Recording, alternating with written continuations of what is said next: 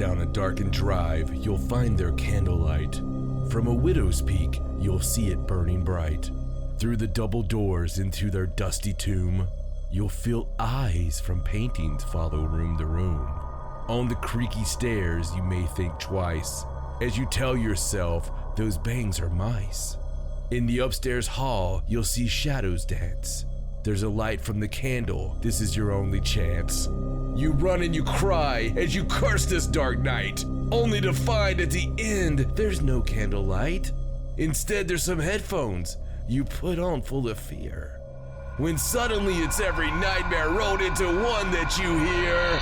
And it says, "Welcome to the Paranormal Sideshow with your host, John and Stacey Edwards of ParanormalSideshow.com. Hello and welcome to the Paranormal Sideshow. I'm your host, John Edwards, and joined as always by my lovely wife, Stacey. Hello. And we are pulling ourselves out of a Grandmaster. We're pulling ourselves out of a Terry. Out of a funk, you mean? We're pulling ourselves out of a funk. Yes. It has been a whole lot of screw you retrograde. Mm-hmm. To hell with Mercury. Who is this Mercury guy anyway? And why does he have such hold over us? Yes, exactly. Exactly. Because it's something, and it just usually correlates with that Mercury bastard. Mm-hmm. And then we've got these weather fronts.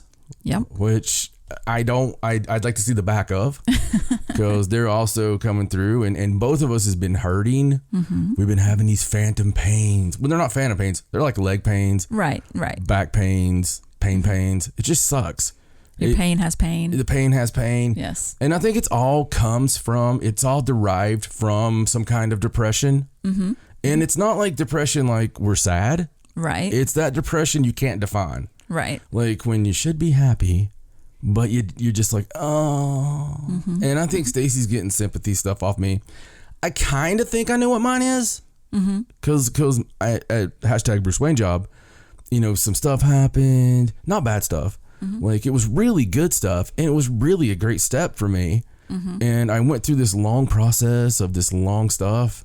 And I'll say stuff a lot on this because I can't really talk about it. Right. But I get down, it's like you get down and you go all the way to the end, and then it's just not your time, You got to return to let's make a deal. Right. And this time you better take door number 2 because, that's just the way it works. At least we can tell when we're in these funks, and then we can start the process of bringing ourselves out of it.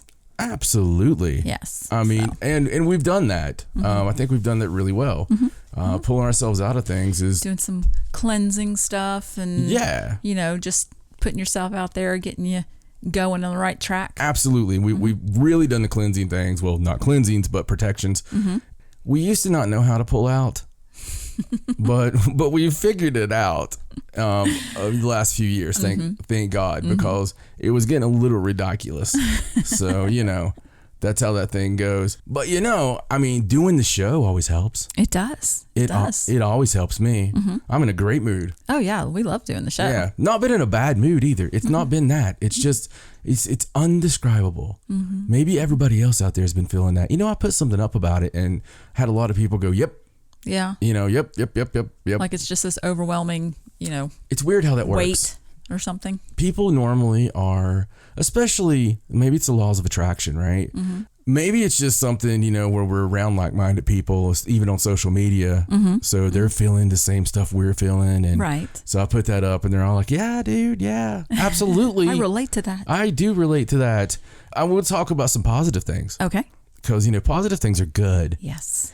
My positive thing, probably the top positive thing right now is Tool is finally on streaming platforms. Oh, I know. And you have listened to them nonstop now that you can stream them through your Apple Music. I've made my playlist called Tool Shed.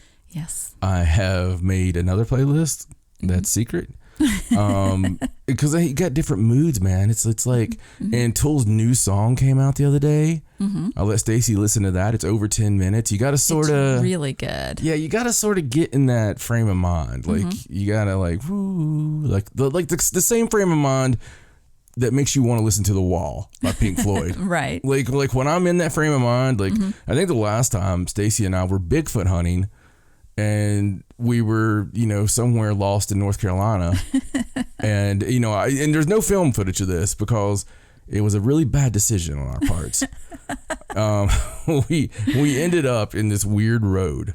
Well, thanks to our weird GPS. Yeah, that happens a lot to us. Yes. I mean, everybody knows about the weird GPS stuff, but that happened that night, and I'm not even going to get into that because we made that promise. We're like, maybe we'll get into this years from now. So the other day we were finishing some filming for a project that we've been doing for a few years now. And we had to, do some refilm, or I don't even know what you would call that. Like reshoots, whatever. So we had a specific shot list that we had to go through. So we were out during the day and we were in the National Forest. We were in Cherokee National Forest. And it's so funny because we didn't even really think of the whole missing 411 thing until we're like really deep in the National Forest. And it becomes eerie. Even though it's daytime and it shouldn't be eerie, all of a sudden, like, the mood changed. The wind starts coming through. There's so many trees that it looks dark even when it's daytime. Right. And, and Stacey had to be the one that brings it up. And she's just like, we're in the National Forest. And I'm like, just wanted to point it out. I'm like, why? Why did you have to do that? And but yeah, we didn't get. I don't think we got abducted. No. I mean, I'm pretty sure we made it. Yeah, back. I think we're here. Yes. So that's a good thing. But yeah, just some weird stuff. And that was North Carolina too, by the way. Stay out of North Carolina, especially in the foresty parts. It gets really strange. Other stuff that's really cool, and this weekend, there's going to be a John Hawkins sighting. There will be. Yes. So I'm very excited about that because we've had a little break. It's been like a month or so, and it's time for John Hawkins to get all heelish again. I see. Go out and break some hearts and, make some people mad. Make a lot of people mad. A whole lot of people mad. You got to make people mad. Oh, you know what, though? There's a stipulation this week. Is there? Yeah. If my guy loses this week, I have to wear a dress for 2 months. Was this your stipulation? Did you come up with this? No, I didn't. The management of the Wrestling Federation came up with it, well, of course. I feel better then. And yes, no, it's one of those things where they're like, the fans are all excited about it. They want to see me wear a dress. Oh, we're going to have to find you something really pretty if you're going to end up having to wear it. Why do you think my guy's going to win? So you're not going to have to worry about the dress? No. Okay. No, we're going to win. Okay. But if we do, yes, we do need to go somewhere nice. I want to get a few different dresses and. Okay. Some frilly panties. Yeah. What? No. Just in case. No, it's just a stipulation, and it'll make the kids happy. Right. I'm not gonna. There's no way. No way is that going to happen. Okay. I will tell you something disturbing now. All right. So, a lot of my friends, like older friends, they found out about this stipulation.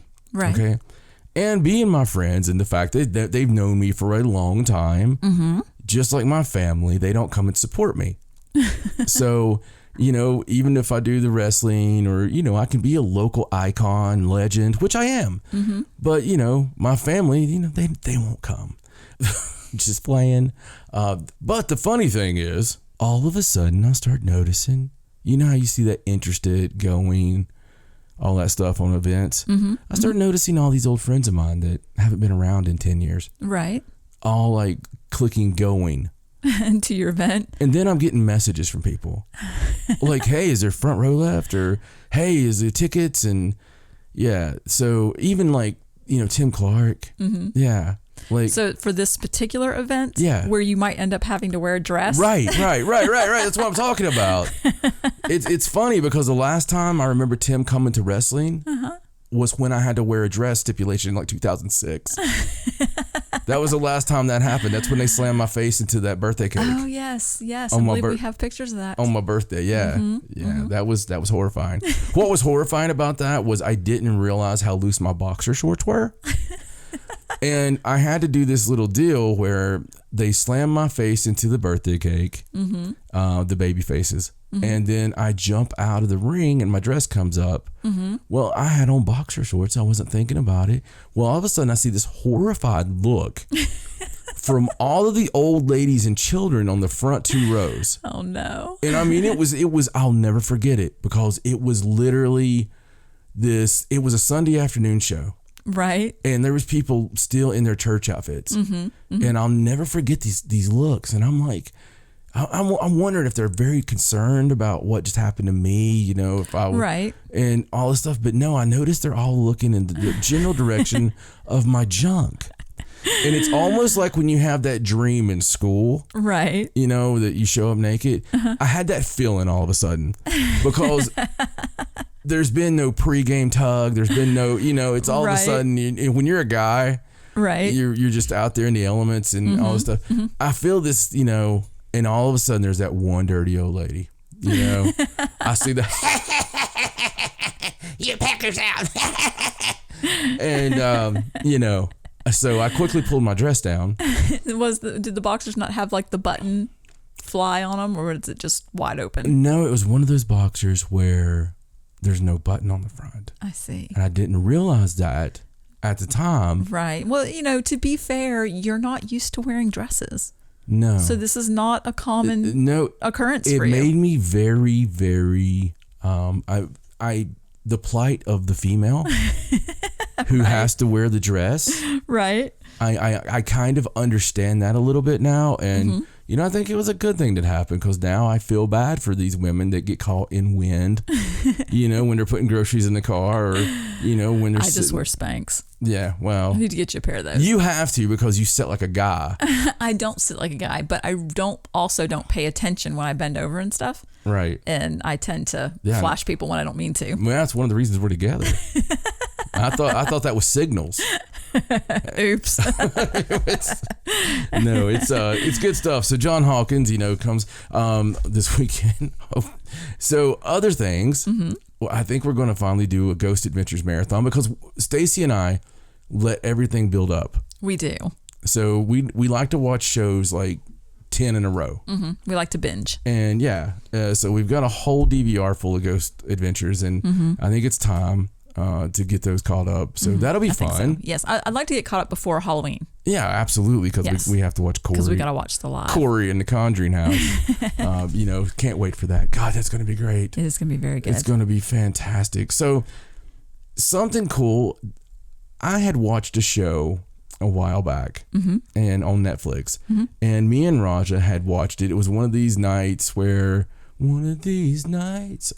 one of these nights when everybody was asleep and me and Raja were out there and it was just like, hey, let's just watch something random. Okay. And that's just, you know, something me and you do the same thing. It's like, let's just pick something that the whole family won't have to see. Right.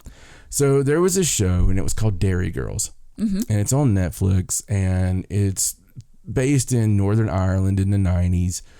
And I absolutely fell in love with the show. Okay.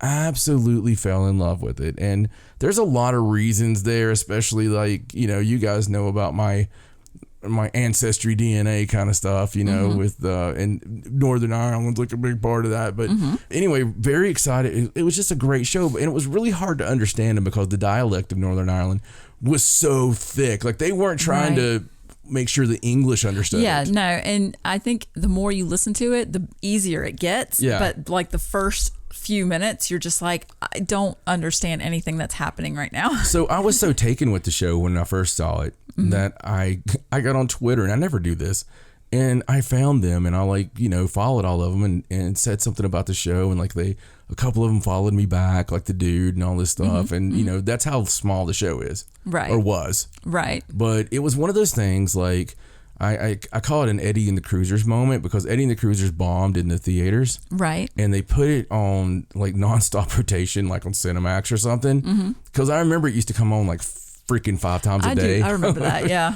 And it was a great movie, and everybody fell in love with Eddie and the Cruisers. You know, and they made the mistake of making Eddie and the Cruisers 2 because of that. They just didn't understand their market, did they? No, not at all.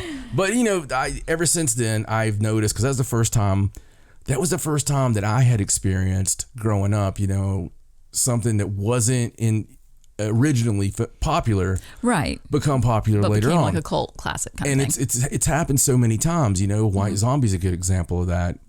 Danzig, when Mother came out, in 1993. That song, that album was like from 1987. And there was a live show and somebody played Mother Live, and then everybody saw it. Right. And it was like the biggest thing in the world. But people who had the album for years was like the really pretentious people, Right. like me, that were mad that everybody liked it all of a sudden because they weren't original. Well, it's like my son. It's like Cody. Cody can't freaking stand when somebody starts liking something that he's liked for 2 years. Right. And then all of a sudden they like it because everybody else does. Oh, it drives him. It drives him freaking nuts. It does. He to the point where he'll stop liking it. I mean, seriously, it's that. And I hate it that I've passed that insanity gene on to him. But it's funny, some of those crazy genes. How they appear in your offspring. Oh, yeah. I mean, they're just there. They're just there. But Dairy Girl season 2 came out, and I'm so excited about that. So I watched season 1 again. I got Stacey to watch it. So we all watched it. Yes. And we went through season 1, season 2 really quickly. But I'm just giving a suggestion out there for you guys. It's not horror. It's not paranormal. It's funny though. Oh my gosh. It's funny. It's good, and it's just cool. I don't know. You should check it out. Something funny though.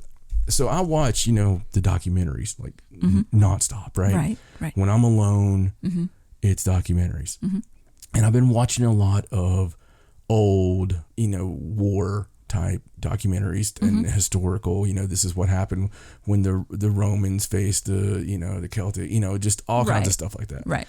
And I get really into it. And I watched all this historical stuff about the Crusades and all this, but then I wanted to sort of find out more about our family, or my family, not your family. It's your family now, but my grandmother had talked about the fact of us being Scotch-Irish, right? And I was when I did the DNA stuff, I did find out that is very accurate. The primary part for me, and it could be from either side, probably dad's side, I don't know, but would be like the Scandinavian, the Viking stuff that we've chronicled. Right. But there is a great deal of Northern Ireland, and then there was like the Scotch-Irish as well, which I wanted to find out more about that, because really I kind of knew about it, but not really. And it's so funny when you get it broken down in the simple terms. But I watched this whole documentary, and I might actually have to make you watch this one. Okay. But it's basically about Appalachia, about where we live. Is it? Yeah, and it's about the roots of Appalachia and the immigrants that came and all this stuff. So the English wanted rid of the Scottish from Scotland, and especially these Highlanders that were at the first level or whatever, and they were just crazy, and they're always wanting to fight, and they just won't stop basically. So they like gathered them up and sent them to this specific part of Ireland. Right. Okay. So this is so funny, man. I mean, seriously. So they sent them there, and they got along with the Irish pretty well. Well, about 100 years goes by, and by this point, the Scots and the Irish have in this one little, you got to understand, like one neighborhood. Okay. They have made their own dialect. Right. Not on purpose. Right. Just sort of happened that way. They basically got the redneck Scottish and the redneck Irish. Oh, I see. Okay, you following me here? I got you. So they put them together, and things were going fine, but it was getting the land wasn't that great, and it was like basically a depression type thing. Okay.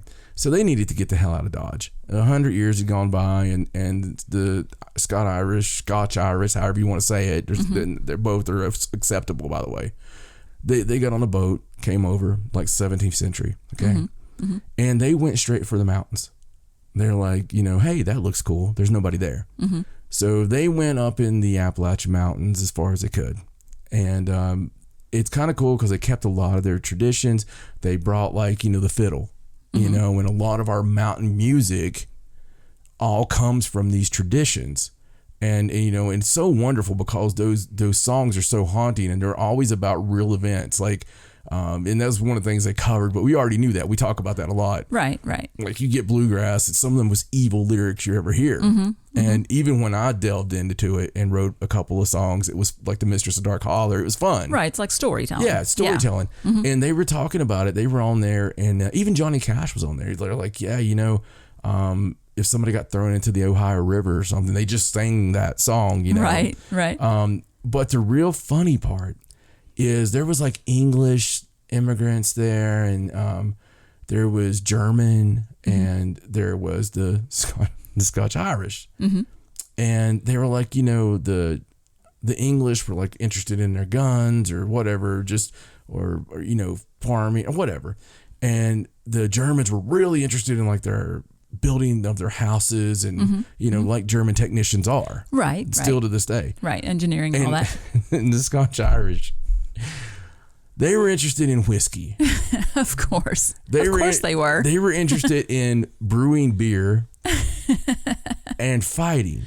Someone had to do it. And the beautiful thing about it is when they were, when some war did happen, and they had to fight like the British, Washington himself loved them and recruited them because they just wouldn't stop. And he was like, give me them guys. Seriously, I forget the quote, but he's like, just give me a bunch of them and I'll be fine. Well, that's because they'll just get drunk and fight. Yeah, that was all. And they wouldn't care. And I just laugh so hard when I'm watching this because I could see my family. Oh, yeah, absolutely. And I could see, like, even me getting 3 teeth knocked out, getting up and going, well, is that it? It's funny that it's like that because with you having Scotch Irish and then also having the Scandinavian, it's like you're unstoppable. Yeah, there's a lot with wanting to fight. There's a lot. It explains a whole lot. It does. Every friend that I have, when they found out that, when they listened to that episode where we did the reveal, I got so many phone calls. Yeah. And they were just like, it just makes so much sense. It does. I'm a loving person. I'm probably too much. I'm very emotional. I want to hug you. I want to be, take care of you. But by God, when that other shoe drops, I will fight and fight and fight and enjoy it. And man, but I'm a very peaceful person now. So speaking of peaceful people, I just thought that was a cool thing there. That's pretty cool. That was, and I'm going to have to show you because it's kind of funny. We were on a podcast this past week. A lot of fun. Yes. Mr. Wes Forsyth. Yes, Scarefest Radio. Yeah. It was really fun. And he does like the live video broadcast. So if you watch it, if you go back and watch it, if you missed it, you'll see our pretty faces. Yeah. It was a lot of fun. He, to his credit, he's not like most people because he doesn't take credit for things that, not that we've done these amazing things, but there are people in our past that have, that we've launched. Right. Well, he at least admits that we helped him in his journey. Oh, yeah. And people don't do that. Not usually. No. And he's like, back in 2010, they let me stay at their booth and use their power, and which is a big deal at Scarefest. It is. Trust me. If you let someone use your power at Scarefest, it's kind of like giving a promise ring. You're going to get something later on. If you really want that nookie, be like, hey, I paid for the electricity. You want to plug in? But a lot of fun we had that year and the year after that with Wes and Anita. They are some of the we clicked right off the bat because they're so real. And I'm a real pissy person in the mornings. And it's funny because people that's worked with me, and it's always a joke, and I'll laugh about it. But I have people that's worked with me, like a great friend of mine that unfortunately because of our situations now, I can't be as close to him as I was back then. But this guy named Nathan, think the world of him. But he used to work for me, and he still does, just different place. But he would sit there and stare at me in the mornings while he was eating his biscuit. And I was trying to open the computers up, and that's when he found out about my morning moods. Right. So he still jokes about that. But Wes was one of these people that absolutely called it out. Yeah, absolutely. And he's like, wow, you're so I forget how he was. He's like, you're really you're really pissed off in the mornings, aren't you? You're not a morning person, are you? Then he would go tell people. He'd be like, stay away from John Edwards. Like, wait until at least 10 a.m. before you talk to him. Yeah. Well, to be fair, you are kind of grumpy in the morning, but that particular year was the year you had the raging headache the whole time.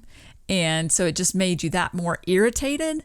And so on top of your, I haven't had my coffee yet in the morning attitude, you had that headache, building, and it was just not a good situation. But, it's funny because after a certain point in the morning, it's like, you're just this completely different person. Yeah, it completely changes. And yep. With that one, and that kind of goes into what we're talking about here. Mm-hmm. There was a few things I was repressing, and I was repressing them so hard that I believe it caused me some pain. But Wes just totally calls out this secret that I told him a few years ago. We're on Scarefest Radio, and it's stuff we don't talk about, obviously, on the show or even in the book, because we're planning to do that later. Right.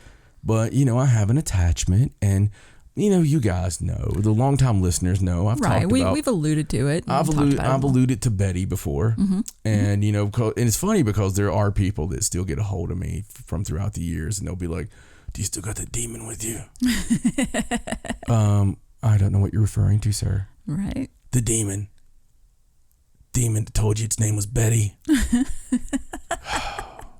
Yes, I have that tricky demon that pretends to be this sweet woman from the 1800s. Yes, right. I've got her still. The demon. But, that really happens. Yes. People have quit talking to me before because of that and because of not getting cleansed. And Wes is just funny about it because I told him one time, because it's no secret to anybody who investigates with us, but I get incredible evidence that a lot of people don't get, nor will they ever get, where it's just clear anything you're asking and you just, 150 freaking clear EVPs. We've talked about all this. So I told him years ago, maybe 5 years ago, I'm like, man, I feel like I'm cheating, because it was weird because he was having his spiritual awakening. Right. And during his awakening, because Wes has always been a very sarcastic person, a very a very tongue-in-cheek person, and he does funny things like really bad tarot readings. Right. And where he doesn't know anything about it, he'll look at the card and go, well, this looks like, and it's this looks bad. I don't know. Yeah, it's just really funny. It's just, he's always him. Like we're doing the interview. He's just smoking. He's always Wes. You always know what you're getting. Yeah, he doesn't put on a show for anyone. Exactly. And I love that. So I was talking to him one morning, and I give him credit too because of some stuff with our show, consistency. Because at the time, there was some consistency errors and stuff, and he was the one that made me more consistent. But anyway, I was like, man, I feel guilty about all the evidence I get sometimes because, it's really because of Betty. She, even Serena Gordon had told us, she goes out and she loves to make me excited, so she tries to go find what I'm looking for and bring him back. And if you envision it in your head, you've got a spirit with you that's like, oh, you're looking for that guy, and she'll run in there and go, hey, are you Edgar? No. Are you Edgar? No. Are you Edgar? Yeah. Come with me. Yeah, like she'll go through the location and round up anybody that, I guess wants to talk and brings them back. Right. So when we always have really, really great stuff from her, and I can get her saying her name. Yeah, and a lot of our EVPs are her, and you can tell when it's her. Right. So, and it's just one of these things. I choose to have the attachment, and I have a good time with it. I like the way Wes put it, because he claims that you're corking the bat. To him, you're corking the bat because you're doing these investigations, but you kind of have a little cheat going on because you have the attachment. But then he talked about how the place that he investigates all the time, the Ross Opera House, which is his local. Everybody has one, like that local location that you always know you can get into and you can always go do it. And he's done that place so much, he doesn't have an attachment, but he's done that location so many times that the spirits there know him. Yeah. And they will communicate with him whenever he goes because of that familiarity. And so a lot of times he said they'll just call him and be like, can you come by here and, get them going for us? And he'll stop by and get some EVPs going. So it's kind of the same thing except without the attachment. Well, it's somewhat of an attachment. I mean, it just doesn't leave with him. He's just attached that and place. He said he always says, you can't come with me. So, I never said that. and that's how I am in life anyway. I've picked up many strays along the way, but it's I don't know. It works for me. And he asked me to question. So we have a good show going, and it's going really good, and enjoying it because we're talking about our lectures at Scarefest coming up. And when is that, Stacey? September 12th through the 15th. And how many lectures have we got? We have 2. I believe they're both on Saturday. We don't have the official schedule yet, but I believe we're speaking on Saturday both times. And one of those is with our good friend Alan Marston. So there you go. There's all kinds of stuff right there for you. Now back to the story. He out of nowhere just sort of asked. And we went to a break, and he's like, "Is that okay?" Yeah, because we're live. Yeah. And he was like, "Is it okay if I talk about this?" And I was like, "Yeah." He's like, "Is that out of the bag?" And I'm like, "Not really. Not to that extent." But then we did go into it.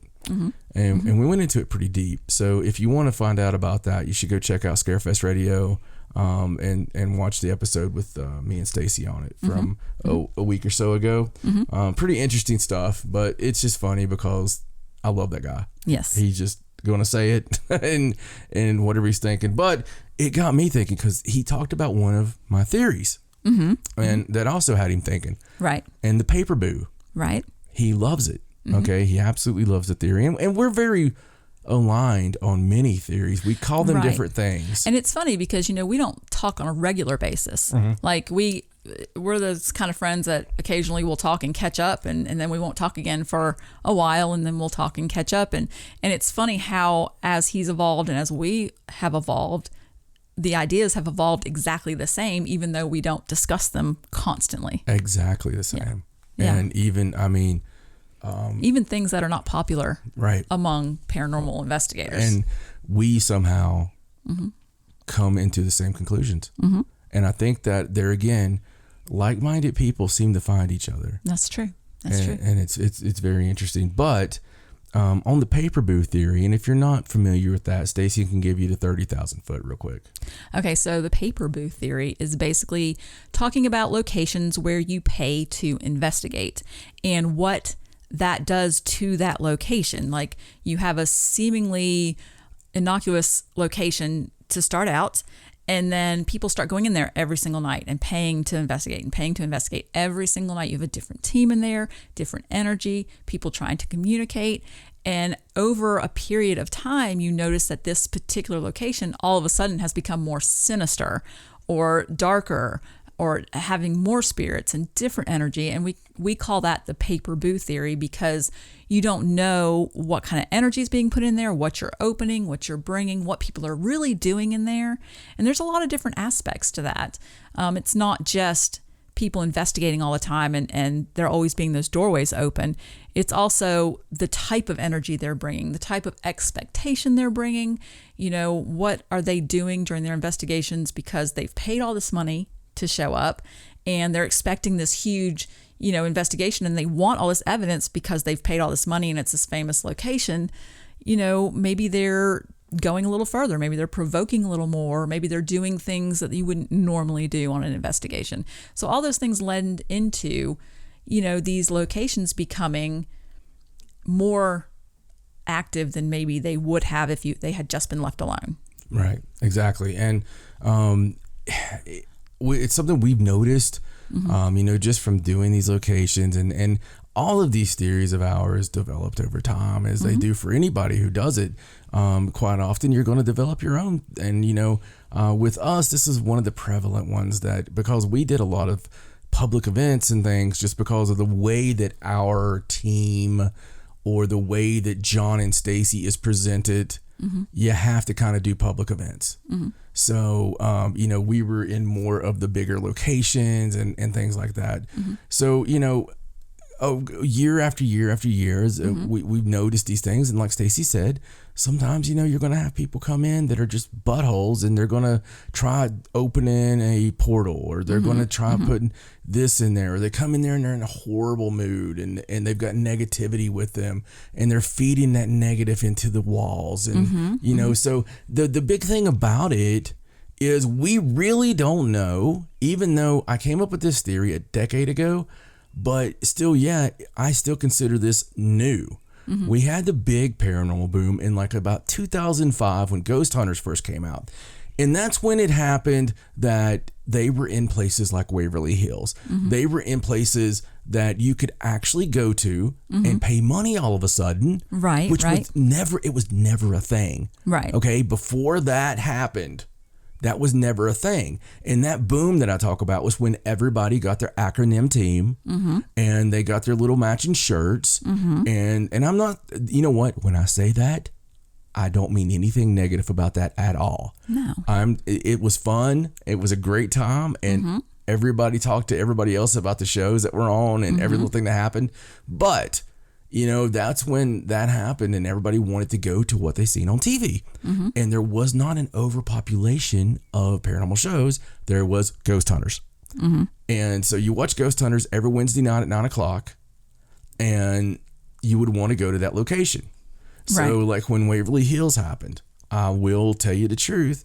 The first time I saw Waverly and I saw them capture that thing, go across the floor on, was it third floor? That, you know, went from one side to the other on the thermal. Right. I was like, well, we're going there, you know, and we did. And several times. But that's one of those places that started off innocent as could be. Right. You know, and I always joke about it. Oh, the little girl's holding my hand. And then, which is a real thing that happened. Right. And, you know, the next year it's like, hey, we got a dog running on the ceiling. And then, you know, then the next year, of course, they said it's the creeper, right? They call it the creeper. Right. The creeper that crawls on the ceiling. And then the doppelganger. Yeah. I remember, I think the last time we went, the tour guide was like, it's best not to go anywhere by yourself. Yeah. You know, you're like, really? Yeah, it's like Lord of the Flies there for ghosts now. I mean, it's just, and you know, it's not honestly, it's awesome. You know, that's what you want to have happen if you're going to pay $1,000 to stay somewhere all night. Yeah, you definitely want some activity. Listen, we're going to these places not to find out if they're haunted. We're not going to help anybody. We're going to these places to study paranormal activity. Or to be scared. But, you know, theoretically, we're going there to use the equipment that we have and try to answer life's burning questions. Right. And, you know, we've had some great stuff happen there. One of my favorite things that's happened at Waverly will always be as simple as it was. We were walking down the 4th floor and we were just like, and then that voice, clear as a bell. It was me, you, Connie, Ashley, Tim. And clear as a bell, it was like, was it like go away? Or, I think it said hello. Or hello. Is something like that. But it was like a hello or a who is it or something like that. I think it was who is it? Yeah. And when it was a real person, like it wasn't like it was a spirit, but it was like, who is it? Yeah, like we all heard it. Yeah. And it was amazing. Disembodied. And that seems like such an innocent thing, right? But when you're on the 4th floor of Waverly Hills Sanatorium and something loudly disembodied says anything, you know, it could say Kellogg's cornflakes and your butthole's still going to get a bit smaller than it was, you know. So anyway, I got thinking about paper booze. Okay. And the ones that, you know, we haven't been to all of these, but it's not really a dream list, but it's my list of what I think is like the coolest paper booze out there. Places you pay to go investigate? Absolutely. Okay. Absolutely. Okay. And because it's you, I did the top 8. Oh, yay. 8. Okay. Yeah. So number 8, the Winchester Mystery House. Oh, that's an awesome location. And these are all places you can pay. And I had to check and make sure because Sloss Furnace would have been on here, but you can no longer do that. No. They've turned it into like a weird wedding reception place or something. I don't know. Wow. Yeah, they have like some kind of guided tour once a year. So what you can do is you can book it for a wedding. Yeah. And pretend to get married. I'm just kidding. everybody knows the story of Sarah Winchester. And, right. And the fact she made all these, you know, kept building and building and building. Supposedly the spirits to told confuse her, them. Yeah. To keep the spirits, you know, confused. And the place is awesome. You know, it's just amazing. And we've always had, especially Stacey's always had a fondness for it way before there was movies about it. She was always really into that. Number 7, the Stanley Hotel. Ah, yes. The cool thing about the Stanley, obviously you're not going to get the whole hotel. Right. I'm sure you could if you had enough money. But they have a Ghost Hunters package. Oh, that's cool. And the Ghost Hunters package gets you that room where the table moved and all that crap happened. So you get that famous haunted room, and you get like a little package. You get like a K2 meter, and you get a red rum mug. I want to go. That sounds cool. I just want the mug. Yeah. So basically, you're just staying in a hotel. Right. But they're giving you reportedly haunted room. That haunted room. That's cool. So I thought you would like that. And we have to go. We have to go. Yes. Because that would because you love that place so much. You love the story and everything that came from that place. So just very cool. Number 6, something close to us, Moundsville, West Virginia Penitentiary. Yes. I don't know why I'm so into that place, because I don't particularly like prisons. Right. But I'm really drawn to them. It's, as long as you can leave, I guess. I guess so. It makes a big difference. Number 5, the Lizzie Borden House. If you're going to pay to go somewhere. Right.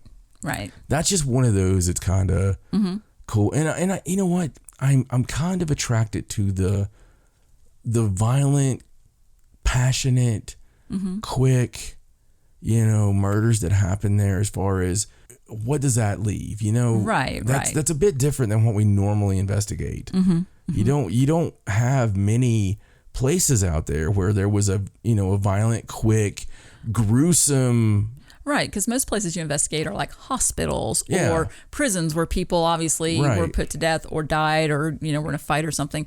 You don't normally get the serial killer location or the place where people just died in a violent thing. That's normally covered up and not put out there for you to come. Yeah, and they're out there. Visla axe murder, they're out there, but this one, as far as those go, would be probably the most famous. Right. Whether it's the most gruesome or not, that's up for debate, but it's still a cool one to go to. Right. Number 4, a place we've always wanted to go, and it seems like everybody has great activity when they do. Okay. Myrtle's Plantation.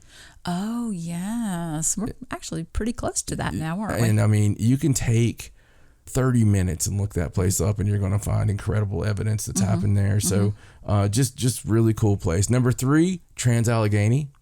Yeah. Just a amazing paper boo that is absolutely haunted galore. Number 2, I don't know if I love this place because it was the Shawshank Redemption building, and that's so beautiful. But the Ohio State Reformatory. It's just that building is just so magnificent. You know what I mean? It's just so beautiful. But definitely it's way up there just because of that. And number 1, obviously for me, is Waverly Hills Sanatorium. Of course. You can never take Waverly away from me. Number 1, it'll never happen, just because I'm absolutely drawn to that place. I love that place. And always will, from everything from the architecture to the spirits themselves to the owner, everything about it I love. But there was something cool when I was looking up these places. The only thing I had to look up on these places was, can you actually, some of them, can you actually pay-per-view them? Right. And I found something from New Jersey. Now, people are going to be like, oh my God, I can't believe you didn't know about that. And, it always happens. Right. I could talk about anything, and there's going to be like a sect of people. Well, people that know about it already. Right. People that are local to it or whatever. Right. But if you don't know, you just don't know. And but this one is one of those type places that was really, really interesting to me. When I was going through these, I found this, and then I got sidetracked because it was just so much stuff. So I'm actually going to do the Wikipedia on this. Okay. So I found this. It kept coming back to it. Clinton Road.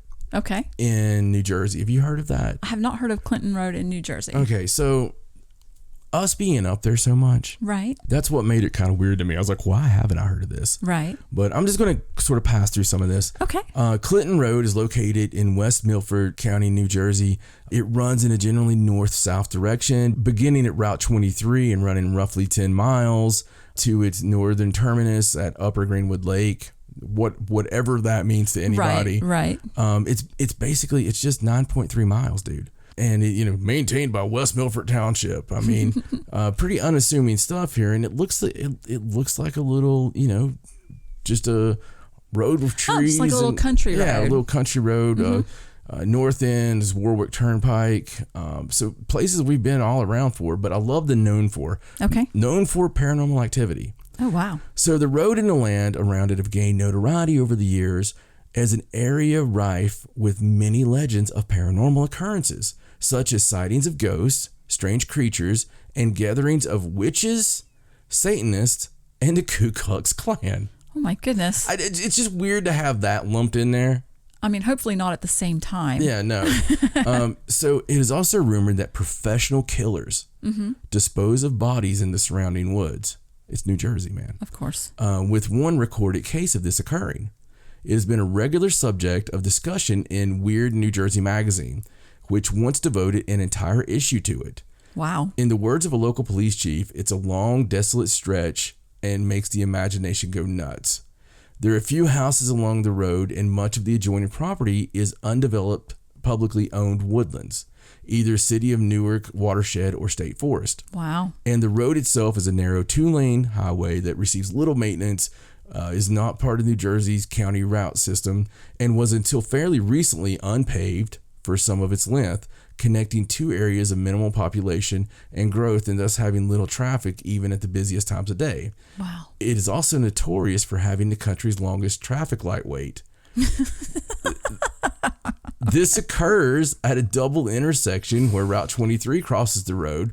The two lights can cause motorists to wait for 5 minutes in total. Oh my goodness. The lengthy wait was the result of traffic planners giving increased priority to Route 23 to reduce backups during rush hour. The history: the road, like the reservoir and stream in the area, gets its name from the original settlement of Clinton, which was located about where the road crosses the brooks.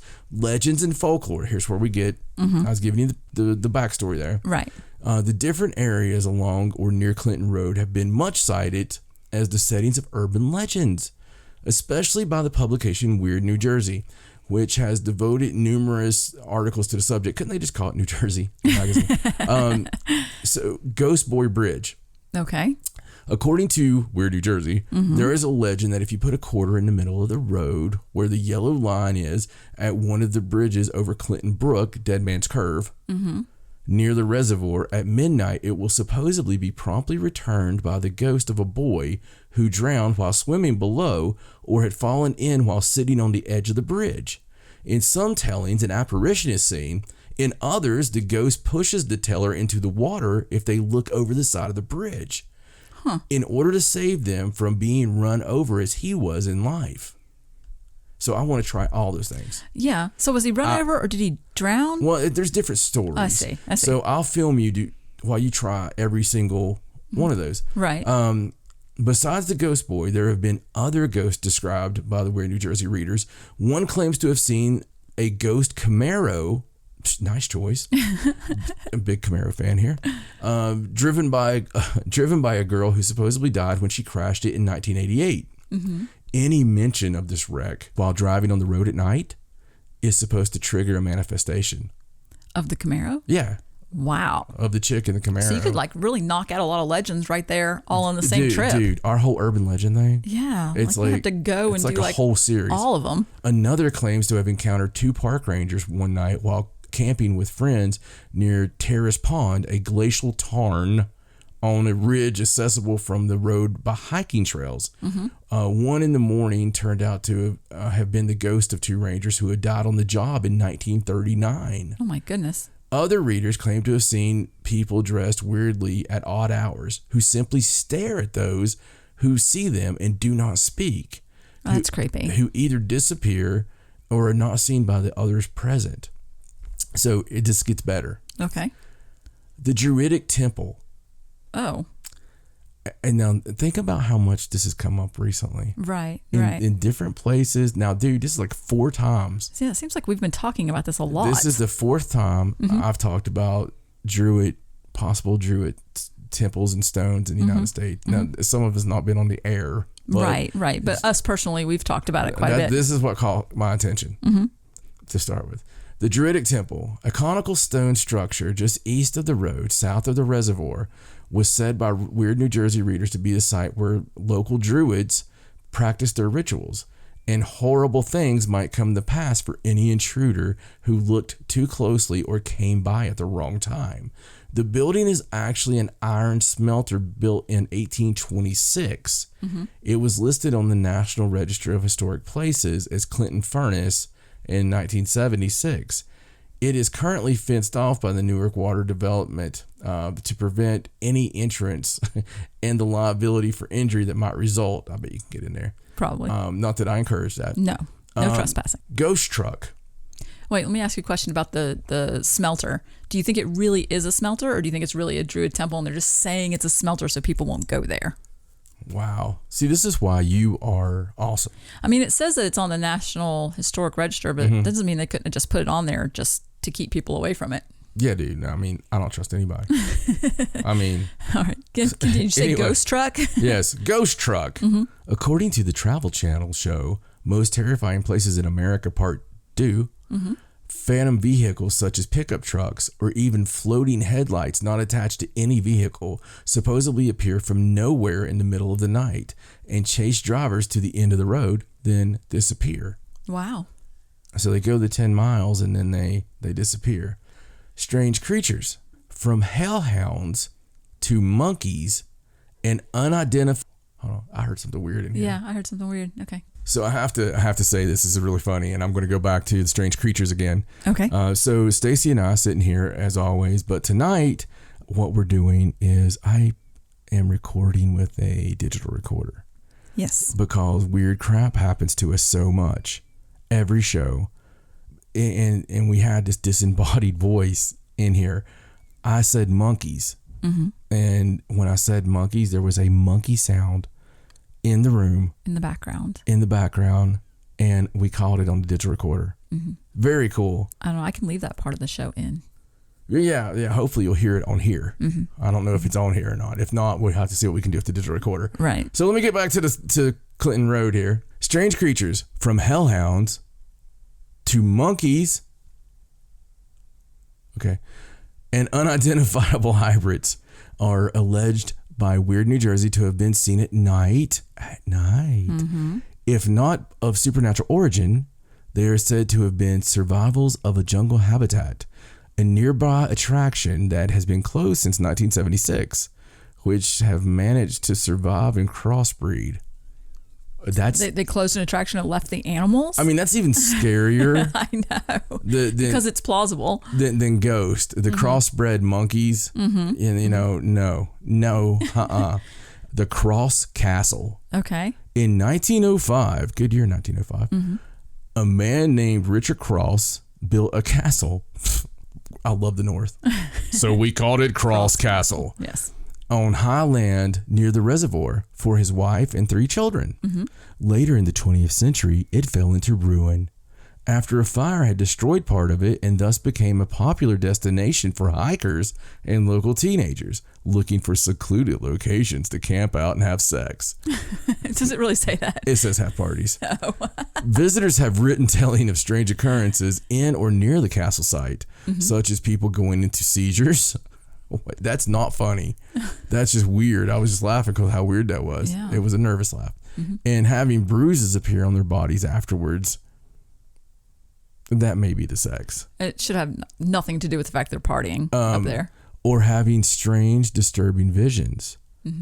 Again, the partying. Right. Writings that suggest satanic symbols have been reported as appearing on the castle's interior walls, particularly in areas that were supposedly inaccessible. Newark's water department knocked down the castle as an attractive nuisance in 1988, but the foundations remain and several hiking trails still lead to the remains. Now, I'm not done. Okay. The Iceman. Oh my goodness. This is all the same 9-mile stretch of road? Yes, ma'am. Wow. Okay. Continue. In May 1983, a human body was found in the woods close to the road. According to Weird New Jersey, legend dictates that a cyclist going down the road discovered the body after investigating a vulture feasting at a spot in the nearby trees. Okay. An autopsy found that the man had died of foul play, remarking something initially puzzling: ice crystals in blood vessels near his heart. That's weird. His interior organs also had decayed at a rate far slower than his skin. Pathologists concluded that someone had frozen his body after death in an attempt to mislead investigators into believing he died at a later time than he actually did. The man was identified as Daniel Deppner, a local criminal and car thief who was involved in mafia activities in nearby Rockland County, New York. The investigation ultimately led to a 1986 arrest of the Iceman, aka Richard Kolinsky, a New Jersey native involved in Rockland organized crime who confessed to being the killer. So that's all the main ones. That's insane. So either that road is just a paranormal cornucopia, or that weird New Jersey magazine took some liberties. Well, I would go with cornucopia because if you have this desolate, how many places in New Jersey are desolate? Not very many. This is true. This is true. So you have this 10-mile stretch where these hitmen, which are abundant or were at one time, you can dump bodies, dig bodies down, all this stuff. So dig bodies down, bury bodies. The hell? I don't know. I was just going to go with it. It's fine. Dig bodies down is my new bury. Where you can dig bodies down. Where would that even come from? I have no idea, but I like it. What a hard way to say that. But anyway, we're going. Yeah, I mean, any number of things could happen to you. Yeah, we're going. On that road. We're going. We might go in the next couple of weeks. I'm that excited about it. That's crazy. Okay, well, new destination. Put it on the list. Oh, we're going anyway. We're going to New York City. So, I don't know if we'll have time to swing through New Jersey. Well, I mean, it's right there. I know, but I'm not going to have a lot of time, especially maybe at night, maybe. But as soon as we got to go straight from New York to Philadelphia. Yeah. So. All right. Maybe another time. Anyway, I thought that was really, really groovy, and I thought you would dig it. So that is very cool. I hope you guys liked it. Can I add something in here since we were talking about the show, with Wes? Absolutely. That same night we did a Facebook Live video. We did. And we answered some questions that we had been getting, through email and on Facebook Messenger and stuff like that. We just thought it would be a fun way to answer questions instead of messaging, individual people back. And when we were doing that Facebook Live video, I let it be known that we have done it. We have a download in North Dakota. Oh my God. Ding, ding, ding, ding, ding, ding, ding. It happened, folks. Yes. It actually happened. And thank you to whoever drove into North Dakota and downloaded the show. I'd like to thank the Academy. I would like to also thank our producers, our directors, our grips, everyone. What the hell's a grip? I really want to know. I see them at the end of movies. I don't think anybody really knows. I don't think a grip knows what they are. A grip is people that hold things. I don't know. It's like somebody's second cousin. They just want to be in the credits. It's like, what are we going to call him? Let's call him a grip. Well, let me tell you something funny about that video. And I don't think anybody picked up on this, but I know that I did it. So I just wanted to explain what I did. So we were talking about the North Dakota thing, and I was talking about how we finally have downloads over the whole United States. And what I said was that we had downloads in all 52 states. I said that. That came out of my mouth. Oh my God. Well, let me explain. Of course, I understand that there's only 50 states. But what you have to understand about this breakdown for the United States is it also includes the District of Columbia. And then there's an entry for armed forces in Europe, Middle East, and Canada. So there's 52 entries on the list. And so I'd been waiting and waiting for it to say that there were 52 entries. Instead of constantly trying to search for North Dakota on the list, I would just go and see how many different entries there were for the United States. And it finally said 52. And that's when I went and looked and found that there was a download in North Dakota. So I was so excited because I had just found out that I was like, oh, we finally got all 52 states, when I know perfectly well there's not 52 states. But nobody caught it, thank goodness.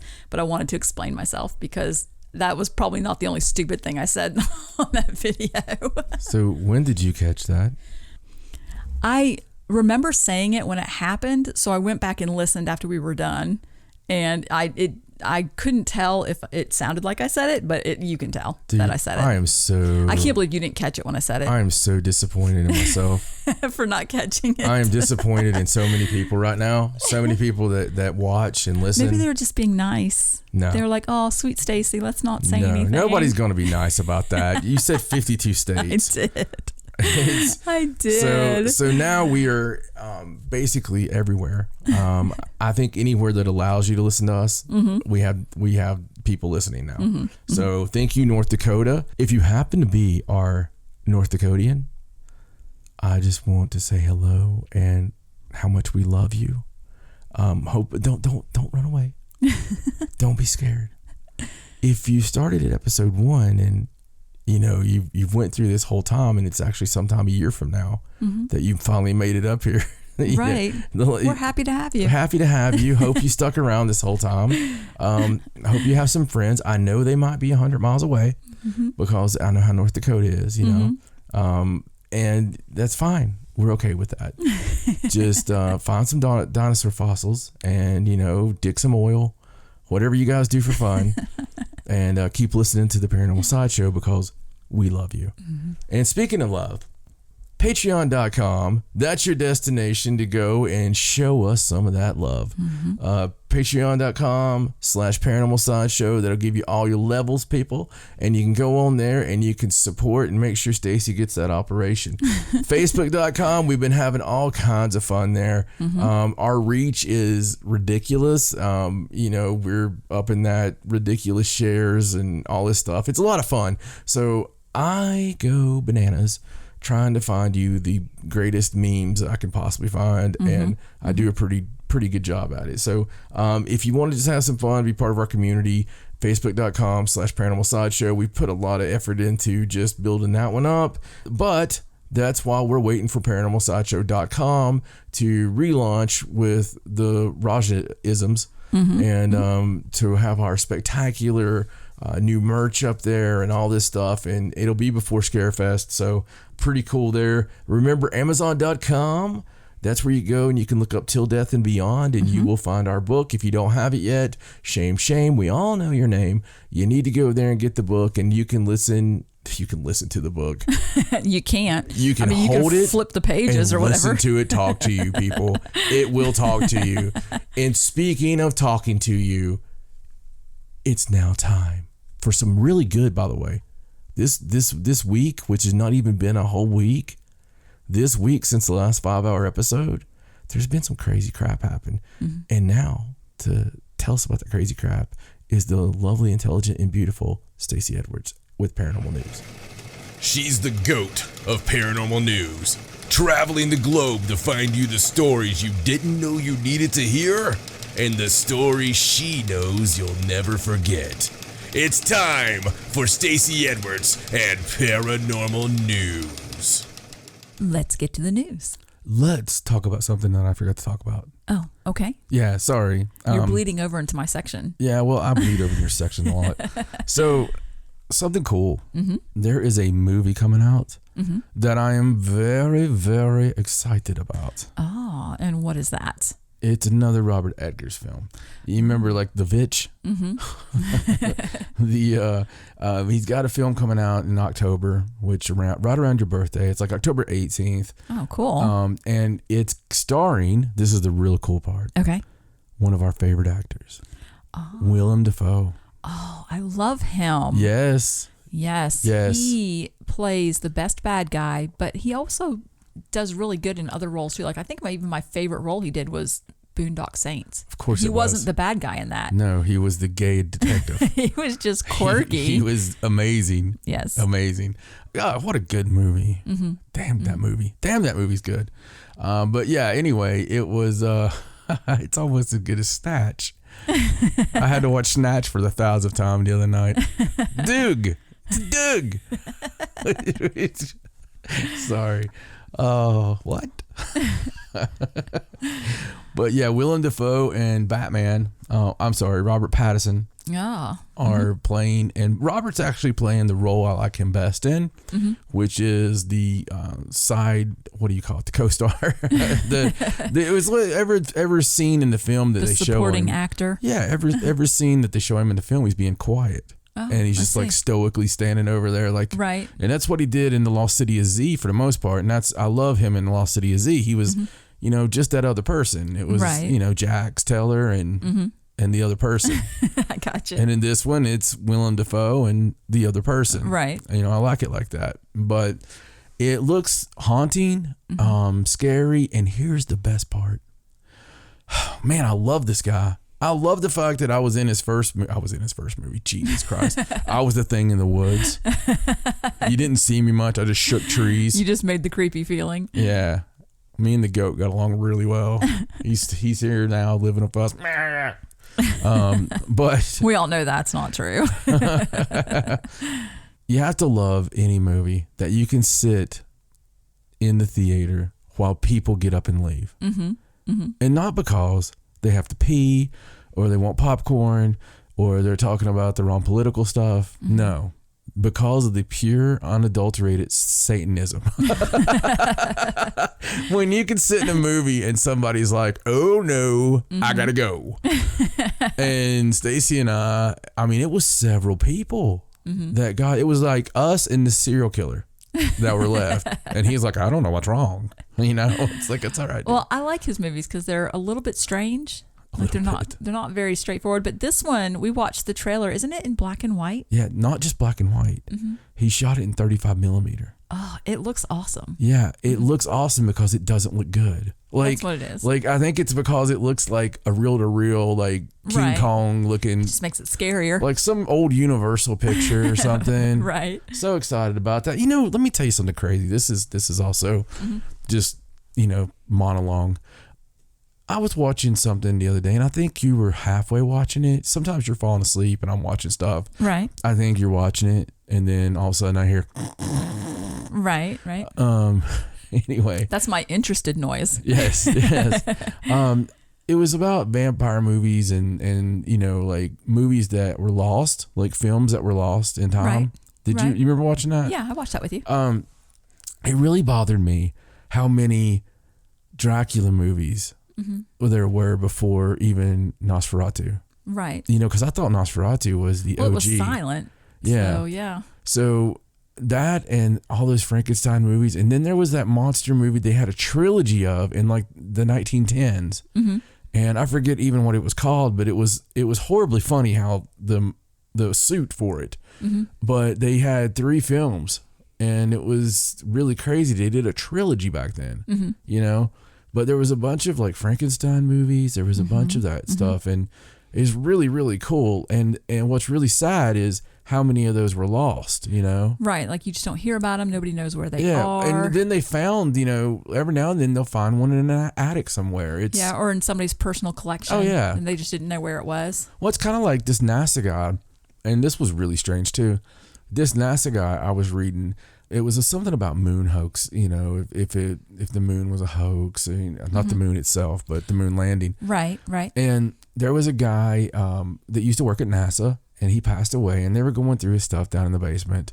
And there was a box of films, like, the very highly combustible, like in the tin. Right. And they were all labeled on there, and they were labeled things like Moon Landing 1, like Moon Landing 2. And oh, really? Yeah, all this stuff. This wasn't recent, but the wife got a hold of NASA or whatever to see if they may want this stuff. And of course, this was still in that time period where they had, I'm doing air quotes, lost everything. Right. And they actually took it and they burned everything.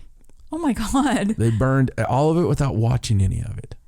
That's crazy. Yeah. Wow. This is a true story. They must have known what it was then. They knew what they didn't want to get out, I guarantee you. Right. They didn't want anyone to see it. Yeah. Somebody way up told some people not so far up to just burn that stuff.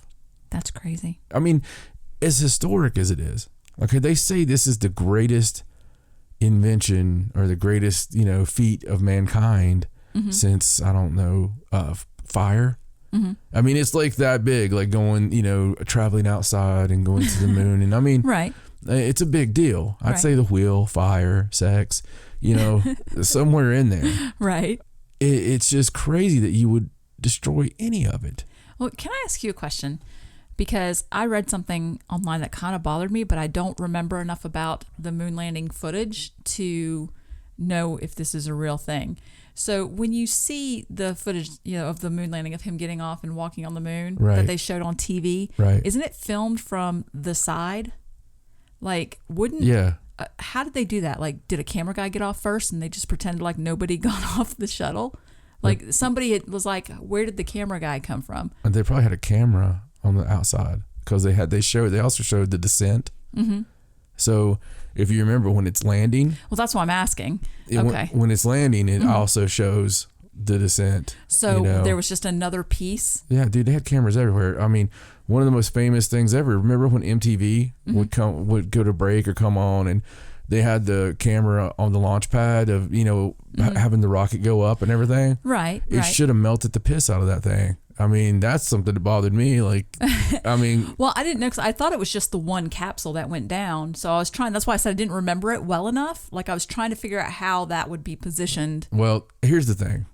Somebody would, if there was anything weird about that. Right. Somebody would have taken care of it. That would have been the biggest that would have been the biggest thing that anybody had ever. It just seems silly because I was like, I never really thought of that. How did that happen? How funny would it be that after all this time of people wondering that if something is practical as there was some asshole standing outside the thing with a camera, how funny would that be? It's like when you watch TV shows about people who are supposedly alone in the wilderness, and it doesn't, like, oh my God, they're alone. No, there's a camera guy there. There has to be. I tell you, it's funny how we allow certain things in our life to. There's times in our life where we allow ourselves to be stupid, and to a certain degree. Right. And you almost have to be able to get along with the muggles. Right. And I remember when pro wrestling had first started going kind of cartoony, and I hated it. And it was all Vince. I remember. It was all Vince McMahon's fault. Yes. I don't know if you're going to know where I'm going here, but I couldn't stand the backstage crap. Where they would, because when they first started doing that was taboo. You never showed backstage. If you did, it was like a Mean Gene Okerlund standing there just interviewing somebody before they went to the ring. Right. But when they started having like the conversations backstage, and there's a private conversation between two wrestlers. Right. But there's a camera in their face watching them. And they're like, shh, don't tell anybody. Yeah. So that, as a purist, that severely bothered me. But I don't like to point stuff out that hurts something that I love so much. Right. But that really bothered me so bad, and I had to just somehow I put that out of my mind where it wouldn't bother me anymore. Right. You suspended reality. Yeah. But I do understand, though. That kind of stuff bothers me sometimes too.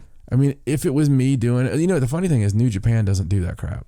No, like, they don't. They're pure. They're still pure. They don't do that stupid crap. Or if even if they did, they would say something. They'd be like, "Well, this guy have camera here," or something. Yeah. But yeah, stuff like that is funny. It would be so funny if the moon landing, if it was, like some kind of cardboard flap fell down, or something like that. Oh, okay. Well, are you ready to get into the news now? Oh, by the way, did we say the name of that movie that's coming out? We didn't. What's it called? It's called The Lighthouse. Oh yeah, because it's about. I knew that. I remembered that. It's about two guys at a lighthouse.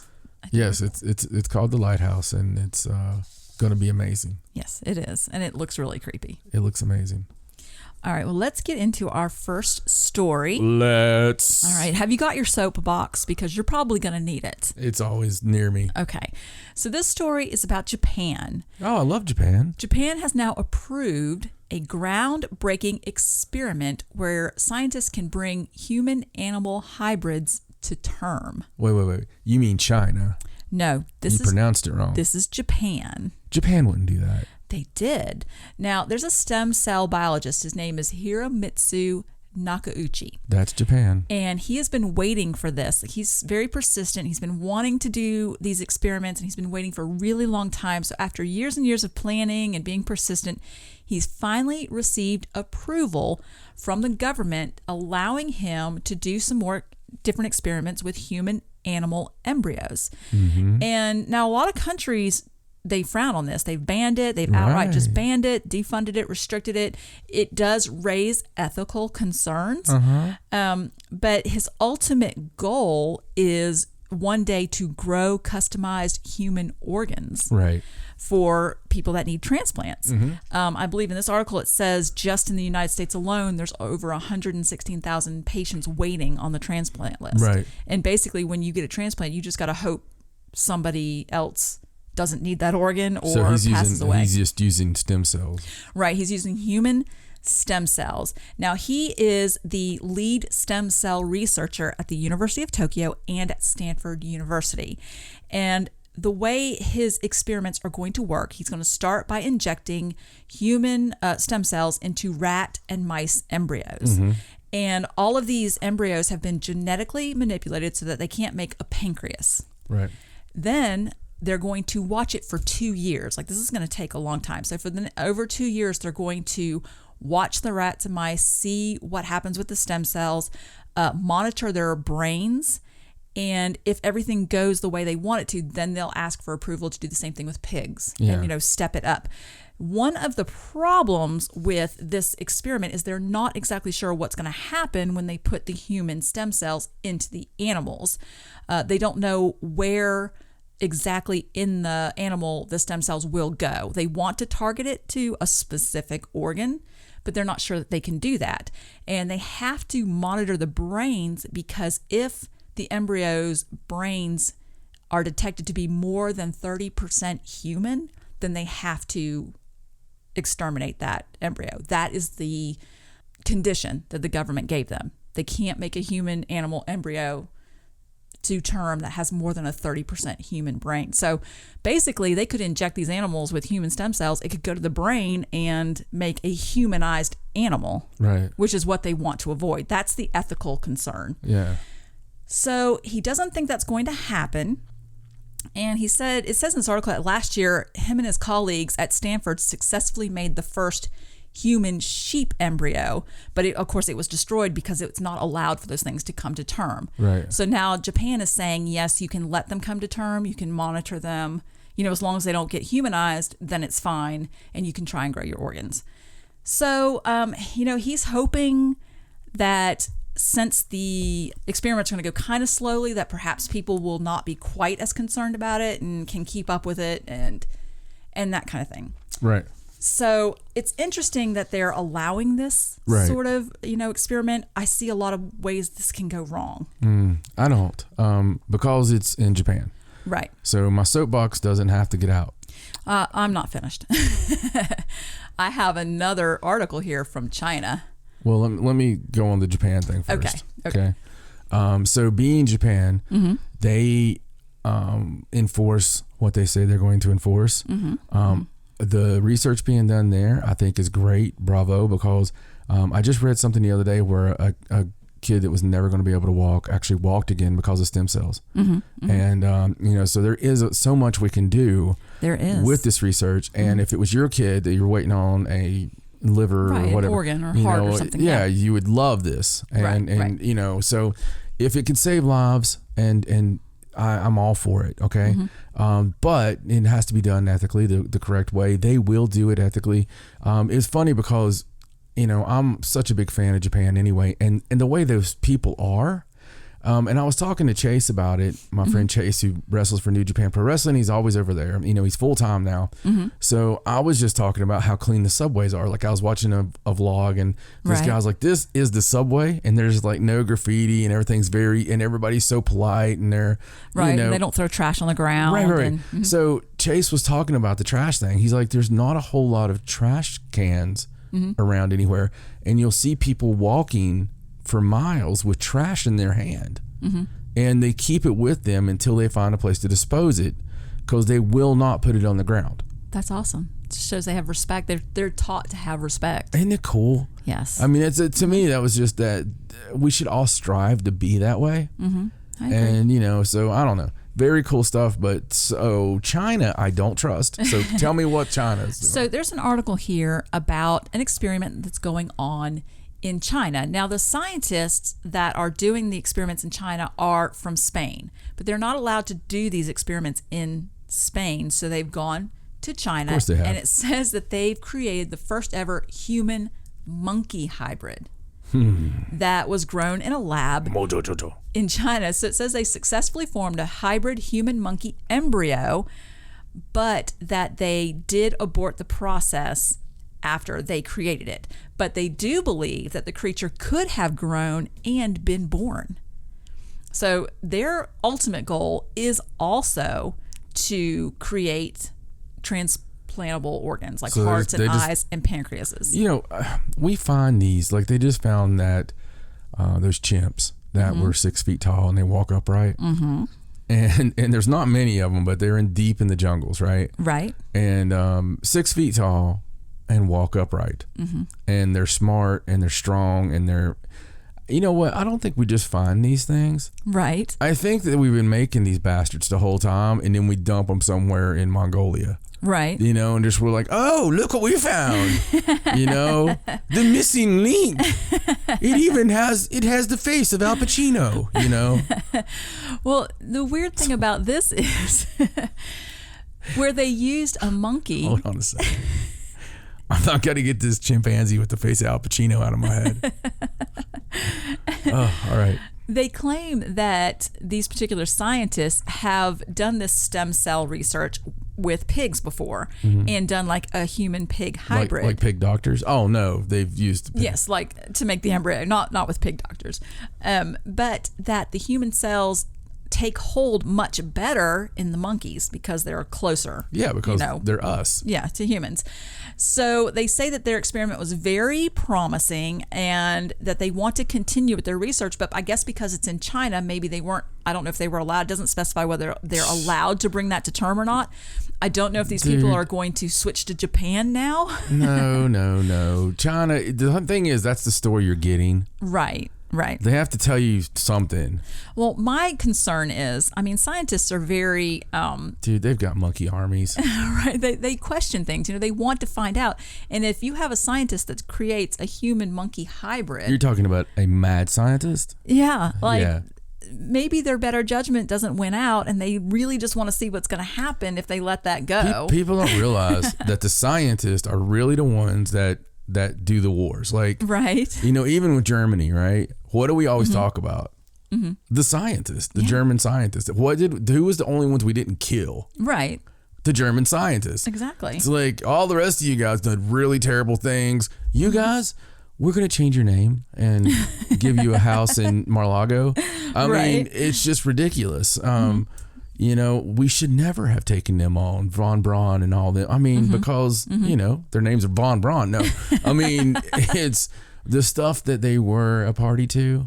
You know, how do you know that people were innocent or not? I mean, right. You don't. No. And all the, you know, the horrific freaking experiments and things that you hear about that were done. I mean, we do the same crap. I mean, we in the United States, like I've said before, sometimes I wake up and I'm like, are we the bad guys? Like, because I'm very patriotic. Right. But sometimes I'm like, would you know you're the bad guy if you're living there, right? And I wonder sometimes, do people that wake up in China, you know, think of themselves as the way they are? Right. Do people that wake up in North Korea, you know, well, yeah, they know they're hungry and starving. That's not a good example. Dictator's not a good example. Right. But you know what I'm saying? Like in the old days of the Soviet Union, did they wake up not thinking they were the good? You think you're the good guy. Right. And it's all perception.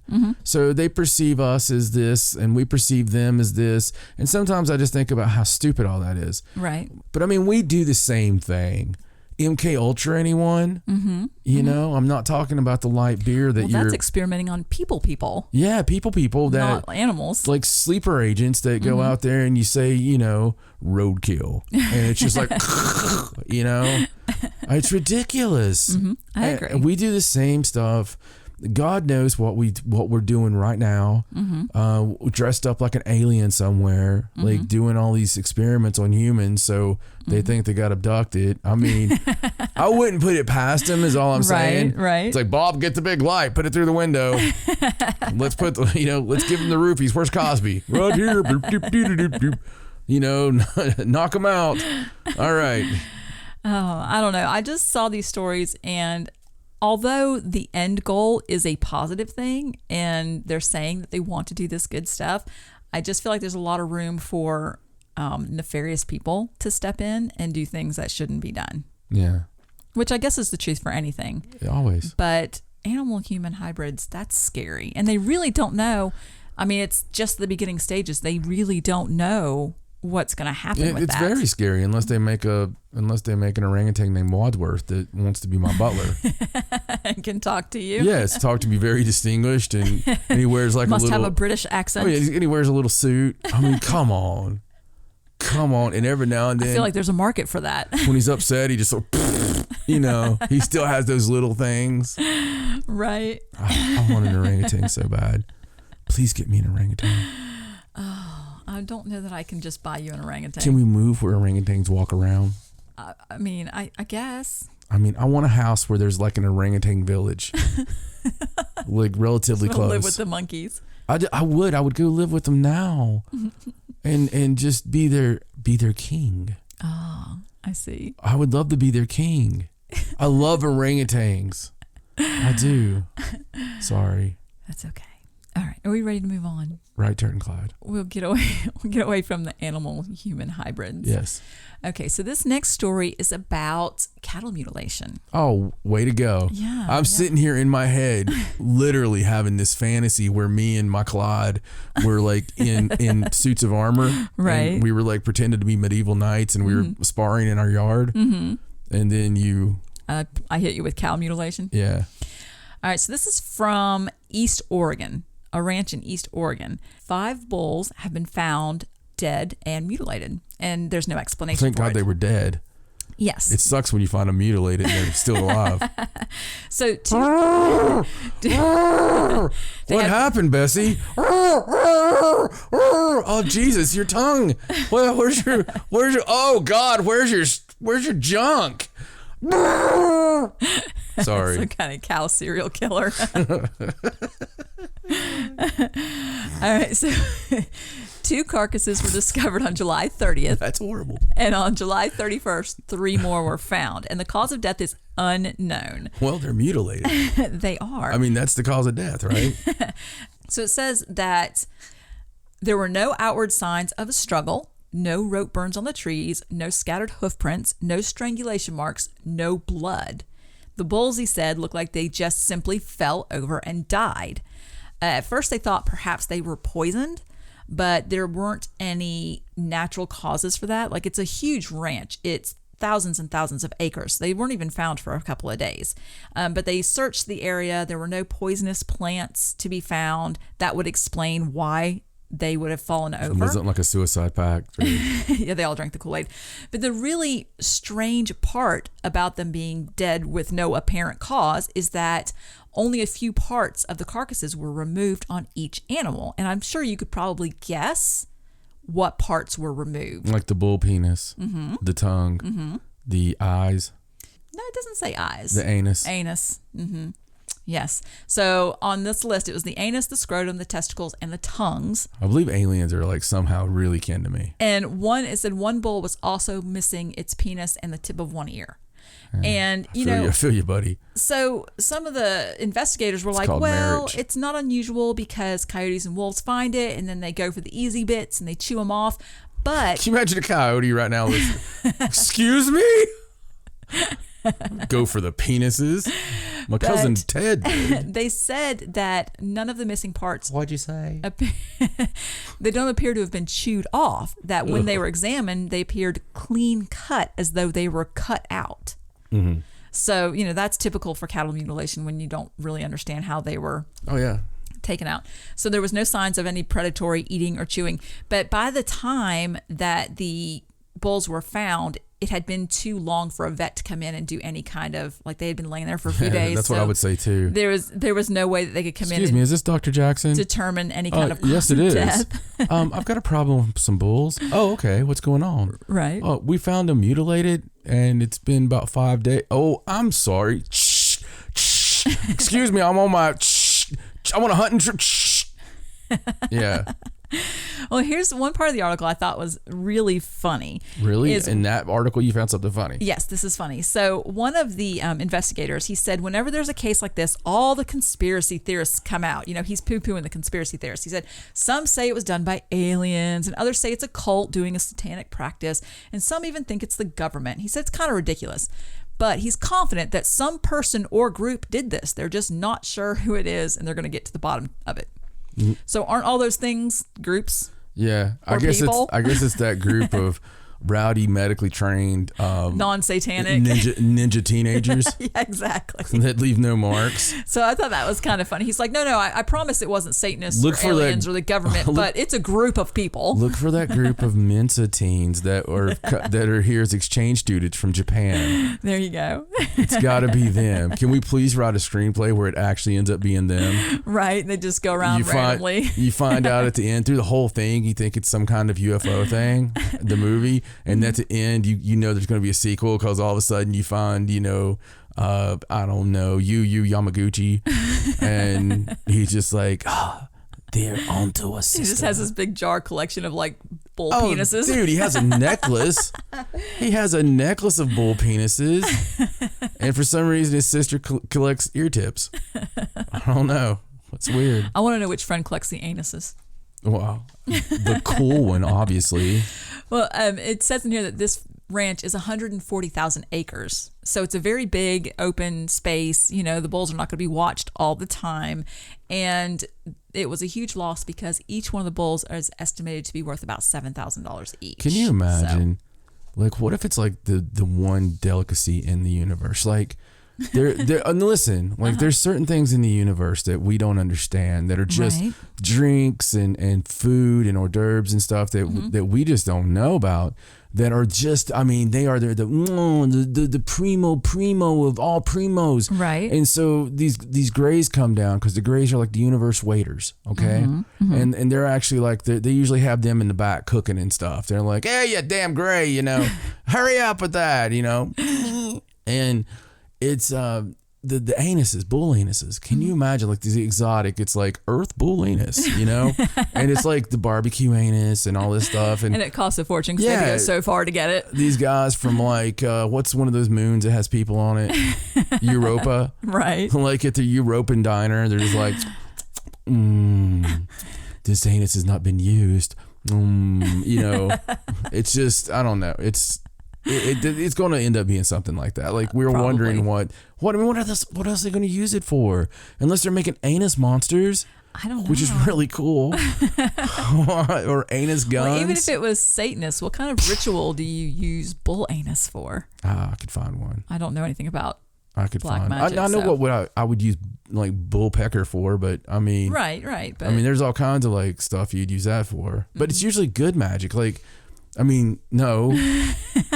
There's no such thing, but I'm just saying, like, you would think that would be like some kind of thing to have a baby, or maybe.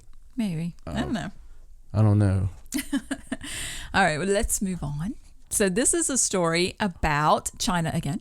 Oh, and it's about, now we talked about this about 6 months ago, where China created that huge telescope. Do you remember? It's the world's biggest single dish radio telescope, and they built it in that crater. Mm-hmm. And we did the stories about it. Yeah. And people had to move away and all that stuff.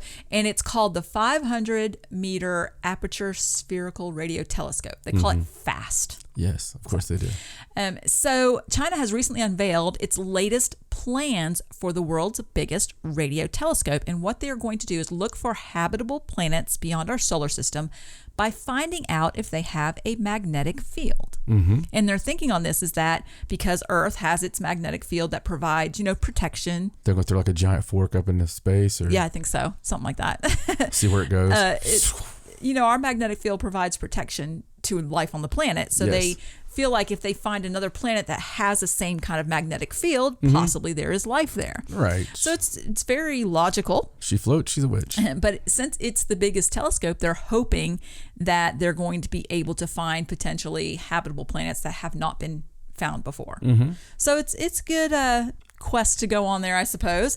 One of the main missions of the FAST telescope originally was to listen for interstellar radio signals. So I guess this is just the next step in progression to finding, other life in the universe. And they are going to limit it to within 100 light years from Earth.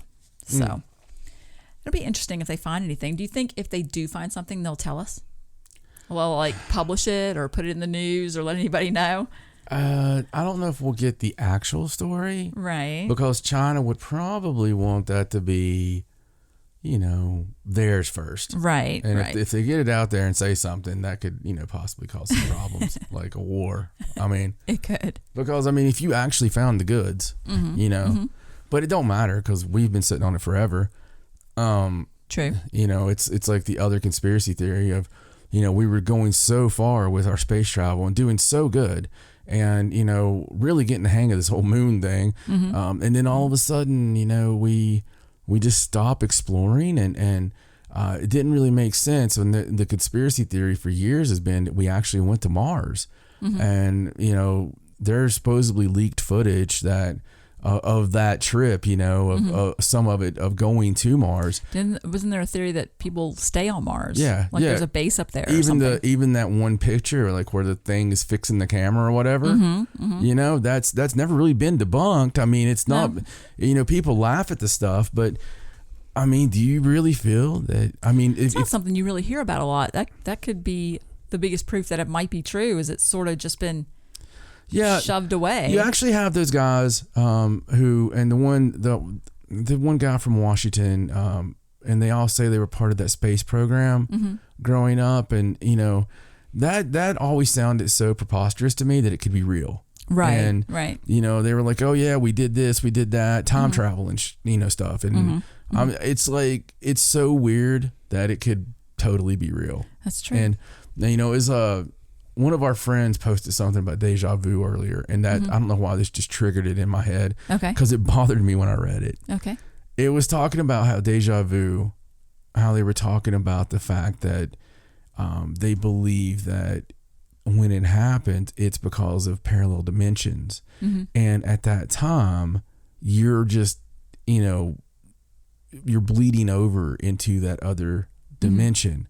Of that place. Like when you walk into that church and you're like, oh, I've been here. Like I know I dreamed it or whatever. I know I've been here.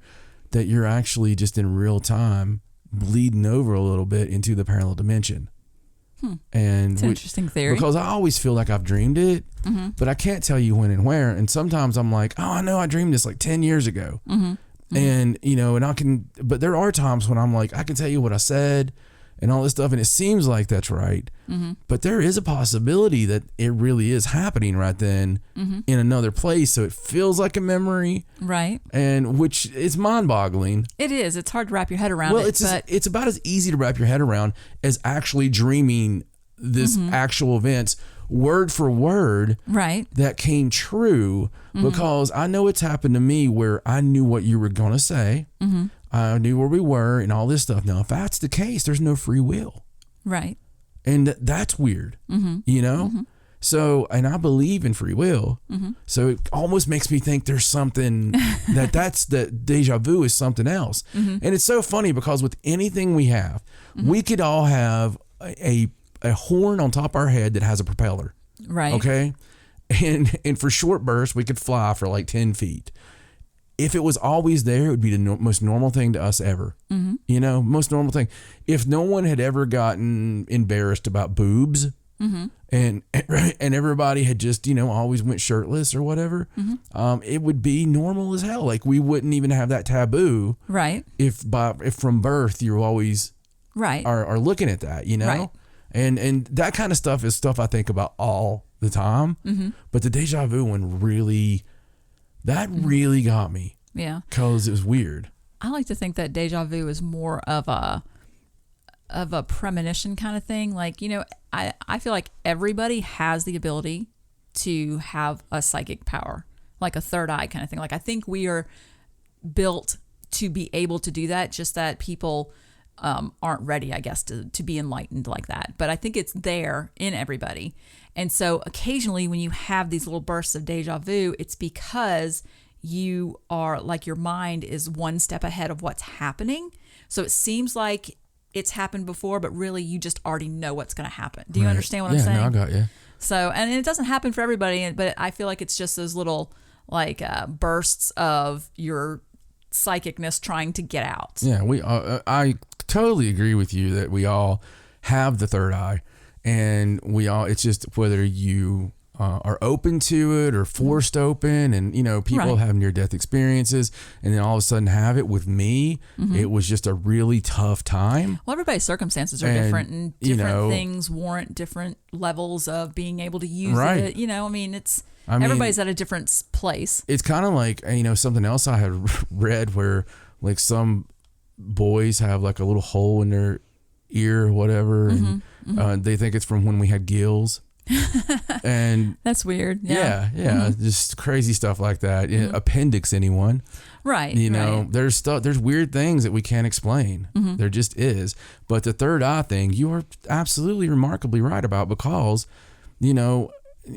that morning that I woke up and received information and was being talked to, it completely, I thought I'd lost it. I mean, I thought that I had went to the cuckoo loony bin, and it scared me because I didn't want to go to the cuckoo loony bin. But I instantly got this information, and I was correct, and it was important that I knew, and that helped me, because if it hadn't have been that legitimate information, and thank God everything that's ever happened has been legitimate information. But I've noticed people that do it all the time. That especially paranormal investigating, that's when your things start coming out. Like I've noticed that I seen someone joke about empathy the other day, and there's a lot of people come out and say they're empaths. I do kind of agree with that. That's like one of those universal, because you care a lot about something, you're instantly an empath. But it was years ago. You had a family member pass away. And we didn't know about any of this. And at the time, you and I were actually having a little rough spell that we didn't know on the outside we were, but now I know we were at that exact time. But we were at this funeral home, and I walked in and going with you to be with you and support you. And it wasn't even anybody that I had never met the person, and you weren't extremely close to him. Right. But we sat down, and I couldn't breathe. And my anxiety, when it takes hold, it's debilitating. Very much so. And so I watch out for triggers. I keep myself from all that stuff, but I couldn't breathe. I couldn't take it. My head was spinning, and it was almost like no one really understood, what was going on. And like, almost like I just didn't want to be there. And which I'd probably said something about not wanting to be there. Well, you don't like funerals. So it would have seemed that way, but I don't go to funerals. And since I was a kid, like I just didn't want to go to funerals, and I didn't want to go to the hospitals and all this stuff. So much so, another weird mental thing that, we're talking about, my great grandmother, who I loved so much and called her Granny, and our family's always been so young or whatever. It's like my grandmother's mom, my great grandmother was Granny, but I think it's just because we were so affectionate. But Granny raised me every single day. It was always Granny, and she was she made the meals, and she just old Southern family, man. We always just move them in. No one's ever kicked out. So the Granny, I had this memory for years and years and years and years of listening to the NXS Kick tape. And I love that tape, but I had this memory of having my Walkman. And in my memory, which was so normal to me, it was so normal. Right. I was sitting in a little nook at the Bristol Memorial Hospital, and it was at nighttime, so they would have a lot of the lights darker anyway, even in the waiting rooms. But this little nook I was in was completely dark, completely black. And I sat there and I would listen to side one, and then I'd listen to side two, and then I would go back to side one and all night long I would listen to this thing. Mm-hmm. And I didn't have any memories of going to the bathroom, no memories of this or that. I just remember listening to Kick. And this was when your great grandma was in the hospital? When she was in the hospital. She had a heart attack. Mm-hmm. And she had a heart attack and she went to the hospital. And I remember the day it happened, and it was so horrible. And so I didn't want to go in and see her because I just didn't want to see Granny like that. And I would tell them, you know, hey, I don't want to go in and see her. I love her very much. I'll see her when she gets out. And she passed away. Mm-hmm. So I also remember telling them I didn't want to go to the funeral. Mm-hmm. Okay. And just being like, no, I just can't go. So my whole life, I thought that I bailed on, and I felt really terrible my entire life up until adulthood because I felt that I didn't go in there and see her. And I'm like, I should have went and held her hand. Mm-hmm. I should have went to go see her. She was even coherent or whatever they said. And then I find out when I'm an adult, in fact, a couple of years ago, I mentioned the fact of, you know, I wish I'd went in there to see her. Mm-hmm. And they tell me that I was in there the whole time, that I didn't want to leave her, and that I was completely part of that. Yeah, I think they said you held her hand and everything, didn't they? Yeah. Which is exactly like you wanted to do, but you didn't think you did it. Yeah, I absolutely didn't think I did it. My memory had no holes in it. Mm-hmm. It was completely that. And then I find out that that's not really what happened. Mm-hmm. And that somehow I protected myself. Mm-hmm. Like a trauma thing, like you were traumatized, so you created like a false memory. The thing is, it wasn't like I was 6. Right. I was 14. Mm-hmm. And it's ridiculous. I mean, I was completely coherent, and it makes me wonder how much other stuff is like that. You know what I mean? Right. Yeah, it's a legitimate concern. When that happens, and it can be so, and I still don't have that other memory. Right. The real memory. Mm-hmm. So it's just the fact that our minds are strange. Mm-hmm. The powers that they possess that we don't realize, and we don't know how to harness. Right. But they just do sometimes. Mm-hmm. It's like knowing somebody's coming up behind you, or right. Well, it's like all those stories that you hear about parents knowing when their kids who are away from them are hurt or sick. Right. And, you know, they're like, oh, maternal instinct. Right. But that's not what that is. No. That's a psychic connection with your other family members. So it does show itself in odd ways. So. Yeah. Yeah. I mean, there's not been a time that I can remember my entire life when somebody was BSing me that I didn't know it, and I pretend and I let it go. Mm-hmm. I still do that. And I know, like, if I walk in a room, if somebody's been doing something or whatever, like, I just know. Mm-hmm. And it's always like this real quick thing in my head that tells me. Mm-hmm.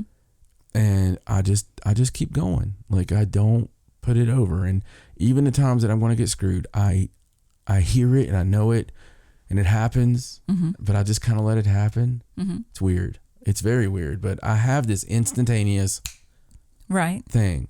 Mm-hmm. And Ariana has talked about the same thing. Yeah, she has. I don't believe that I possess that ability. I have a bad habit of second guessing myself, but I have had instances where things have come to me, you know, in my head. And I think I've told you this before, like I'll be trying to think of something, or I'll be looking for something, or I'll be trying to do something, and like the answer will just pop in my head. And like my whole life, I just thought I was extremely clever. Like, I'm like, oh, I'm such a clever person. Look what I figured out, or look what I knew, or look what I, you know, was able to think of, when actually I don't know if that's really the case, if maybe that wasn't being put there for me. Well, so. I can tell you that you're extremely clever. Mm-hmm. So no fear there, but that can totally be put there. I mean, especially what we're around all the time. And I've noticed you have a lot of dream type things that come to you, and your dreams are very, you know, detailed, intense, and then you have a lot of things like when you're in that state, when you're sort of lucid. Right. I've noticed that a lot of your psychic abilities manifest at that time. And when I can't block them. Yeah, it's something that I keep track of, because I always know if it's the morning and you're going back to sleep, that you're going to have something messed up happen. And that's usually when it happens. Yeah. And it's because of the lucidity of that time where you've already kind of slept and you're sitting there and you're like getting into that, and you know, it's very comfortable, you're relaxed, and there's something different about a mid-morning nap. Right. That's your mind's not racing. Well, yeah, when I'm not worried about the alarm going off or making sure you get up and out of the house for work and that kind of thing. It's just better for you. And so that's my favorite time to sleep. Yeah. I love that. Like when it's 7 a.m. and you're already up, and you know, I don't have to worry about making sure you're awake or anything. I know. I'm reading you right now. That's lay back down. That's what's happening. But that time is when that's going to happen, and that's when you hear the big bang, and when you hear the clown horn. Or the clown horn the other day. Yeah, that was so weird. I can't believe nobody else heard that. When you asked me, I believe I was in the bathroom. Yeah, you were getting ready getting ready, and you were like, "Did you?" I was like, "Did you just hear that?" And you were like, "I didn't hear anything." You're like, "It was a clown horn." Yeah, like, it was in the room. One of those ones you squeeze the ball in the end. It's like or whatever. Was it like? I mean, is it like the like? It only did it once though. Okay. But it was very strange, and it was like right beside the bed. See, that's just creepy because I don't want you to pull a clown through the other side. No, I don't either. Like, of all the things that I don't care about facing, right? I would rather it be a full-on werewolf than some weird... You're like, bring on the demon, forget the clown. I mean, some weird clown. But no, I mean, for you, that is really the time. And I know you have these abilities, and I know they're super suppressed, but I think a lot of that is because of things you've dealt with that you don't put over, you know, because you nearly died legitimately. People can say people can say, I nearly died as much as they want. But when you are at high speeds, are thrown out of a pickup truck, break your back, and are unconscious for weeks, you know, you nearly died. When the driver died, you nearly died. And, you know, I think that did a number on you, you know, in many ways, like psychologically. I think there's many ways that whole relationship, that toxic relationship that was just so freaking into the world, Armageddon level bad. I think that did so much to you. But then losing your father at such a young age and the way it happened, you know, it's something that most people, and I don't want to say stuff like normal people because I'm not going to insult you like that. It's right. But a vast majority of people would use that as a crutch, or they would say all the time, you know, they would break down. They'd be like, my daddy killed himself when I was 14. And, you know, it would be something that was always a conversation. You don't mention it. You just don't mention it. You told me once. And I think after that, the only times it was ever brought up was if I brought it up. Right. And still, that's something I don't do but I think that definitely had more of an effect on you than what you even know. And I think that a lot of times when you're so frustrated about your blockage, you know, and I really think and believe that blockage is legitimately because of how much your mind has had to deal with to... So you think it's self-imposed? Yeah, I think you've had to put up these walls of protection because, you know, it's just as a deal, man, because you've went through such deep emotional scarring that you had to self-medicate with the walls and your mind. Because if my mind can make me not realize that I was with my granny, imagine what your mind had to do for you. And, you know, if that's something that happens, and I think that because of that, if these emotions can't come out, possibly nothing can come in, you know, it's weird. But when you are in that state, there is no protection. There is no Stacey being worried about anything. And every time, well, nearly every time that you are like that, you will come to me afterwards and you will say, I had the weirdest thing happen. I heard the weirdest thing. I felt like somebody was pulling on my foot. I felt like the covers were moving. And it happens a lot. It's more than I think you even realize it happens, because you'll just say it and you go on, make your tea and have your day and all this stuff. But I think that we're on to something there. And if we ever want to really open up your third eye, that we are going to have to get into some kind of meditation.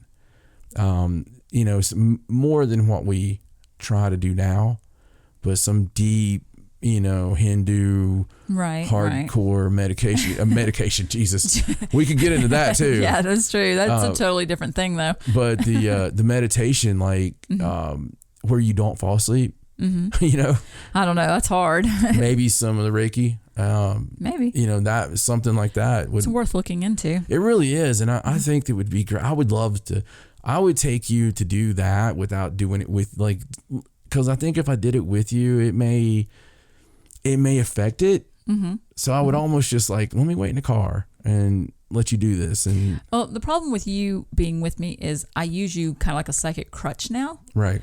Like I can just ask you. Right. Like if I think I hear something, I'll just be like, hey, did I just hear something? And you can tell me without me having to try and figure it out for myself. Or if you lose, if Ariana loses her phone. Right. Her iPad. We can't find her iPad anywhere, stuff like that. So it's not me trying to work on my own psychic thing. It's me just asking you because that's easier. Yeah. So you like being a psychic crutch? No, because it's not anything I ever wanted, and I don't want to be that for other people either. I don't mean that rude, right, to anyone, but I have a big problem with hearing things and knowing things. I don't want to be advertised as such. I don't want, that's one of the things Wes Forsyth said on his show. He's like, why don't you use that? Why don't you? He's like, I would have it up in, yeah, I would have it on the board. I would have it, advertised, and I don't want to do that because it's not something I ever agreed. It's not something I ever, the right words would be believed in. Right. But I obviously believe in it. Well, yeah, obviously now. But it's still hard for me because I've been that guy, and I know those guys were my friends, and I know what those people are going to think of it. And that just bothers me. I'm the type of person that does care what you think. Right. And I know you and a lot of my friends are not, but I can't help who I am. Right.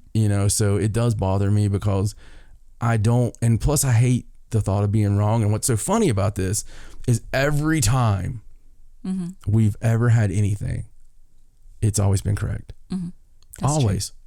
True. And it's not happened to me yet where it was something incorrect.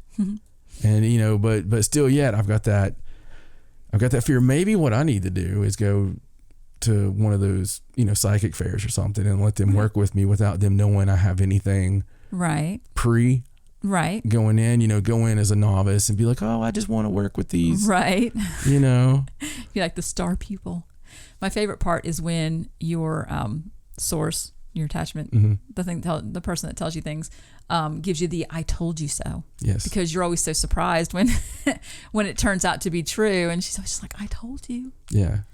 Yeah, it is funny and interesting. We have a very interesting life. We do. We do. So I there you go, people. I hope this new show, we maybe just cut out this. It's like, John and Stacey literally talk paranormal for an hour. No, that I think we're a fly on the wall for an actual conversation. If you've ever wondered what it's like in our house to sit on the couch and hang out with us or to lay up in bed at night. This is why it takes us a long time to watch TV shows, because we pause when we have this conversation. Like we were watching a television show and somebody mentioned deja vu. We would have paused it and had that entire conversation and then had to go back to watching. We literally start a TV show at like 8:00 and it does not stop until 2 a.m. It takes forever. And an hour show because we enjoy our conversations. We break it down and we watch some shows just to be able to have the conversations. There's shows where we flip over to YouTube and watch other things about the things on the show and then go back to the show. It's really funny. I mean, it's just who we are. Oh, there's one thing I wanted to mention, and I was going to stick this in when you were talking about my dreams, and I didn't want to interrupt you. But, when we were living in Maine, I had more dreams in Maine than I've had since we moved back here. Like, I don't know if I was more comfortable there, or if because the house had more activity than this place does, if that was the reason. But for a long time, for a couple months in a row, I would have these dreams, and they weren't the same dream, but the element was the same. And it was like I would get this really strange feeling all over my body, like this real strange tingly feeling. And so I would be in the dream and something would be happening. Like sometimes I'd be in the house walking up the stairs, or sometimes we'd be out and doing something. It was always something different, but I would always get that strange feeling.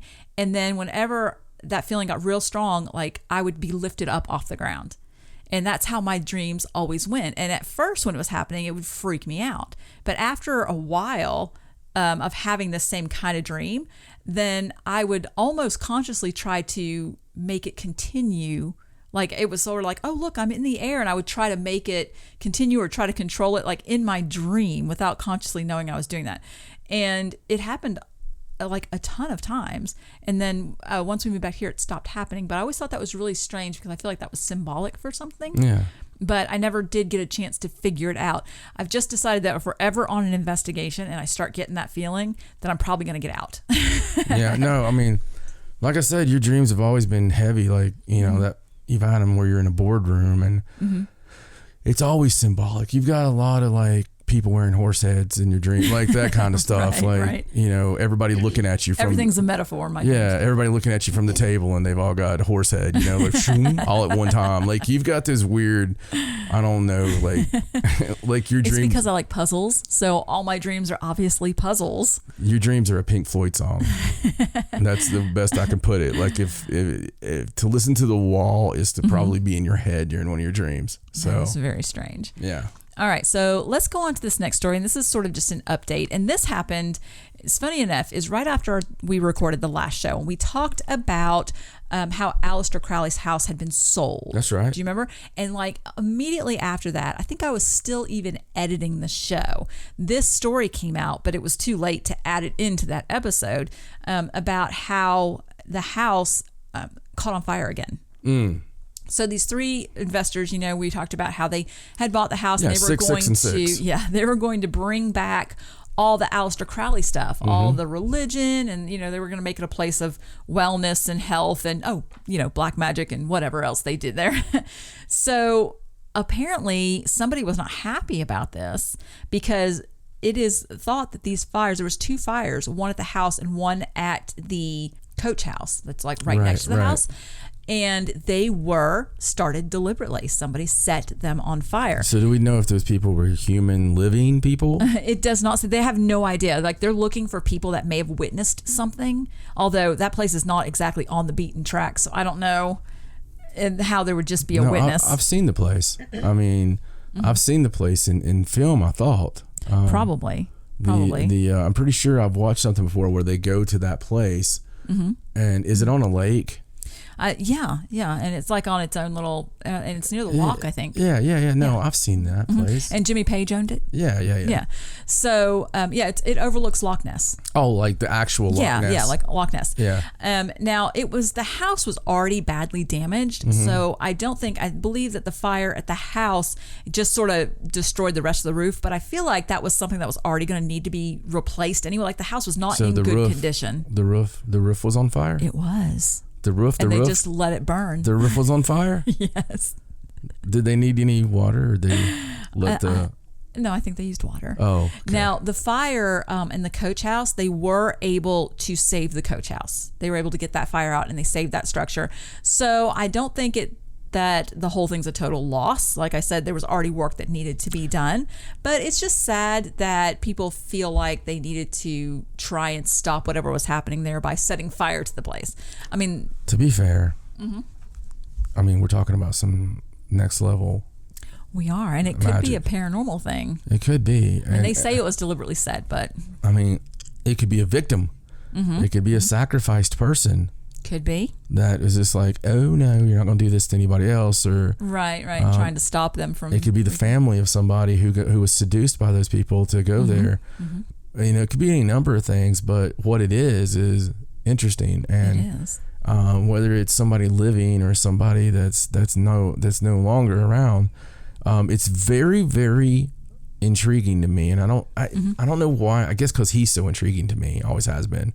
But that is some next level magic you're talking about, and yeah, absolutely. There was no, he didn't have that part in him that tried hiding what he was or what he was up to, and no, and I don't believe for a second that he was all just theatrics. I think he really knew what he was doing. Yeah, he did. He knew absolutely what he was doing. Absolutely, yeah. No, I don't believe theatrics at all on that. I mean, the thing is, people go into this stuff and they think they're doing theatrics until they read words. Right. You know, you read some ancient words out of an ancient book and you have the right. I'm just saying. Right. You might think you're doing theatrics. You light the black candle and. Yeah. You're being funny until you're not, and then the next thing you know, you've been married 20 some years, and you're knee deep in the paranormal. So I don't know. It's hard to tell, but it'll be interesting to see if they try building. If this keeps happening. I was going to say that it's like something that I really want to keep tabs on, because I'd like to see how the restoration progresses. If there's more, like if it seems cursed. You know what we should do? What's that? We should send him a gift for the house. Oh, the little boy crying picture. Just, you talk about such a creepy picture. Man, you talk about some experiments I want to do. I would love to get like some original prints of that picture, put them in every room of a house or something, and put cameras everywhere. So there's this, this made me think of this. Ariana watches this YouTuber. Her name is Jessie V. Okay. And she's really sweet. She's adorable. And all of her videos are very paranormal in nature. That's why Ari loves her so much. Like she'll just sit there and tell you about, like the one we watched today was scariest paranormal sleepover games. And, and they were actually 3 I'd never heard of.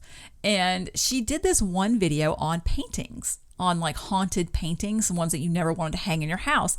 And of course, the Crying Boy is on there, but there was one on there that I had never heard of before.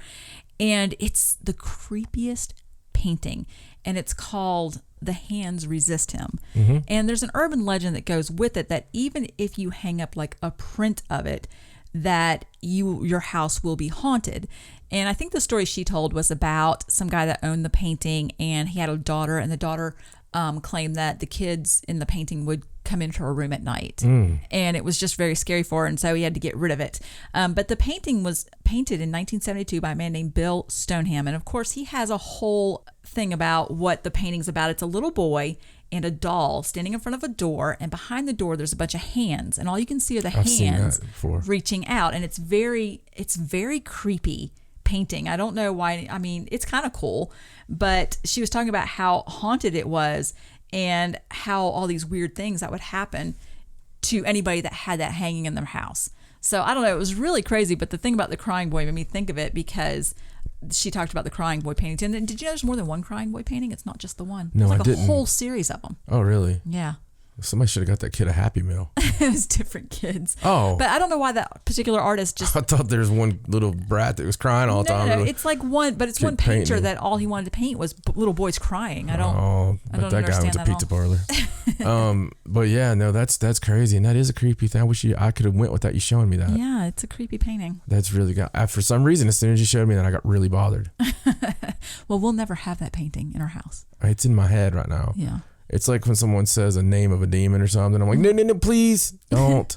Well, the thing about it is when she was talking about it, she was saying that it was a boy and a girl, but it's actually a boy and a female doll. And you can tell she's a doll because she has like the jointed knees and the mouth and stuff. So it just makes it that, and like the, black eyes. It's just the creepiest thing that could be in that painting. It's crazy.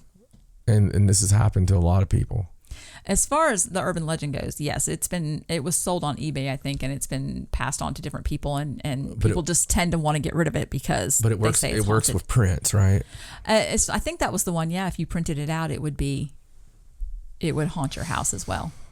You're going to print it out, aren't you? I am. Are we going to do an experiment? Yeah, I'm going to put some.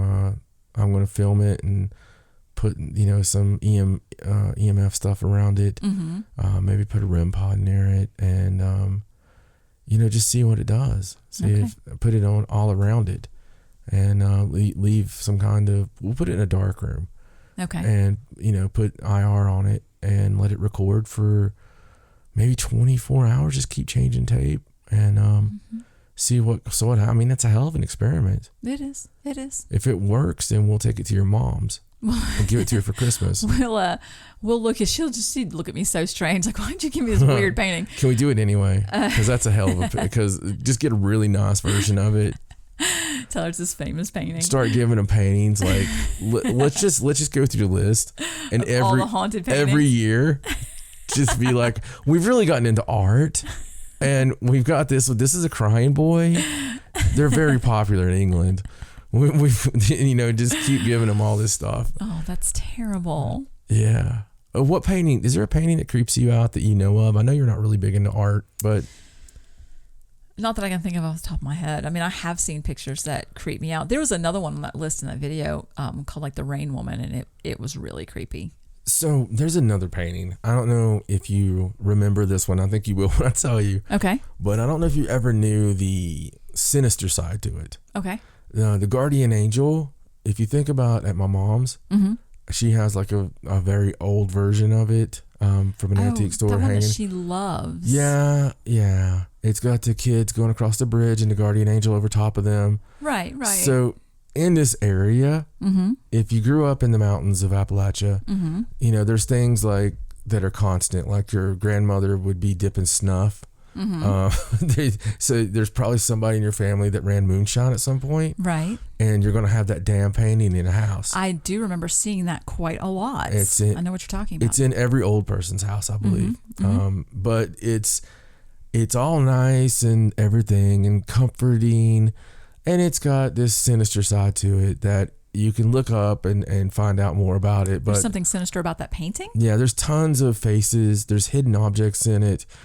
Basically behind the angel, like over to in this dark area. If you sit there, and I know pareidolia, right? Right. But it's more than that. There's like, even in her hair, there's like a goat profile. Oh, wow. And there's all kinds of people say they see Mary with horns. So was it intentional? Did the artist purposely paint I don't know. weird faces in there? I've heard weird things. I've read weird things. I've read that, there was a pact with the devil that you can have this artistic ability, but you're going to have to put this other stuff in there. And, right. A lot of old paintings, I mean, this is all they had. So they had paintings and they had books. And I honestly believe that there was things done to paintings that people knew would be put in houses. Right. And I could totally see that. I mean, that was all they had back then. So there's a lot of hidden stuff. Like, I know the X-ray art and find stuff, hidden behind the... Right behind the painting. Wasn't Da Vinci famous for that? Yeah, because there's layers and stuff. And so I love that aspect of it. And it's really cool. That painting creeps me out regardless, like it does you. I've always thought that painting was kind of good. Like, there's something about it. I know it's supposed to be this guardian angel watching these kids walk over this bridge, but I've always thought that there was something weird about, I don't know, like, why are the kids even going across this broken down bridge by themselves, and it's just something about the painting has always been kind of eerie to me and off, but you do see it a lot around here. Yeah, you do. Well, next time you see it, just look a little closer. Well, we were talking about that video with that other painting. I'm going to tell you about one other painting that was in that video because I had never heard of it before. And it's called either The Rain Woman or Woman of the Rain. And the story behind it is that the artist that painted it, she sat down one day to paint, and it just came to her. And as she painted it, she said that it felt like somebody else was doing it with her, like it was moving her hand, and and it only took her the one night to finish it, and it was just really odd experience for her. So then the painting was then sold 3 times, and each of those 3 times the buyer returned it, claiming that they felt weird when it was in the house, like they felt like they were being watched or weird things would happen. So nobody would keep the painting, and it's a really creepy, odd painting. I'm gonna show it to you here. Look. So, and this wasn't her normal style either, I don't believe, but it's just the whole story around it. It's really weird, and the painting is really strange. Let me see. And it's almost like people felt haunted when they had it around them, and even the story of how it was created is kind of creepy. Yeah, I mean, it's really creepy. I'm not sure what happened to it now. I don't remember that part of the story. I don't know if the artist just stopped trying to sell it and just kept it. But it's very unusual and odd painting. Yeah, I would put no returns. Yeah, really. I'm going to sell this to you, but you can't bring it back. Yeah. No, it's it's not particularly creepy. I mean, it's a weird painting. It is, and there isn't anything blatantly creepy about it, but it just gives you that weird vibe. Yeah, I guess is what it is. So, have you ever heard about the painting? Well, no, it's a picture of a man, and the man supposedly thousands of people throughout the world dream of the same man. The same person? Yeah, the same person. I haven't heard about that. Okay, so there's actually a Gizmodo article, but it's old. It's like from 2013. Okay. And I'm going to show you the man first. Here's the man. Okay. Oh. And people dream about him. Yes. I can't say that I've ever dreamt of him, but his face looks kind of familiar. Like you get that familiar feeling. Yeah, well, it's strange. So basically, there's a man website called This Man Website, and it's set up to bring together people that have dreamt about him. And it says thousands of people have dreamed about the man. In 2006, in January, in New York, the patient of a well-known psychiatrist drew the face of a man that had been repeatedly appearing in her dreams. In more than one occasion, that man has given her advice on her private life. The woman swears she has never met the man in her life. That portrait lies forgotten on the psychiatrist's desk for a few days until one day another patient recognizes that face and says that's the man, and he is often visited in his dreams. He also claims he has never seen that man in his waking life. The psychiatrist decides to send a portrait to some of his colleagues that have patients with recurring dreams. Right. Within a few months, 4 patients recognized the man as a frequent presence in their own dreams. All the patients refer to him as this man. That's strange. From January 2006 until today, this is back in 2013. Right. At least 2,000 people had claimed that they had seen this man in their dreams. Now you got to think, this is 8 years ago, 8 years ago. Right. In many cities all over the world, Los Angeles, Berlin, Sao Paulo. So it's not just one area. Tehran, Beijing, Rome, Barcelona, Stockholm, Paris, New Delhi, Moscow, etc. It's weird because he doesn't look like a certain nationality. And there are more pictures drawn by people who have seen this man. Wow, that's crazy. There's another one from this man. Here's another one. Yeah, they're all similar. Yeah. Like even the hair. Yeah. That's unusual. And here's the typical this man dream. Okay.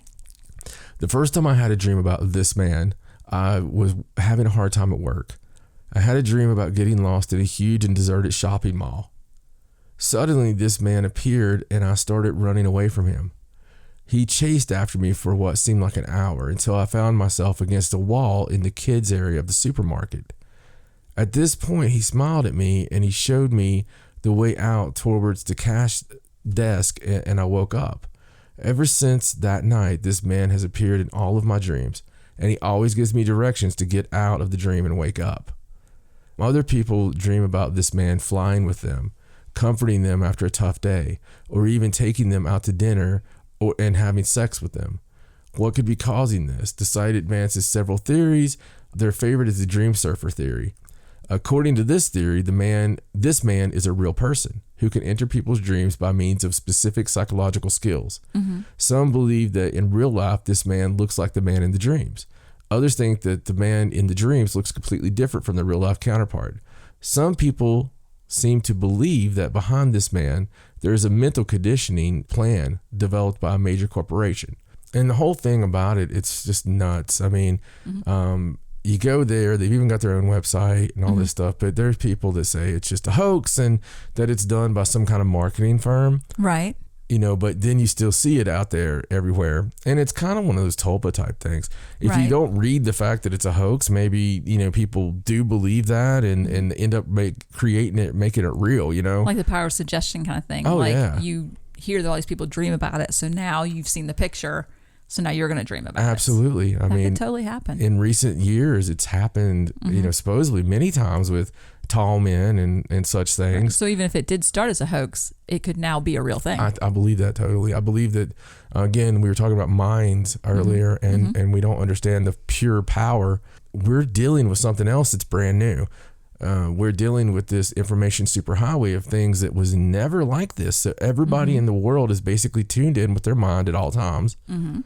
It's just nuts. I mean, so you're going to see patterns a lot quicker. Right. You know, if mass hysteria could probably happen a lot quicker as well. That's true. So I don't know. Just interesting stuff. Yes. If you guys know of any paintings or any pictures or anything that's out there that's very haunted or got crazy stories to them or anything like that, drop us a line and let us know so we can talk about them. Yeah, because that's a cool subject.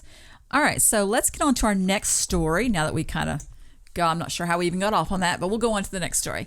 So this is another update that is about, and we talked about this about 6 months ago from Beaufort County, North Carolina, about the teacher that was mauled to death tragically. Yeah. And they were the animal was unknown. They have no idea what killed her. And they did all the DNA samples, and we talked about how weird it was. I remember this. That they couldn't figure out what kind of, they said it was canine in nature, but even with the DNA samples, they couldn't figure out exactly what kind of animal attacked her. I remember this because we still felt strange about it. Right. So I'll just refresh everybody on the story. It happened back in February, like on February 15th. And this is in Beaufort County, which is 100 and some miles east of Raleigh, so North Carolina. And according to the Beaufort County Sheriff's Office, they said that a family in the area told the investigators that they were awakened by their dogs barking by the road, and when they went out to see what was going on, they found Hamilton, who was laying in a ditch beside the road. Now, not only had she been killed, but 2 of her dogs had been also killed because she was out walking her dogs. Right. And they found that she had suffered catastrophic injuries to both arms, both legs, and her scalp. And that there was a considerable amount of blood in the road, and it led them to where she was in the ditch. Like that's her horrible. body had been. It was awful. The whole thing was horrible. And the dogs were examined, and they showed no signs of aggression, like the dogs she was walking. So they took 14 DNA samples from different dogs in the area to hopefully match up, the wounds. And I think they took DNA from her as well. Right. But we thought that was odd because the way they collected the DNA was weird. That was very strange. Like they didn't take it from the wounds. They took it from her clothes and things like that. And after the completion of all the testing and the review of the scientific and circumstantial evidence, they were still unable to make a definitive determination as to what attacked her. The only thing they know is that it is canine in nature. So their next best guess was that there was some sort of hybrid offspring of like a dog and a coyote or a dog and a wolf. But again, they don't really know. So this new article has come out because the Beaufort County Commission recently voted to launch a committee in search of definitive answers. And the intention is to have national experts weigh in, and they even put money forward to pay consultants to come in and try and figure out, because people that live around there are still scared. Well, yeah. Because they have no idea what was going on. And even recently on Facebook, someone that lives in the area posted that a neighbor that lives a couple of houses down, when they were outside, they said that a big black animal ran by them. And so she was saying that she thought maybe it was a black panther. But I don't think that fits, because I don't think that a black panther's DNA would come up as canine. Yeah, they would also have its DNA on file. Right, they would know if it was a black panther. So it's something, they obviously have no idea what it is. It could be, I guess, a hybrid, but I think it's weird that they can't get an answer on this. It's really strange. I mean, strange doesn't really touch it. Right. Just all the circumstances around it are just so weird. I mean, it's horrifying the way she died. It is. Yes. And so you would almost think that would take Bigfoot out of it. Because, I mean, if we go with some of the things with Bigfoot, it's kind of just like you don't get seen again. Right. Unless that's not the case at all. And this is just some kind of murder. But it seems like maybe a werewolf or... Yeah, and it's strange that it doesn't say what kind of dogs she had, but that her dogs weren't showing any signs of aggression, because you would think if you were being attacked, or if your human was being attacked, that would, garner an aggressive response. I don't know. I've seen some damn good dog man pictures lately. I really have. Some really convincing stuff. Well, hopefully this new committee will come up with some kind of answer. Surely they'll put it in the news if they do. I mean, will they? I don't know. I don't know. What if they come up with something supernatural? I mean, and we're getting into that area now, right? I mean, I don't see I mean, unless there is some kind of weird hybrid, it would have to be some kind of new species if their DNA doesn't match up. We live for this. I mean, it's horrible. It's such a tragedy is why I don't want to get excited. But it's the kind of thing that excites you. And we live so close to that. We should really go down there and just pull off the side of the road and go into the woods. Maybe. Let's take some weapons with us. I've got weapons. But... All right. We'll do that on our way up to New Jersey to check out that creepy paranormal road. Well, yeah, but this is below us. Oh, so never mind. Raleigh, North Carolina. I guess we'll do it on the way. Remind me later to do our geography lesson. Well, I don't know why I was thinking that was more up on the way. Never mind. Never mind. It's okay. Relax. I think of North Carolina as beside us. Okay. So I don't know. That's fine. Okay, then let's move on, shall we? Yeah, let's. So this is a story about Israel's lunar lander that crashed before it landed. It was called Bereshit. Remember, we talked about it, and they almost got there. They almost touched down, and then they lost control, and it crashed. Damn it. It was awful. I bet they were so upset about losing all that money. But this story is about how thousands of indestructible tardigrades were on the lander, and they could be living on the moon now. Damn it. So what tardigrades are, they're also known as water bears. They're microscopic creatures, and they're known as the toughest creatures on Earth. They can withstand temperatures of up to 304 degrees Fahrenheit and can survive being frozen alive. And one is even known to have survived being frozen for 30 years and was reanimated. So they can also live without water for up to a decade by shriveling up and placing themselves in a state of suspended animation. So they're very hard to kill. Yeah. So what happened was, on this lunar lander, this company called the Arch Mission Foundation, they included what they call a lunar library on the lander. And this is a project that they've been doing where they want to send these lunar libraries out all over the place. And what they consider this is what they're calling a backup of planet Earth. They want to preserve the knowledge and biology of our planet in a solar system-wide project called the Billion Year Archive. Dear Jesus. So this lunar library was placed on board, and at the last minute, the founder of the Arch Mission Foundation, Nova Spivak, at the last minute decided to put these tardigrades in the lunar library. They took them and they suspended them in like this amber type substance and included it along with other types of DNA and included it in this little library. Right.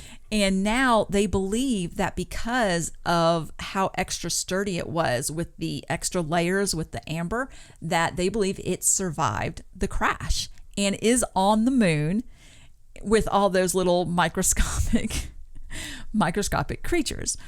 So they're not really sure what that means. They're hoping to get some really good detailed photos of the crater where the lander crashed so that they can try and find where this lunar library landed. But what I thought was so interesting about the story was the actual lunar library itself, the one the Arch Mission Foundation made. So it's a 30 million page library where they've taken these very thin sheets of nickel and they've copied like pages of information, and it's very small. You have to use a microscope to see it, but it doesn't take high technology to see it. It's just, you need something that can make it bigger so you can read it. It includes a full copy of Wikipedia, the history of the world. Wait a second. A full copy of Wikipedia. Yes. That's what it says is so on here. Everything you can look up on Wikipedia. A full copy. I'm telling you, it was 30 million pages. Dude. What the hell?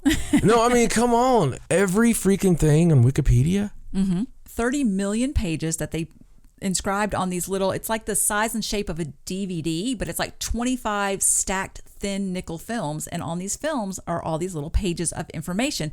But not only that, it says that there is text of 30,000 books and linguistic keys for 5,000 languages. So they were expecting to encounter life. I mean, they're expecting someone eventually to find it, and it's like a backup of everything that's on Earth. But in addition to all of these things that are on there, they have what they're calling vaults. 25 vaults also included in the library, and they haven't said what's in those sections. They've only given away the first vault. And the first vault is all of the secrets of David Copperfield's magic. They have included every secret to everything he does in this first vault. And if you go to their website, they have a website, and it's called archmission.org/vaults. It lists all the vaults. Now, there's only 24 listed, so I don't know. This article says 25. But you can sign up with your email, and every time they reveal another vault, it'll email you, and you can see what the next vault is. And it's going to take them months. They said even years to tell everybody what's in all these vaults. Why is it going to take so long to tell? Because they just want it to be suspenseful and reveal it every so often. I guess they want to keep interest. But I'm curious if the first vault is David Copperfield's secrets. I mean, that's a big deal. I can't imagine what's in. I think they're suggesting that perhaps one of the vaults holds some kind of music collection. Wow. Which would be kind of interesting. But it's a really ambitious project, and it's very crazy. Like, there's this article that explains exactly how they made the whole thing. It is unbelievable. And the idea is to place enough backups in enough places around the solar system on an ongoing basis that, our history and biological heritage can never be lost, right, no matter what. And it's funny that it claims in this article that the Arch Mission Foundation placed a small test archive. They sent one up already as a sort of a test. And the archive consisted of Isaac Asimov's Foundation trilogy encoded in a disc made of like quartz silica glass so that it would last for millions of years. But they put it in the glove box of Elon Musk's Tesla. Oh my God. That's out there roaming around. So that was the first thing they sent up, and that was just sort of a test. And I guess, I don't know what kind of test that was. It's not like they can check it. Yeah. So I don't know. But yeah, I think that this Lunar Library thing is really unusual and strange. But I'm going to link to it because it's an interesting read. And of course, you can follow along and see if they reveal any of the other vaults. Yeah. But they're really interested to find out if it did survive the crash, which they believe it did because it's made of, materials that's supposed to have it last for billions of years. So they have to wait until they can get some really good pictures and hopefully scan the surface of the moon and see if they can find it laying there somewhere. And then supposedly if someone goes to the moon, maybe they can retrieve it or put it wherever they want it to be. I assume they wanted it to be on the moon. So wouldn't it be really cool if they actually got this idea from the one that they found from the man that was, from us being here before. Right. Mm-hmm. And somehow when we went to the moon, we actually found from the last time. Huh. And we were like, it's one of the things they didn't want us to know about. I mean, that's a good theory. So they go into it and then they find out stuff about time travel, or they find out, crazy stuff that maybe we had gotten up to, and then all of a sudden after that we do all these great technological leaps, with science and all this stuff. Right. It'd be neat, wouldn't it? It would be neat. And it's interesting that they've got stuff on there. They're not telling you what it is because it makes you think that it's stuff that they don't want you to know. Yeah. But of course they didn't have to tell you that they even included vaults. They could have just put whatever they wanted in there and said it was something else. Who's going to know? It's not like you can go up there and check. It's really cool. So, but it's really interesting. And I mean, there's other things included in there, different pictures, like stories and pictures, I think, as well as words and, different languages and stuff.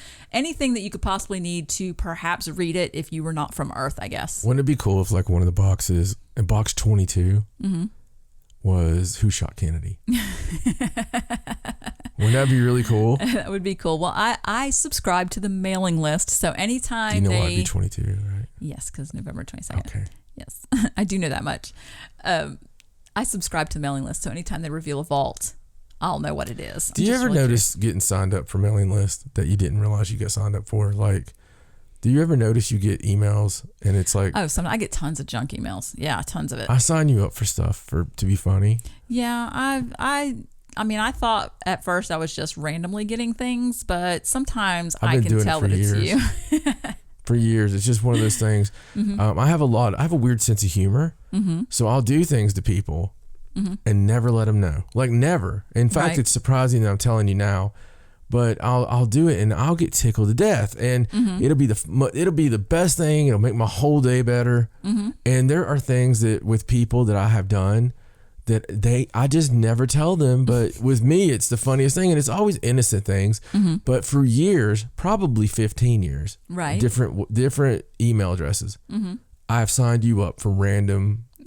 I usually just unsubscribe to that stuff. I always just think that I've done it on accident, or they've got my email off of a list or something. If I'm looking at like Slipknot and it says sign up for the mailing list, I'll do it with but you. You'll sign me up. And that's all this funny. stuff. I'll have to start looking at those closer. But you never have said anything to me. Like you never. No, because I assume that I've done it and not realized what I've done. Or I'm just on, like, I've signed up for so many things that I feel like my email address is just sold. It's just funny. Companies. It's just really funny stuff. Though I always do really funny crap, and like even like history sites and stuff, and it'll be like didyouknow.com or something. And, trying to teach me something. It's just funny that sometimes it is stuff I want you to know. Really, really, really. Sometimes it's stuff that I want you to see organically and buy me. Oh, I see. And so I'll send you like the lost tapes of Continental Wrestling or something. And now see, that I would know was you. Yeah, I know. I haven't actually done that. I'm pretty sneaky on this stuff, but I've got all kinds of things like that I do. And a lot of them are with you. Just funny little things that are just for me. Isn't that weird? That is weird.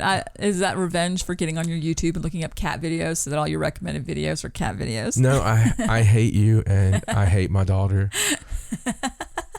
To the moon and back because of doing that. We haven't done that in a long time. To a man who lives on his YouTube. YouTube has been the grandest thing, even with their horrible banning of conspiracy videos and things like that. Obviously, I can still find what I need to find. Right. You can still search it. I know a guy. But the thing is, my YouTube is very special to me. And when somebody goes on there and looks up something like mentally retarded cats. I don't know what you guys look up, but when I pull it up, it's always some googly-eyed dog or something like, and Well, we started whenever we watch YouTube videos, we either do it on her computer or on the iPad so that we don't mess with your, because all the TV YouTubes are signed into your account. When she was younger, she didn't realize the difference, and I had come home and I was going to watch some old Memphis wrestling or something, and usually it's like the third suggested. And I remember turning on YouTube, and you got to understand, we are a very technological family. So we've been streaming since like 2010, and we've always paid for like whatever like the corporate internet is, it's like, yeah, we're putting in a business so we don't have to answer questions. So it's forever. We've been we're impatient. Yeah. We've been worried about speed and all this stuff. And we all have iPhones or iPads and stuff. It's just what we enjoy. And, the funny thing is, I came home one time and Ariana, oh my God, it took months, literal months for me to get like the game, like where she watches people play games. Yeah. She doesn't do that quite as much anymore, but well, yes. at the time. Yes. At the time. Minecraft videos. Yeah. She would watch these bleeding Minecraft videos all the time. And so I had this recommended, and you know what happened? What's that? I ended up getting into it. It was the crappiest thing. Like I ended up like watching some of the guys, and there's still a dude who plays a game called Rust. And he plays with all these for some reason like Slovakian. I don't know. All these Russian cats like to play it, and this guy like plays with them, and I'll watch it because he'll go take out bullies or cheaters and stuff. Right. And it'll be like a 30-minute video. It just puts me in a happy place. And it's all because of her. It's just, there's an interesting little nugget for you. All right, well, let's move on to a Loch Ness story. Oh, another lock. You should have put this with the other lock thing. Well, that wasn't really about the lock, though. It was on the lock. Well, this is about a boat skipper who captured a sonar image of something large lurking in the depths of the world famous Loch Ness. Now, we're not saying it's a Loch Ness monster, but they don't know what it was. So on June 27th, 24-year-old Mike Bell was taking a group of tourists out on the water, and he picked up an anomalous object approximately 115 feet beneath the the surface. So when he circled around to scan the image again, it was like 25 feet long. He had no idea what it was. And he circled around to scan the same spot again. The object had completely disappeared. So he said he likes to think that it was Nessie, but he has absolutely no idea what it was. He feels like any normal species that's in the loch wouldn't be that big. Does it record? I don't know. This particular article just said that he captured a sonar image. So I don't know if it didn't provide the sonar image because I was just reading this as an article.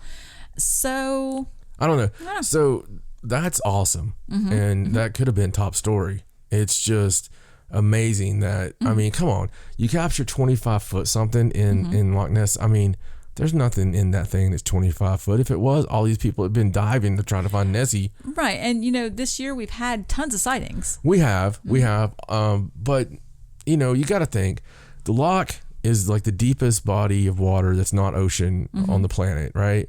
And it connects to the ocean. I mean, there's so many, it's natural. I mean, there's so many things to make this okay. And I've seen studies before where something that large could survive from all the food in there. Yeah. And really, there's a lot of sightings in history. If you go through antiquity, there are sightings that from people you wouldn't imagine. Like the first one was a priest. Right. Well, there are enough sightings to give it credibility. Yeah. It's something. I think. Yeah. I mean, it seems like there's something there. There's something. Yes. And I don't know. I have a hard time believing that all these people would just, fake it or just, lie about it for that long. Or be mistaken. And put that much effort into it. Right. And you know what really makes me upset? What really grinds my gears? Well, what's that? Is I noticed here in the last few years, the people I see poo-poo, as you put it, on things like a Loch Ness sighting or a UFO sighting or a ghost sighting are the old school researchers. Right. That's who I see crap on stuff. Like somebody who has written books on Loch Ness before. Right. Or somebody who has been a ufologist for 15 years. They're always the first. Like if somebody just happens along and sees this, almost like they're upset. You know how I talked about Cody not liking it if you start listening to a band that he's been listening to? Right. And they've been doing it so long that they've become jaded and you almost become what you hate. Right. And, with the skeptical mind, because especially with the internet, when you've written a book, let's say you wrote a book on little people. Right. You're going to be inundated with everyone who has a little person story. Right. In those stories, there's going to be 30% of those people who are whack jobs. Right. And they need attention or whatever. Right. There's going to be a certain amount of those that are just people that are wanting to lie to you because they like to lie. Right. And they like the attention. But somewhere in there, there's a quote, and I don't know if it's J. Allen Hynek or not, but I thought that it was. I know he had some really dang good ones. But basically, it was to the effect of, out of all the UFOs we've researched, there was, and I'm sorry, people, I know someone out there has the exact percentages, but I can't look it up right now. Right. There was 80% that was this, or, and 15% that were this, and there was explainable. Okay. And they lined up with some jet that was being tested or something. And then some that were just this, but there was 4% that couldn't be explained. Right. And that's what they're concentrating on. Even if we had, 4% that couldn't be explained, there's still those. Yeah. Yeah. You can't discount those. Which is still freaking amazing. And, I think that some people tend to forget that passion they had at the very first, and I always try to make sure I don't lose that. I try to keep that boyish, that curiosity. Well, we talk about that even with paranormal investigating, how after a while doing it and getting the EVPs, and then, the first time you go investigating and a spirit answers you and says yes or no or get out, you're amazed. But after the 100th time, you're kind of like, it's just a yes. Yeah. It's just a no. And we had to really be careful not to be disillusioned with that, because you're still getting a spirit's voice on your recorder. Who cares if it's just another yes? Intelligently talking to you. Right. And you have to be careful after a long time that you don't treat that like it's not important anymore. Yeah, and you also have to remember that if you put yourself out in the public spotlight, you're going to have people that are less than genuine, and you know that those people are going to come with it. And you're going to have people that tell you you're crazy. Yeah, and you're going to have people that get obsessed with you and everything. You got to take all that as it comes, and don't ever forget, though, about that one person who had the real experience and needs somebody to believe them and at least tell them, you know, I think one of the cliche things to say in the paranormal, people love to go, there's no experts in the paranormal. You can't be an expert of something that's, you know, pseudoscience and all this. Well, I kind of disagree with that. Right. Because you can be an expert on how to use a spirit box. You can be an expert on how to look for EVPs. Right. You can be an expert on the best practices that you have found in your research over a course of 20 years to capture spirit activity and communication. Right. Hence, you would be somewhat of an expert. Right. In my opinion, you know, so whether if you want to admit that or not, it is kind of a silly thing to say, because that's like saying that you can't be an expert because you can't explain everything that happens. But, you know, scientists don't correctly explain things that happen. Yeah. Yet they're considered experts in their field, but what they know changes all the time. Right. So just because you're, quote, an expert doesn't mean you have all the answers. Yeah. They base, you know, careers on theory. And, you know, that's just what they do. That's really what they're paid for by universities. Right. You know, so we just do the same thing. And it's not considered because it's not something people don't want to believe. It's, you know, it's so far on the fringe that they have problems with it. And that is until you have, and they're always like proof. Dude, we have so much proof. Right. That it's coming out our wazoo. Right. But I have more proof in spirits and ghosts than they have proof that the earth is round. Well, that's true. But, you know, that we've talked about that before, too, that there are people that it doesn't matter what you show them or what you give them or what kind of proof you offer. If they don't believe it, they're just not going to believe it until it happens to them. Yeah, no, I get that. So. But if you're of the scientific mind, right, you should totally be able to take the fact they're always like under scientific conditions, you know, bull crap. Okay, scientific conditions is the fact that there was nobody else in the damn room. I had a camera on this thing the entire time. Everything's time stamped. And maybe 2 cameras, 3 cameras. And in that room, I could ask, you know, can you see me? Yes. What is my name? John. If I can do that, if you don't buy into that, you do buy into it. I firmly believe that they do buy into it, and that they're just saying that they don't. Right. They don't want to admit it. You know, it's kind of like when you're a kid and you don't listen to your parents, supposedly, and you take off running in your room, and you're like, I don't care what you say, and or even a spouse or something, you know, but it really sinked in. You know what I mean? You hate it, right? But it's in there. Right. And I think that's the same thing with some of these guys. Well, with paranormal too, a lot of people, I don't think, want to believe it because it scares them. Yeah. Or it's a religious thing. Yeah. So, you know, it clashes with their religious beliefs. Or yeah, which, you know, that's something that I've always had an issue with, because I believe there's God. I don't have any problem saying that. My problem is with people that assume they know God so well. And know everything, you know, that he doesn't have this out there. He doesn't have, you know, maybe it wasn't for us to really worry with, you know, like dinosaurs. Right. You know, I mean, you know, dinosaurs are a fact.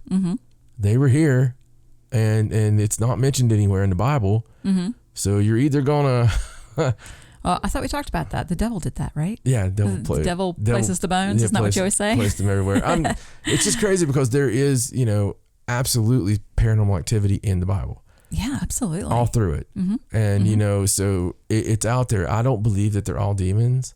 Right. And maybe we just don't understand like some of the translation. I'm just saying, maybe, you know, purgatory, maybe all this sleeping until maybe that's for the good people and sleep until judgment day. Maybe the damned don't. I don't know. And it's just, there's a lot of questions out there, and I'm not sure what's been manipulated and what hasn't. I'm not sure, all I know is I have to go with things that I believe and you have to go with what you believe yourself and I agree. Make your best way. But I will say this, I will never be one of those people that are jaded for no reason and crap all over somebody who is having a great experience and believe that they've seen something like a 25-foot, Nessie radar. Right. I would be just as excited. You're like, that's amazing. Yeah, just as excited and supportive of this person as I would be of any expert who's tried in vain their entire life. Yeah, I'll never discount anybody that tells me they saw something weird because I've seen enough weird things in my lifetime to be like, sure. Yeah, things that people just... people would say they didn't believe. It's funny because where we've been doing a lot more interviews, we have to talk about the same thing continuously. So everybody wants to know, like the go-to question, what got you two into the paranormal? Yes, that is the first question that everyone asks. They always want to know together what got us into. And of course, we call it the event for years because people always want to know about the event. Right. So it's funny to me because it's like playing Stairway to Heaven, like it's like Freebird. Right. For like us. You're tired of telling the story now. I'm not. Right. I'm actually not. I enjoy telling the story just because the thing I don't enjoy is the fact that when I tell it and I can feel and sense someone thinking of ways of what the alternative of what I could have seen was.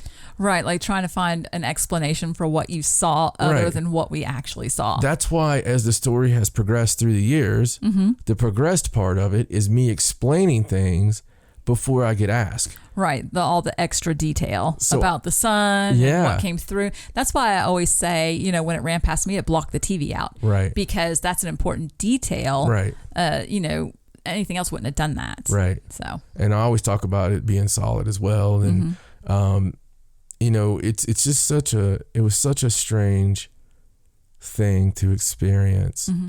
And I don't think people can ever, and you're right. And it's one of those things that bothers me so much, Stacey. I don't think anybody will ever fully appreciate our experience other than us. No. Well, they can't. They weren't there. And unless you were there, I'm not sure if we just heard that story. We would appreciate it, but it's not the same as actually seeing it. It wouldn't even be that great of a story to us. No, true. We'd be like, oh, that's interesting. Yeah, that's pretty cool. And to us, though, it was paradigm shifting and, still unexplained. And we think it was the start of a big, long roller coaster of events. And the funny thing is, the things that have happened since then dwarf that event. Right, but that's still the most life-changing. It is. Because it was the first one. I know. I'm just saying, it's just interesting perspectives once again on how things work. All right, well, let's move on to this next story. You are going to love this story. It's one of your favorite phenomenons. A funny bass player? No, it's not that. No. It is a ghost city that appeared on a lake in China. Oh my God, that's my favorite thing ever. I know, I told you. So this is a video that somebody took. It just so happened a photographer named Chen Kai was at the site of Hongzi Lake and was hoping to take some shots of the sunset, but wound up taking a video of a ghost city, as they're calling it, that was there for 40 minutes. Wow. Now, when you watch the video, it starts with the city there. Right. But at the end, he continued shooting even after it disappeared. And you can see how desolate that area is. Like, there's really not anything there. And it's a very striking difference between when you can see all these buildings across the horizon and when there's nothing there. So in the video, there's a number of what are described as ancient buildings featuring antique octagonal towers, city walls, and residential houses. And alongside the structures, there are also wind turbines, which were part of the mirage. And it was huge. It stretched all the way across. And like I said, it lasted for like 40 minutes, and people were just amazed. And so, whenever these sort of things happen, the scientific explanation is that it's a fata morgana, which is like a mirage kind of thing, an optical illusion, where they say it's a complex set of meteorological circumstances that has something to do with the layers of air temperature, and it causes the light to bend in a certain way, and it's some kind of weird reflection of some other part of the city that's just showing up there. And it's very mysterious, and they claim that these sorts of things happened in the past, and that's how you got legends of like ghost ships and mythical cities and things like that. But what's really odd about this is that they've attempted to match this particular skyline with a different, like, specific municipality in China, and they can't find where it matches. Now they're like, oh, the image was distorted a little, but it seems to me if there were wind turbines, that it would kind of narrow it down, and you should be able to at least somewhat match the number of buildings, or the placement of the buildings, in accordance with the wind turbines. You'd think you'd be able to match that up, but they haven't been able to match it.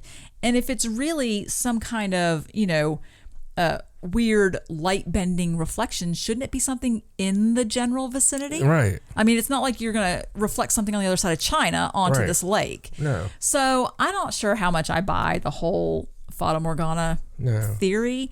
I just think, I don't know what these are, but there's a lot of different, like, paranormal theories, other dimensions, an actual ghost city that just appears every so often. It could be anything. Yeah. Well, it is absolutely one of the most amazing things you'll ever see. Mm-hmm. Every time I've seen one, it just blows me away. I sit and stare forever, way longer than I'm think anybody else would. Mm-hmm. There was one time that had like castle walls. Right. And so it was almost like it was from medieval times. Mm-hmm. And this one I seen one that was futuristic one time, and then this one has the wind turbines.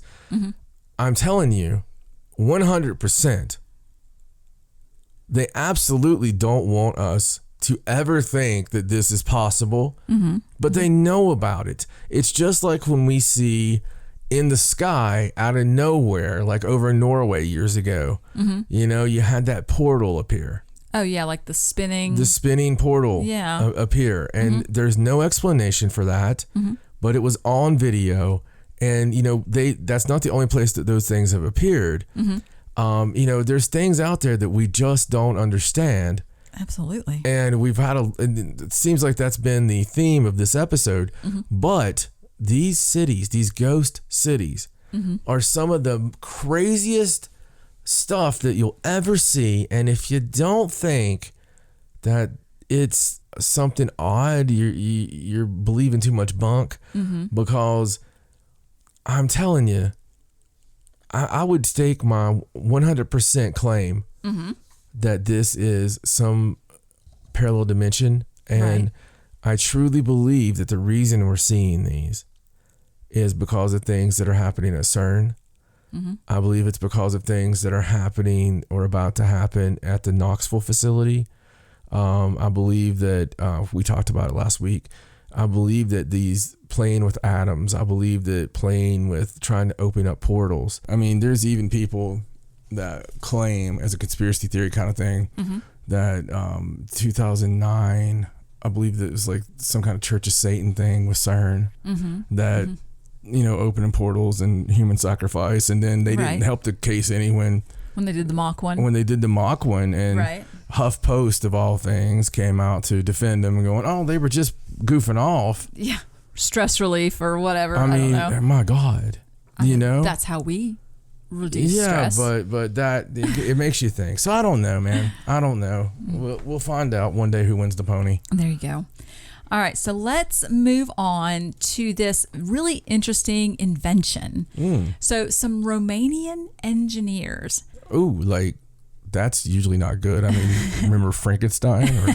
That was Transylvania. Yeah, close enough. Well, they have created a fully functional flying saucer. Okay. And they're calling it the all-directional flying object. And they've been working on this for more than 2 decades. Right. So this was done by Romanian engineer Razvan Sabi, and aerodynamicist Iosif Tapasu. Okay. That's their name. I mean, they're Romanian names, so. And they have been working on this, like it says, for 2 decades, and they claim that they developed this flying saucer that is fully functional. It operates like a quadcopter. It does a takeoff, landing, and slow speed maneuvers through like 4 ducted fans. And then a pair of jet engines located at the rear of the flying disc provide horizontal thrust. And there's a dual propulsion system that can vector individually and giving it a high degree of agility during level flight. And there's some lateral thrust nozzles that allow it to rapidly push itself sideways in either direction or quickly rotate while in flight. So it can do all the different maneuvers that supposedly a flying saucer can do. Now, it looks exactly like a stereotypical flying saucer. It's like 2, pie plates put together, basically, is what it looks like. But that isn't why they made it to look like that. They claim that it's designed to mimic the back cross-section of a dolphin's airfoil, whatever that means. I don't know what a dolphin's airfoil looks like. The cross-section of a dolphin's airfoil. Last I heard, these guys had to stay at least 100 feet away from dolphins.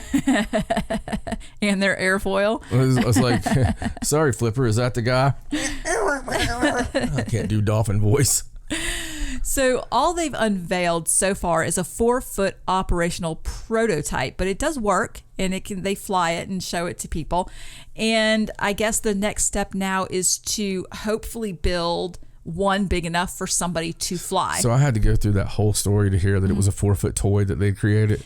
Yes, but the technology's there. Now they want to make it bigger so somebody can sit in it and fly it. Yeah, well, that's not going to happen. I mean, I guess you don't start out making the big thing first. Yeah, it's not going to happen. If they had had the big thing, I would have said that there must have been a UFO crash in Romania, and they've spent 20 years trying to get it working again. You think that's what it is?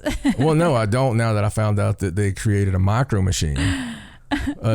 Basically a drone. It's so funny. They've been working on it for 2 decades. They come out of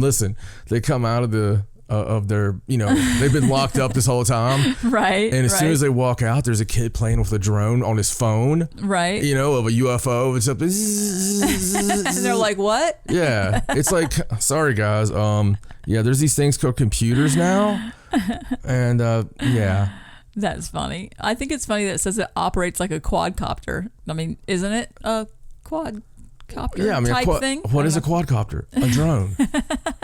So I don't know. It'll be interesting to see if they get the funding or can actually build a full-size one that somebody can fly and do amazing maneuvers in. That will be the true test, right? Yeah, go fang me. That's the Romanian version. All right, so let's move on to, since we're talking about inventions, this is it's not paranormal, but I thought it was really funny and I wanted to include it in here in the new inventions. So supposedly in London, scientists revealed Tuesday that they've come up with an artificial tongue, which can distinguish subtle differences between whiskeys. Well, I can't even do that. Because this is an important thing. I don't know how long they've worked on this, but by God, they need to. Didn't we talk a long time, probably a couple of months ago, and we've had that recurring joke now when somebody was given the directions and they were like, yeah, it's like the distance between, I don't know, Botswana and it was 2 places, we wouldn't have a flipping idea. Right. And that's that, can distinguish between. Why would that be the thing that was? Well, it does have a purpose. So I'm sure it does. Experts at the University of Glasgow, I'm surprised we don't have one yet, built it that can tell the difference even between the same brand of whiskey aged in different barrels with a 99% accuracy. And it can distinguish between whiskeys aged 12, 15, and 18 years. Now, why this technology... I have a friend that can do that too. Why this technology is good... Except we call him a drunk. ...is because it's... is used in identifying counterfeit alcohols. It was able to, they were testing it and it was able to distinguish 21 whiskeys that they bought on the secondary market that were fake, but were being sold for a lot of money, but were not real. And of course there's a woman in the article here talking, and she's like, she can identify counterfeit whiskey by taste, but the technology is good because it eliminates the need for someone to sit there and taste a bunch of whiskey, because that would be such a horrible job, wouldn't it? Well, I mean, excuse me, we drink whiskey if it was all the day? bad stuff, there's been people dying from rum in Costa Rica or Dominican Republic because they've been doing the fake, rum, and if you do it wrong or whatever, you can die. Right. Well, and they do say in here that this technology has a potential to be used in things like food safety testing and quality Stacey, control. Does it look like a tongue? It does not look exactly like a tongue. No, I want them to make one that looks like a tongue. But what it says, how it works, is that whiskey was poured over a checkerboard pattern of tiny pieces of gold and aluminum, which act as like the taste buds. And then they measure how these little pieces absorb light while submerged. And somehow that statistical information can tell them everything they need to know about these specific samples. So I just want them to take that technology and actually make it look like a big cow's tongue or something. That would be fantastic. I'll bet it would. It would just be funny. Yeah.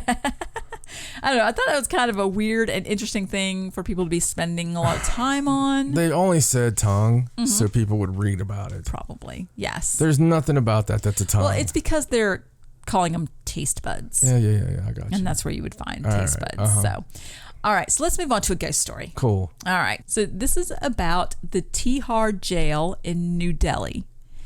And this is a women's prison. And they're claiming that at 2 a.m. every night, they start hearing the wails of a woman. I bet they do. And it's not supposedly not anyone in the prison. But some of the women claim to have seen a ghost that sent them into like frenzy and shock, and they can hear her wailing at night, and supposedly it happens every night right around 2 a.m. and that the women are so scared that they're not able to sleep at night. Now, there are some women that are in the prison that claim to have heard the sounds during the daytime. And now there's this rumor going around about a story of a woman that had once stayed at the jail, a prisoner, not just stayed there for fun, but a prisoner that maybe had committed suicide earlier, and perhaps she was innocent and was locked up, or you know how the stories grow. But these women are so upset and so scared that they have demanded that there be an investigation into what's happening at night, because obviously they can't get out of that situation. They can't just be like, no, I'm scared. Could you open the door so I can go? They have to be there. And it's not just one or two women. It's a lot of women. And it's to the point now where when it gets around 2 o'clock in the morning, they start being really upset because they know that this is going to happen. Well, they can fly me in and I will gladly check out the women's prison and help all those poor ladies. What? That's very noble of you. Well, I'm trying to be noble. I don't have any designs on these Indian women. I just want to go in there and, help them. There you go. Well, and I think it's funny how after these things start being said and some people hear it, how the story starts blossoming, getting bigger and bigger, and more things. And I heard this, and I heard that. Especially in a women's prison. Can you imagine? What are you trying to say? I'm trying to say exactly what you already know. A bunch of hens in there just pecking away. All right, so let's move on. I'm sure they'd be very happy to have you come in and figure it all out for them. I would love to come figure it out for them. All right, you're really going to like this story. This is a discovery. And this is about a gravestone that was previously lost that has resurfaced. And it's the Snow White gravestone in Germany. Is Snow White a real person? Well, she's based on a real person. I'll be damned. Now, all those fairy tales, all the Grimm's fairy tales, the Grimm brothers, they didn't make stuff up. They were German researchers and historians, and they recorded folk tales that had been passed down through generations, women telling stories and things like that. And that's how they got all of their stories that Terrifying. they put. Yes. And, you know, as well as I do, that Grimm's fairy tales in their original versions were not meant for children. No, They're not children's stories. Not at all. They're horrible. But this is a really interesting story about this woman. And Even the children versions are not so great. I mean, really.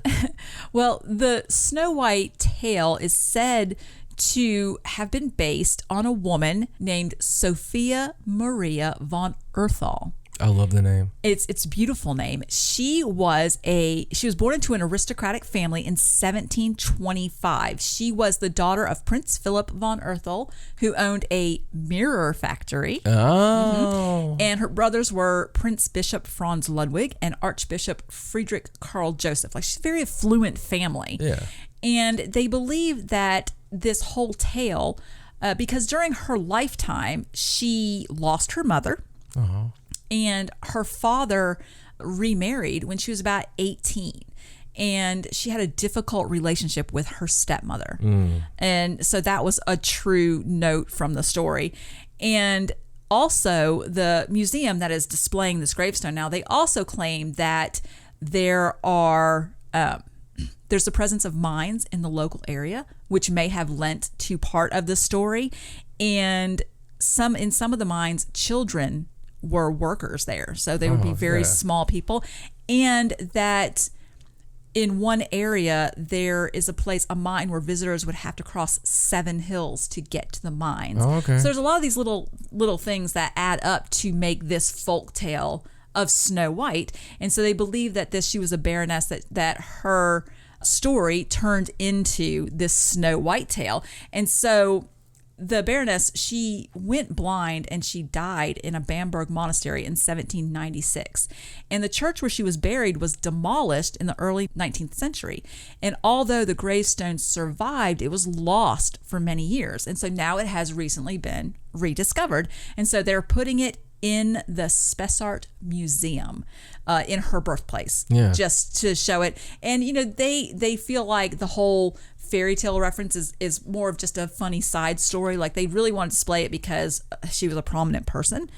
But that should be in the Smithsonian. Yeah, it's really an interesting connection with the story. And I thought that since we had this story about Snow White, can you imagine the spirit of that lady? How can you imagine? I mean, just think of how many times her story's been told. And, I mean, it's weird. It's not the same story, but based upon, that's such a recipe for keeping a spirit alive, so to speak. Right. Oh, yeah, where people constantly talk about it. Well, I thought I'd just tell you the points of the actual story, because like I said, the Disney versions are very cleaned up for children, and the book that the Grimm brothers published in 1812 was just a collection called Nursery and Household Tales. Like I said, it was not meant for children. So in the story, it was called Little Snow White was the original story. And in that story, the child is only 7 years old. Oh, wow. Now, in the Disney version, she's 14, which is still pretty young to be, falling in love with a prince. But in the original story, she's 7. And the evil queen asks a hunter to take Snow White into the forest and kill her, just like it happens in the movie.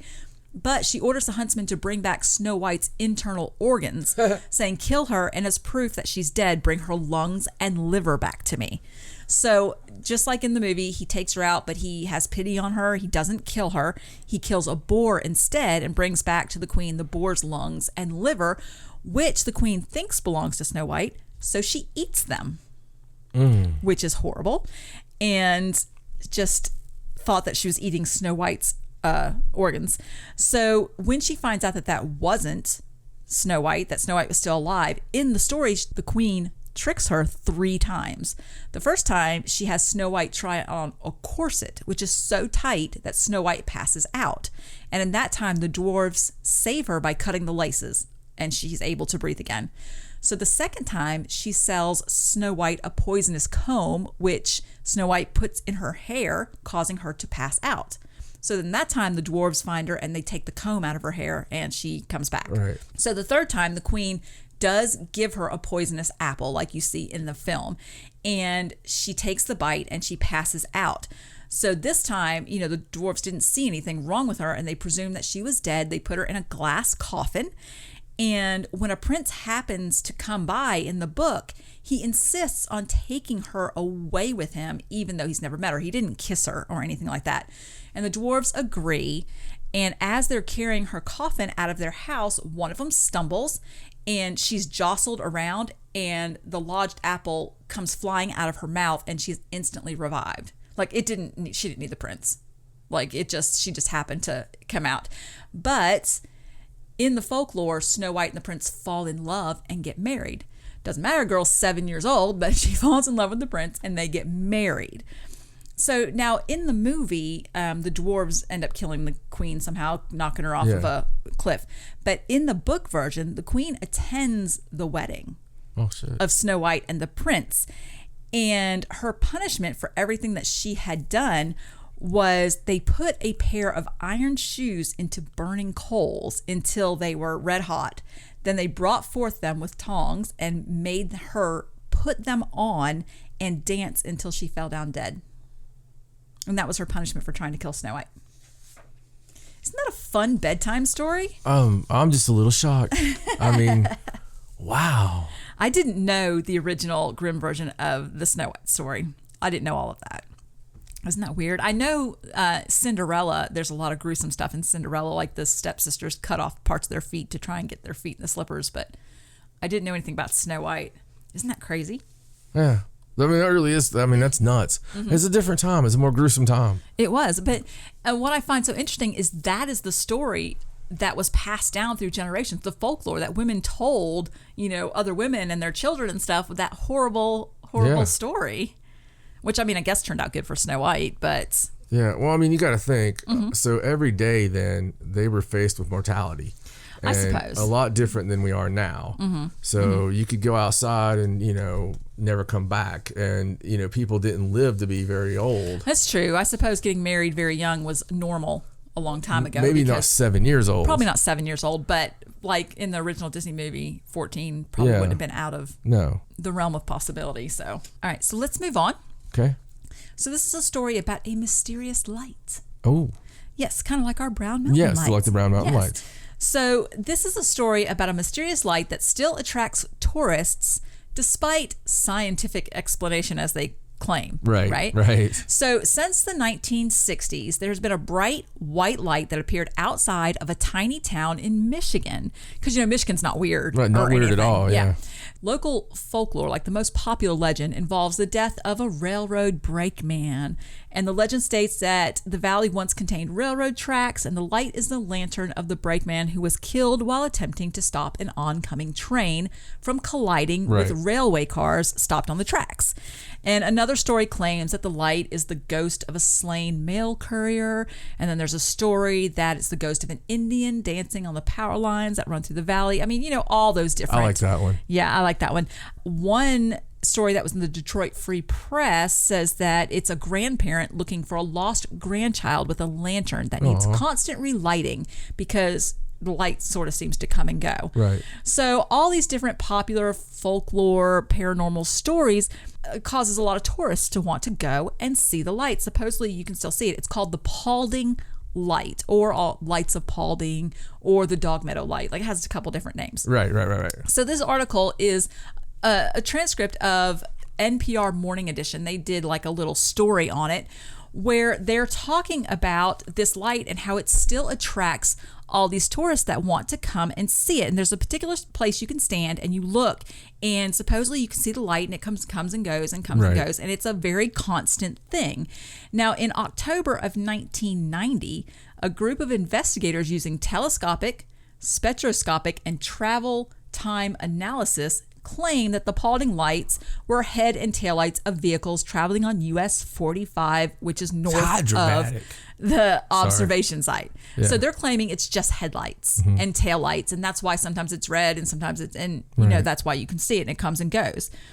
And in 2010, students from the Michigan Tech chapter of the Society of Photo-Optical Instrumentation Engineers, that's quite the name, used a telescope to examine the light and were able to see vehicles and stationary objects on a highway, including a specific Adopt a Highway sign. I don't know why the people in 1990 couldn't see the cars specifically. It wasn't that long ago, but They says they were reportedly able to recreate the Paulding light by driving a car through a specific location. Wow. And that sometimes some of the differences in the light were like police cars and high and low beams and things like that. So that's what they claim, scientific claims, that it's these car headlights and taillights. But here's what I think is so funny. It says that also in 2010, the Paulding light was featured on Fact or Faked, Paranormal Files.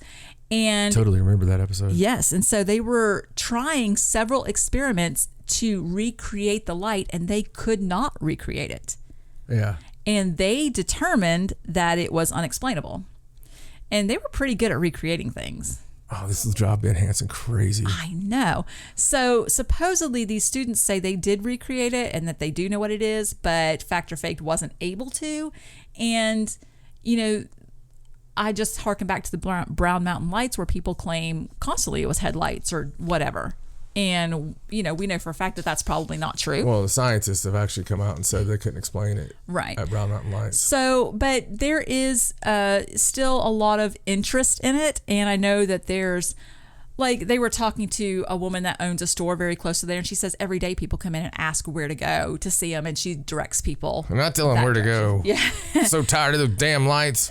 No, she sells merchandise. So she likes the tourism. Yeah, I'm just playing. But I thought it was an interesting story because of, you know, the lights and how weird it is, and maybe it really is supernatural. I think we need to send that story to Ben Hansen. Just say, hey man, you seen this? Did you see that they say what it is? Yeah. Then they had a little bit of cheek to them when they were talking about it. Like Fact or Fake didn't figure it out, but we actually saw an Adopt a Highway sign. All right. So how about a story from Maine? How about a story from Maine? This is like a mystery. They always are. So in Maine, in Oxford County, there is a small rural town called Brownfield. Right. And in Brownfield, a man dug up a mysterious marble bust in his backyard. Ooh. So he was digging with a backhoe behind his house, and he hit upon something strange about a foot under the surface, and it was a marble bust that had obviously been there for quite some time. So it's just like the head of a statue, but there's a clean break at the neck, and it obviously has been broken off of some other kind of statue, but nobody knows who it is. Even the Brownfield Historical Society doesn't recognize the face of the man, and they claim that it appears to have taken a bullet or hammer impact, which may have also broken the head off the shoulders. What the hell? And there wasn't any other damage to it except where the backhoe kind of scratched it a little bit when it found it. But they're wondering if perhaps it's a lost work of a man named Franklin Simmons, who was a famed sculptor who got his start in Lewiston. You mean Old Man Simmons? Yeah. But they did a history on the man's house, and nobody prominent ever lived in that old house, but it dates back to 1830. And it doesn't appear that any of the previous owners would have been affluent enough to have a statue made of them or to have purchased one to display in the home. It wasn't readily, apparent where it could have come from. So then they thought maybe it had a defect and was obtained as scrap. But that doesn't really explain why it was buried in the yard. And the man that dug it up was not interested in publicity, so his name is being kept out of the paper. Even the location has been kept secret. Yeah. They've just shared pictures of the head so that anyone that maybe recognized it. I don't want a bunch of kids coming around here. They could interfering with watching Tom Brady. They said that anyone with any information can contact them on their website, brownfieldhistoricalsociety.com. And Brownfield, it says Brownfield is just south of Freiburg on the border with New Hampshire. And the whole town is best known for a 1947 fire that ravaged nearly every structure in town. Like, that's their claim to fame. But it's really odd. And I did see some comments on this story where someone was like, it's probably go to a college. Some kids have probably done a prank and broke the head off a statue. But I feel like if it was somebody important enough to have a statue in a university, that it would have been recognized. I don't know. I mean, I don't know. By the Historical Society? I don't know. Not necessarily. I mean, maybe. I don't know. But they don't know how long it's been there either. I mean, you go to Barter Theater, it's got Robert Porterfield's head, Right. I mean, it's not necessarily, if you go like a county over, you wouldn't know who that was. Right, I suppose. But like I'm saying, it's the historical society that's supposed to know what happened. But unless it's from a different area and was brought there, then of course maybe they wouldn't know. No, it's weird. It is very weird. It's very strange. And I hope they figure out where it came from or who it is. It's obviously of an older man with thinning hair. So, I don't know. Yeah, I don't know. Strange. All right, so I just have a few more stories here. There's some interesting things. You're going to love this one. This one's from Lacey Township, New Jersey. And this is about a Perkins restaurant. Oh. In Lacey Township, New Jersey. So. Love Perkins at midnight. Yes, it's very good. So the manager at the Perkins restaurant noticed as she was closing up a brown bag next to the entrance with 2 ketchup bottles and a letter. And in the letter, the person admitted to stealing a bottle of ketchup from the restaurant, but they deeply regretted it. They claimed that they are as square as they come, and the worst thing they ever did was steal a ketchup bottle from Perkins. They thought it would be funny and risky to take it with them, but claimed that they've had nothing but bad luck since they stole it, and even claimed that someone crashed into their car a few hours later, and that everything in their life had not gone well since they stole it. So the thief bought 2 new bottles of ketchup and returned them with this apology note and saying they're really sorry they inconvenienced you, and hopefully bringing this back, doubling what I took and bringing this back is going to reverse my bad luck. Now, the restaurant said it never even noticed that a bottle of their ketchup went missing, because how would they? But they did forgive the thief, and in fact, they're going to frame the letter and hang it up in the restaurant as, kind of a joke. But I thought that was a really interesting story, because you talk about all the time about taking things and people sending them back. And that Perkins food is, maybe there's a haunting there at that restaurant. You think it haunts the ketchup bottles? Well, not just the ketchup bottles, but it's very interesting. It is interesting. Now, there is a theory that sometimes people that steal things and then experience bad luck are just playing off their own guilt for what they did, which in this case is very likely, especially if this is someone that never does anything like that. If they really did just steal a ketchup bottle only in their entire life. Yeah. Obviously, she's felt really bad. And then, of course, everything bad that ever happens to you, you're going to attribute it to this horrible thing that you feel like you've done. But there are cases, and we've talked about them several times, of people taking pieces of buildings or, little pieces of things that they shouldn't take, mementos and stuff, and then promptly mailing them back and saying, please take this back. It's horrible. I don't want it anymore. I'm being cursed. So crazy. It is very crazy. I've never heard of it from a restaurant like that, though. No, that's pretty cool, though, from a Perkins. I want to try it. But not for me. Right. As an experiment, right? I'm going to talk to one of my friends into it and tell him I heard that it brings you amazing luck. Steal it from Perkins. Your friends would believe it. Yes. All right. So this next story is about a mysterious Connecticut, quote, vampire that has finally been identified 200 years after burial. So in a Connecticut graveyard, dating to the late 18th century, there's a grave of a man who died about 200 years ago, and he had been dug up and reburied with his head and limbs piled on top of his rib cage. So that sort of hinted that he was suspected of being a vampire. That's one of the ways that they would keep you from, coming back. So archaeologists have revealed the identity of the man. Formerly, he was only known as JB55, which were his initials and age when he died. And they were spelled out on his coffin and embedded in brass tacks. And they claim that after some genetic evidence from the skeleton, they matched it with some online genealogical databases. They ID'd him as a man named John Barber. And they say that he was probably a poor farmer who lived a hard life. And it appears that he died from tuberculosis. And the condition of Barber's skeleton suggested that he suffered from a poorly healed broken collarbone and an arthritic knee. And the tuberculosis that killed him was so acute that it left lesions on his ribs. And the illness and death were likely what led his family and friends to suspect that he was a vampire. Like, he was just so sick, and he would cough, and the blood, could you imagine being so sick that your family thought you had turned into a vampire? That's horrible.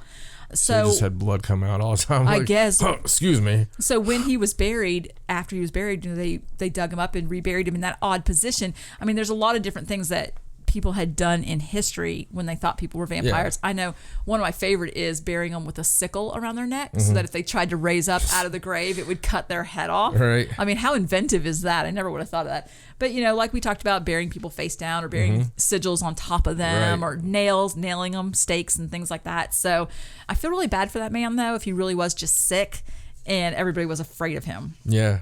That would have been horrible. What a horrible way to die anyway. Or he had a lot of fun with it. Maybe we don't know what his sense of humor was. You're giving that man way too much credit. Because if it was me and I was on my way out and I had a bunch of bitchy little, people living in the house, right? I would be like, good morning. Good morning. Right. Oh, excuse me. Oops. Yes. Well, speaking of vampire burials, I found this other article that I thought was really interesting. It's a Newsweek article, and it's about this woman that was discovered by archaeologists in 2014, the skeleton of a woman.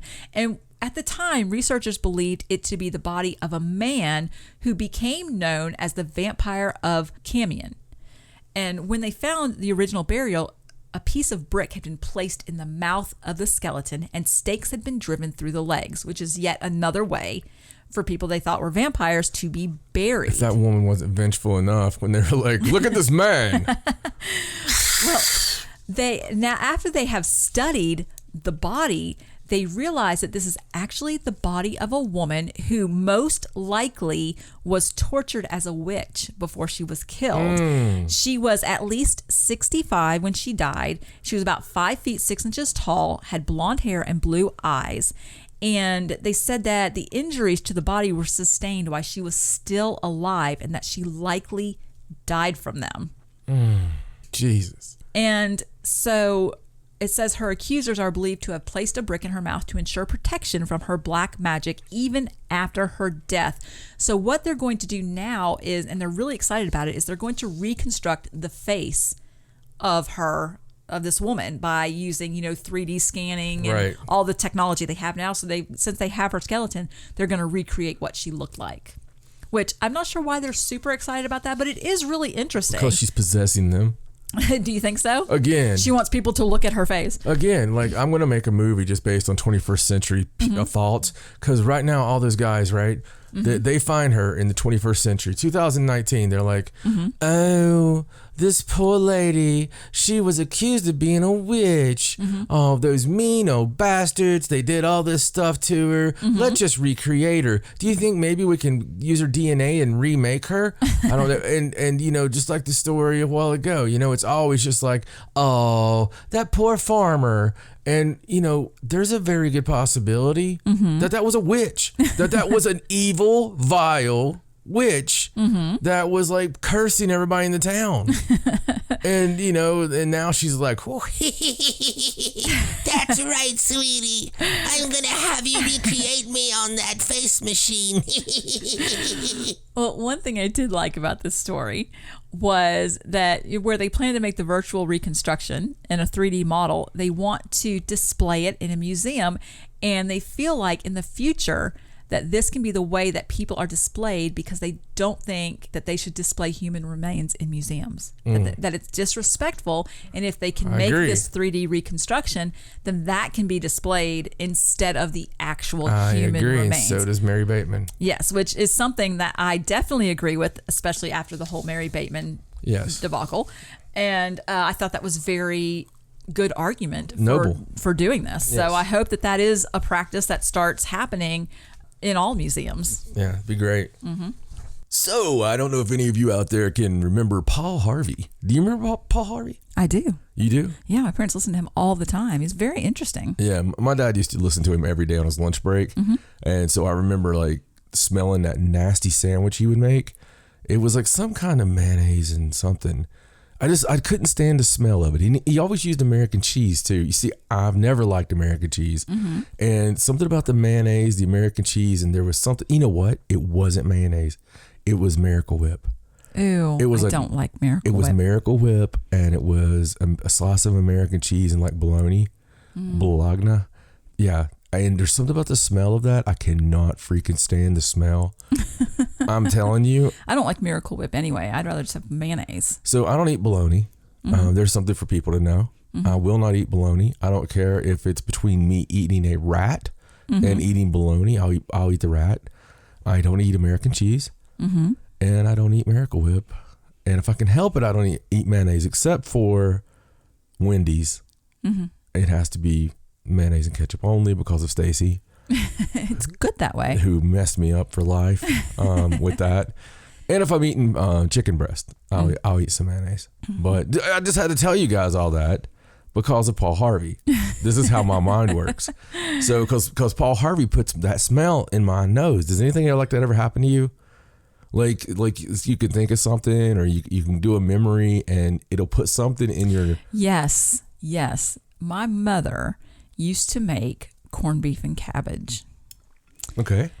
Have you ever had corned beef and cabbage? I've smelled it. Yeah, exactly. And I'll never have it because of that. Every time she would cook it, like I would come home from school, and as soon as you walked in the door, it'd hit you in the face, and you would know it was for dinner. Probably smelled it at the street. Oh, it's horrible. And she'd be like, "No, it's fine. It's delicious." I would eat the corned beef out of it, but I would never touch the cabbage. It smells so bad. No, seriously, it reminds you of if you found a roadkill and the roadkill's anus was pulled open. It used to just remind me that the dog messed in the house or something. Yeah. Like, did somebody not take the dog out or something? Yeah. Well, what is that smell? But is there something that reminds you of that? I mean, is there something like, see, with this, what I'm talking about is like, if I say Paul Harvey, that was his lunch break every day. And I think that smell instantly comes to me. No, only if somebody mentions that dish that I remember what it smells like. I bet there's something.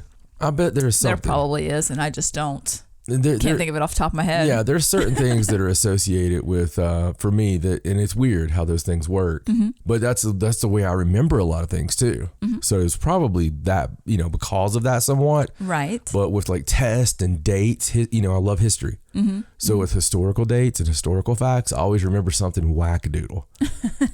And that's how I know. And people are always that's like, how do you know that? Yeah. And the reason I remember is because I know that Hitler liked pink toothbrushes or something. I mean, just, that's 1940, I mean. Well, whenever people talk about elementary school, it makes me think of the smell of those worksheets when I was a kid. There you go. The really hot ones. The ones where they had to crank the mimeograph machine and they use that ink and they tell you not to smell it, but they hand them out and all the kids would be like...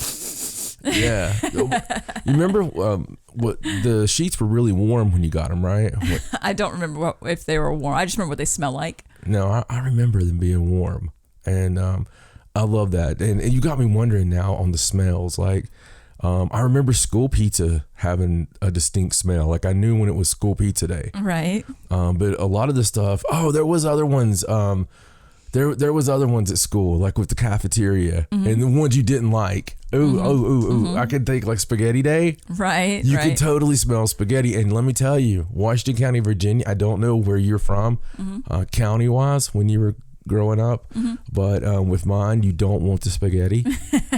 It could have just been called spaghetti surprise. I grew up in Virginia as well. I know you did, but you had different cooks. I used to save they would give you a lunch menu at the beginning of like the month or something, or the year, and that what they planned on serving, and I would take my lunch a lot of days because I didn't like the school food. Yeah. And my mom was very good about packing my lunch, and I always had the rule I got to pick a lunchbox in a year. Yeah, me too. I always had the cool one, and I always took my lunch, and I'd just buy milk when I go to school. Speaking of smells, do you remember how your lunchbox smelled about halfway through the year? Oh, whoa. It was terrible. The thermos and stuff. They still smell that way. Like, if you go open them right now.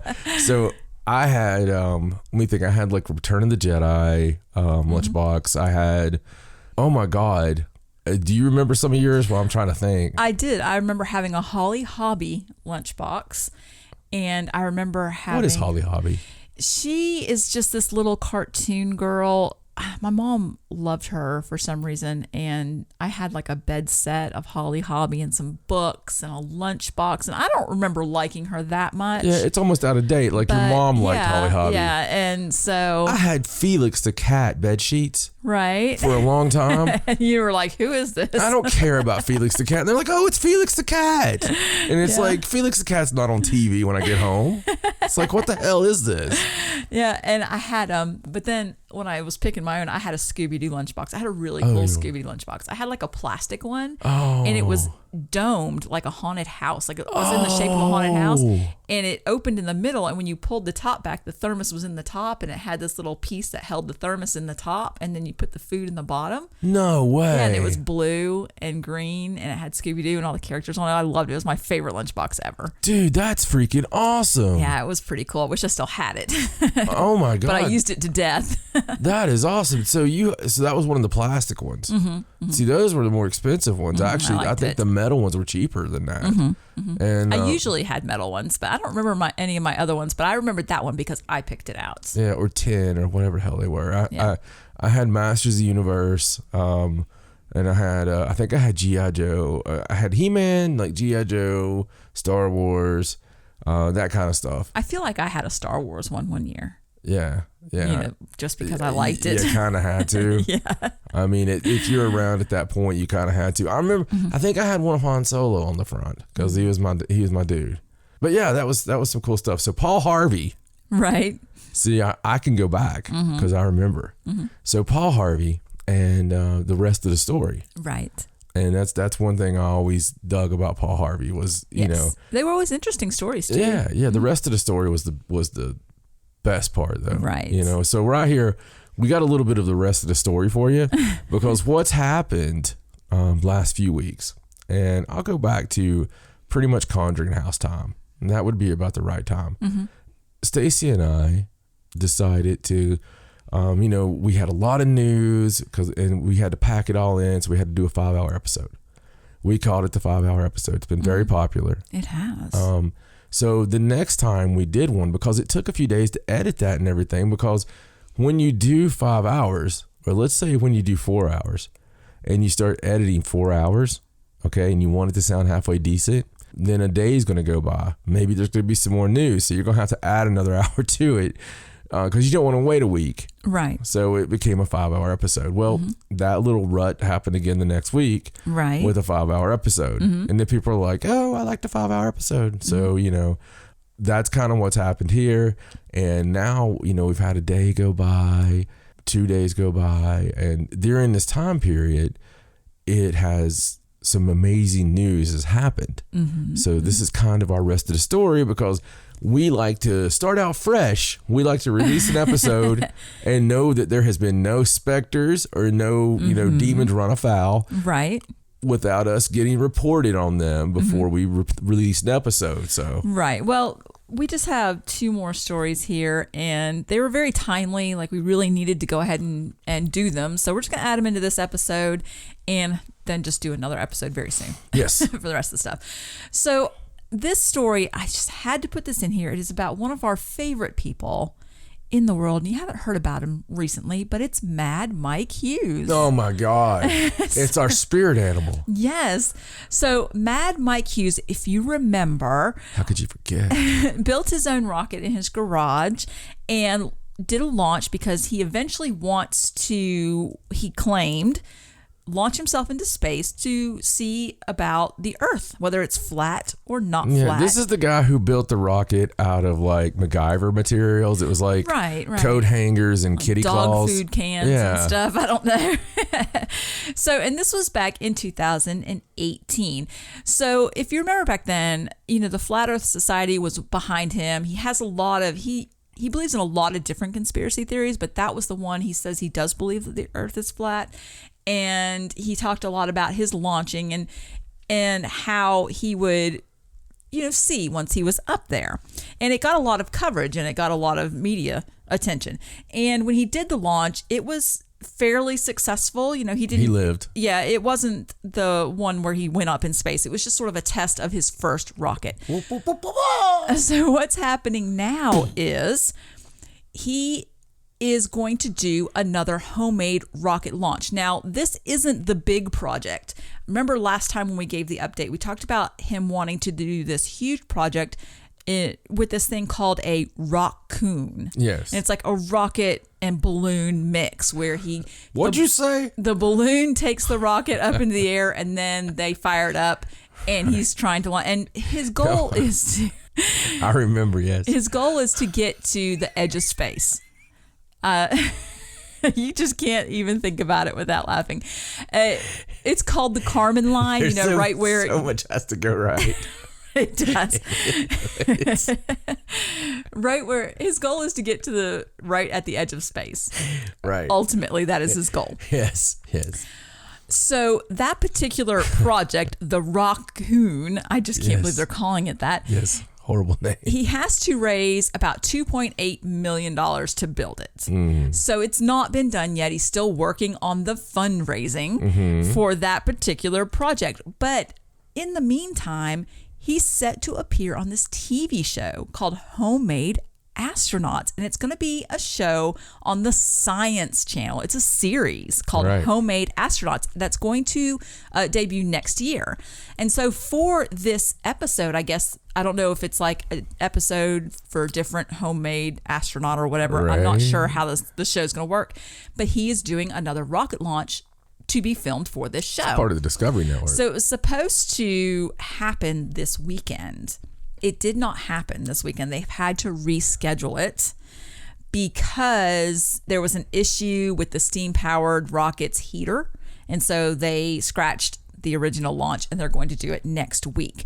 Now, I'm surprised he's not wearing like a bag of coal and just kind of shoveling it in as he... I don't think that we're going to hear anything about the launch because they're filming it for a TV show. It's not like they're going to give you details because they want you to watch the show. We'll know if he dies, though, right? Probably. They might, if I'll watch it if he dies. If something goes catastrophically wrong, I'm sure it's going to be on the news. I just want to see his last thoughts. So, some different things about this particular launch. Last time he launched off the back of this motorhome that he bought off Craigslist. I just always picture Yosemite Sam. This time he's that's all I can ever picture with him for some reason, and like cussing as he goes up with the cotton picking rabbit. I picture more of Wile E. Coyote with his Acme boxes. Yeah, no, it's just I just picture Yosemite Sam. I don't know why. It's just like I'm gonna get him.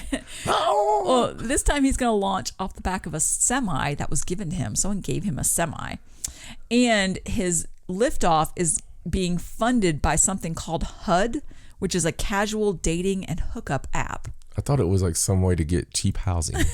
Apparently, there's another one. Oh, and all the media this time, however, Hughes is starting to back off of his flat Earth claims. He says that he does believe the Earth is flat. he wants to stay on YouTube. And he said that these beliefs, though, are irrelevant to his career, that he isn't doing the rocket launches to see whether the Earth is flat or not, which I know he said he was the last time when it was the flat earthers that were supporting him and funding it. Yeah, we made a joke about it. Yeah, that's what he said. But now he's kind of backing it off, saying it was never really about flat Earth, that it was just about him wanting to... If Yoplait was the one backing me, he'd be like, I'm going up to make sure the moon's not made of yogurt. Right. So he's kind of trying not to sound like a conspiracy theorist, I guess, maybe because of the TV show. I'm not really sure. But... Because everybody's scared of conspiracy theories because the freaking government has outlawed it, and the damn all of you, okay?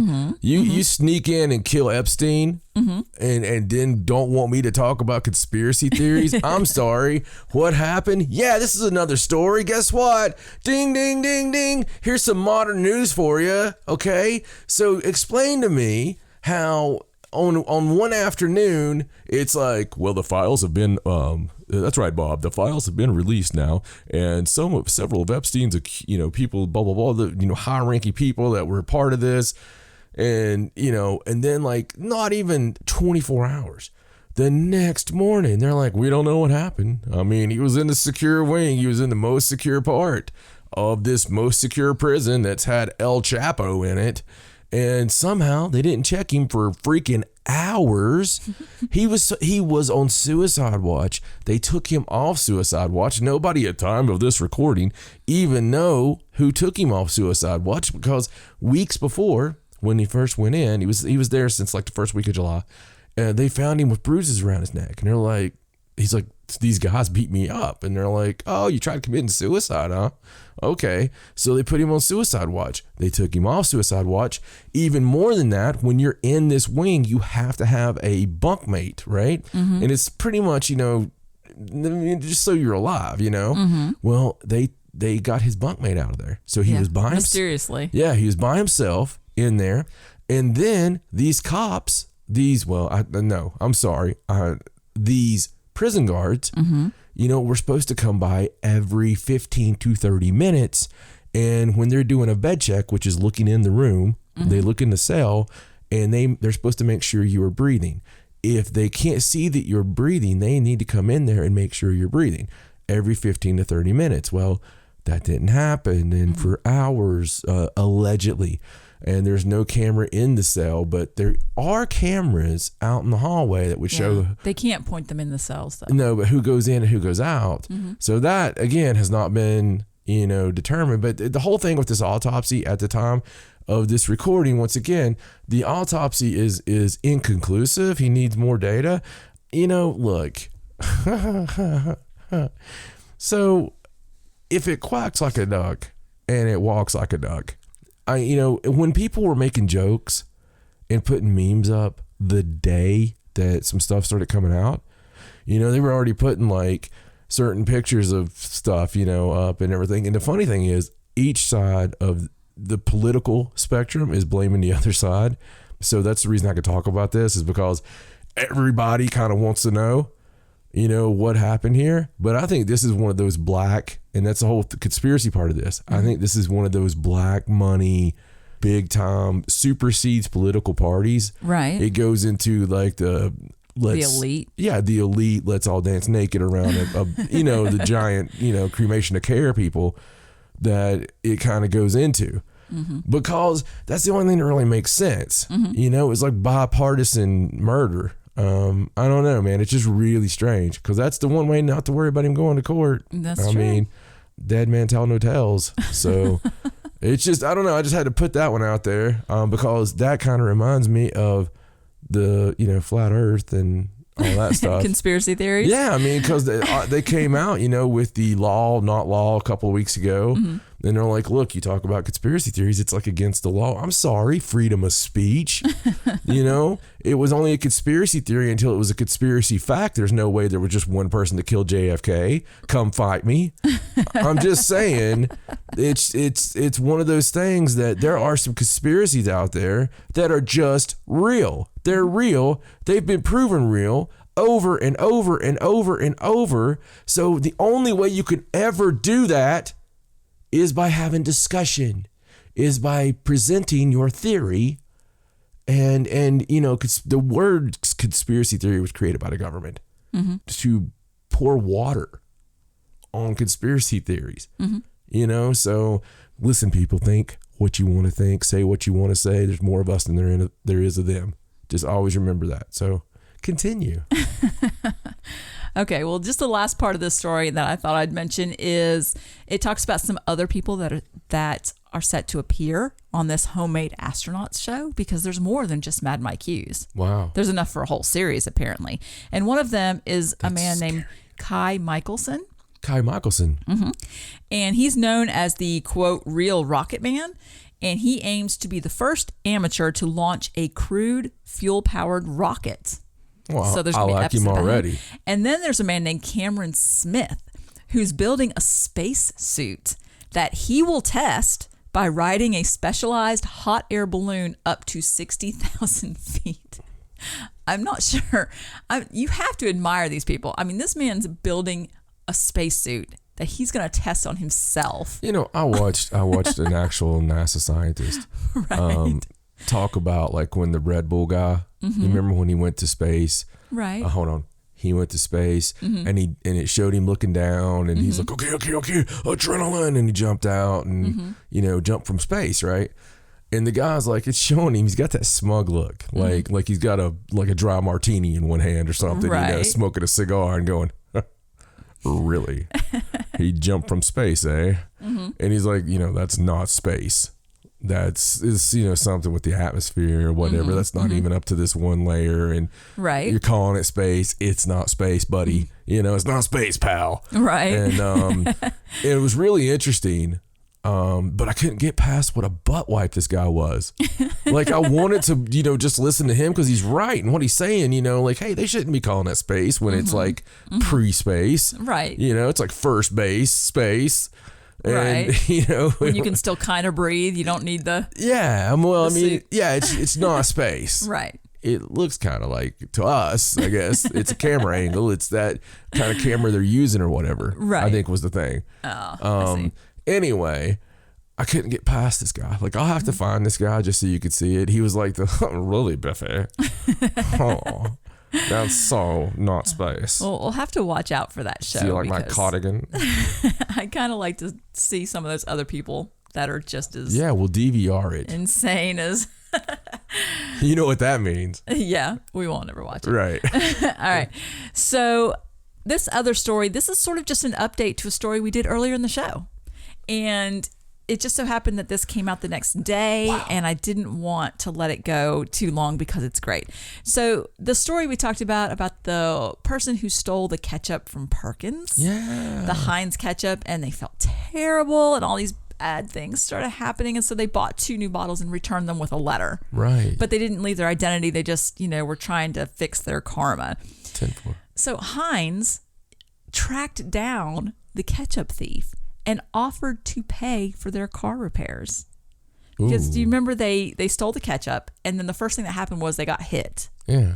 And so did they send the Pittsburgh Steelers to help? Heinz put out a tweet, and it said, this is what the tweet said. It said, "Reformed ketchup thief, we get it. Heinz makes you do crazy things. In honor of your good ketchup karma, we'd love to help you with your car damages. DM us, and we'll keep your identity top secret." And that was the tweet. So they asked people to. So hey, slide in my DM. They asked people to retweet it and share it, and they eventually found the person. And so the next, I think it was like 2 days later, they tweeted, "Great news! We found the reformed ketchup thief. Thank you to all who helped get the word out." They did not release the identity. Wouldn't it be funny if they arrested him on a misdemeanor? But apparently, I would. But apparently, Heinz has offered to cover their car damages. So that because they wanted their karma to be good. We're going to absolutely make sure you're straight with karma. So we're going to fix your car, just because we the people at Heinz think that's great. We're also getting 10% off a season pass at Heinz Field at the very top row, just so you can get some wind in your face every now and then. And we're going to enter the plea arrangement in for you, so you get $11.29 suspended. Mm-hmm. And you will not be able to eat at a Perkins for that time period, as you have to stay off premises, due to the theft and all. So right. I've eaten at a Perkins since I heard that story. Yes, you have. That's what the story did. Did you take any Heinz ketchup? No, but I could have been accused of stealing syrup. I had the best waitress ever. Right. And she come over. It's the first time they've ever told me which syrup was which. Right. Because it's always something like, this is Wichita boogers, and this is, Scandinavian squirrel nuts, and right. And this is maple, right. And normally you have to figure that out for yourself, like which is which. You have to look at the bottle. No. I just pour a little bit, and I'm just like, oh, that sucks. Throw it on the floor. It's Perkins, and they'll think the drunks did it at the next table, but. No, it was a couple things. I found out that I don't know how to pronounce it because I'm not fancy, but the brioche or the broche or broche or whatever French toast is the French toast that I like. Okay. Because you can get like 3 pieces of regular little bread French toast, or you can get the brioche French toast, which is the big fat pieces. Right. You like the big fat pieces. Yeah, by mistake, they finally sent me the big fat pieces, and I only got 2 pieces. And last time, and so that's I always remember that, because I think you like this too. But anyway, this time the waitress comes up, she's like, this is done. She goes, this is maple, and it was like the best waitress ever. My drink was literally full. I'm not pretending here. I'm not like saying it was a 3/4 full. Right. It was full. She comes by and she goes, what were you drinking, honey? I was like, Diet Coke. she brings a Diet Coke. Like, I was a little bit confused and I was worried. Like, it's like prison or something. Like, I'm racking up drugs here. I'm going to owe the homies. You know, I've got like $7,000 in meth here. I'm going to be up for 4 days. I don't know what I'm going to do. Right. You know, because she was bringing me all this stuff. The ketchup was one of those things. You got to wonder if that story didn't prompt them to start really taking care of people. Because I mean, possibly. I've been in there before where they got good intentions, but they're sitting over there like staring at me. Right. Like, you know I don't like working here. I mean, just across the room. Right. You know? Or they always forget the mammoth muffin, you know, which is my payoff for Stacey. Like, because when I go to wrestling, when I go wrestle, I like to stop and I like to use my payoff from wrestling to eat at Perkins. It's just like this little, it's like this little yay meal for myself. I just enjoy it. And it's also very, very late. Yeah, it's at very, night. very, very late. And so, I need to take care of Stacey because we usually do everything together. And, I like taking her out and stuff. But on these nights, I don't get to do that. So I wouldn't ask her to come to wrestling because she would rather, place needles into her eyes. So when I'm on my way home, I stop at Perkins and I'll get Stacey a blueberry mammoth muffin. And it works as the actual payoff. So when I go there and they don't have one, that's when it's weird. I'll tell you, the phone calls are like this. It's like ring, ring, ring, ring. She'll be like, hello. I'll be like, hey baby, did I wake you? No. Okay. And I'll be like, hey there, I'm at Perkins, but I'm using my wrestling money. Okay, that's fine. Are you going to be home soon? Yeah, you know what? I'm thinking about not even staying because they don't have the blueberry muffins. Oh. I mean, they have the other ones though. They have like banana nut and no. But they said they have like the no. Okay. Well, do you want anything? No, I'm good. I've been watching the baby tonight. He's been insane. But I'm fine. I'm really good. I haven't got a chance to work on anything. But I'm great. Not really watched anything. We tried. We tried. We didn't get to. We watched the baby throw a fit the whole time, the entire time. But no, it's fine. Enjoy yourself and enjoy yourself. We'll see you soon. I love you. Love you too. So I have one Perkins that I go to because this one Perkins is nowhere near the arena. But by God, they always have the blueberry muffin. So you have to know your Stacey. You have to know your limitations, what you can do, what you can't do, what the payoff, what the appropriate bribe is if you do a certain crime. And the good thing about Stacey is there's usually a payoff.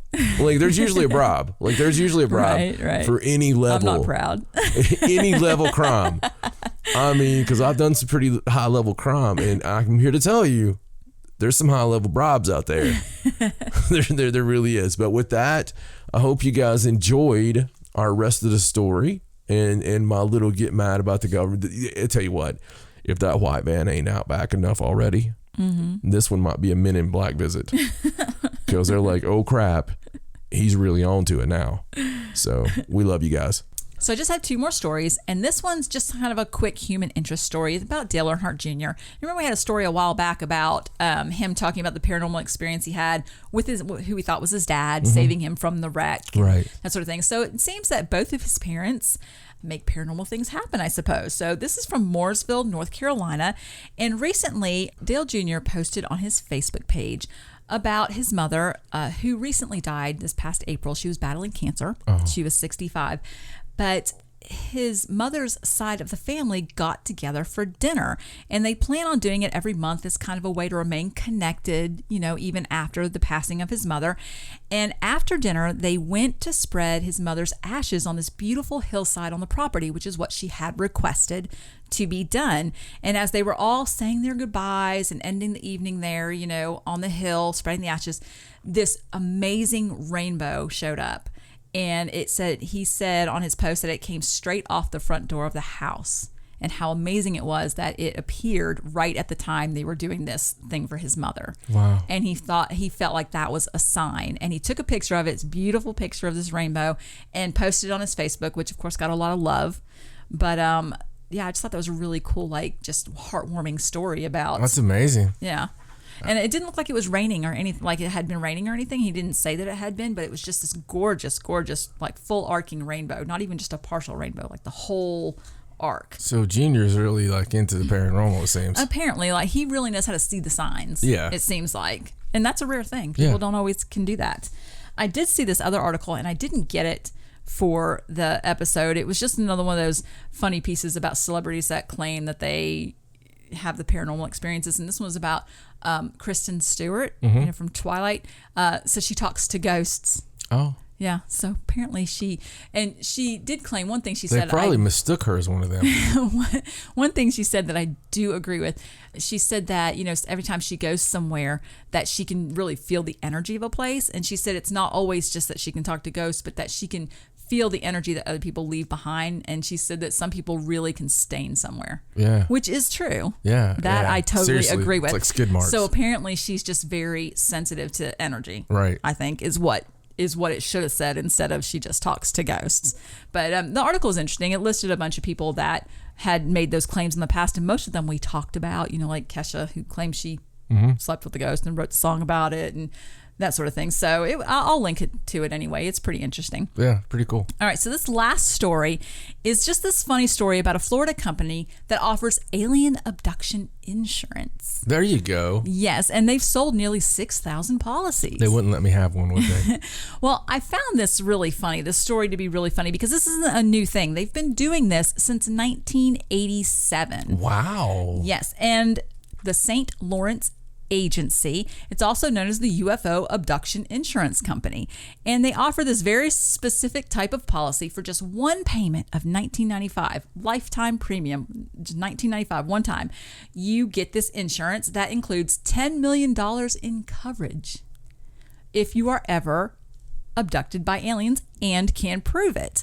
So it's really funny. It's more of when you go to the website, it's more of the, novelty gift that you get someone that has everything already.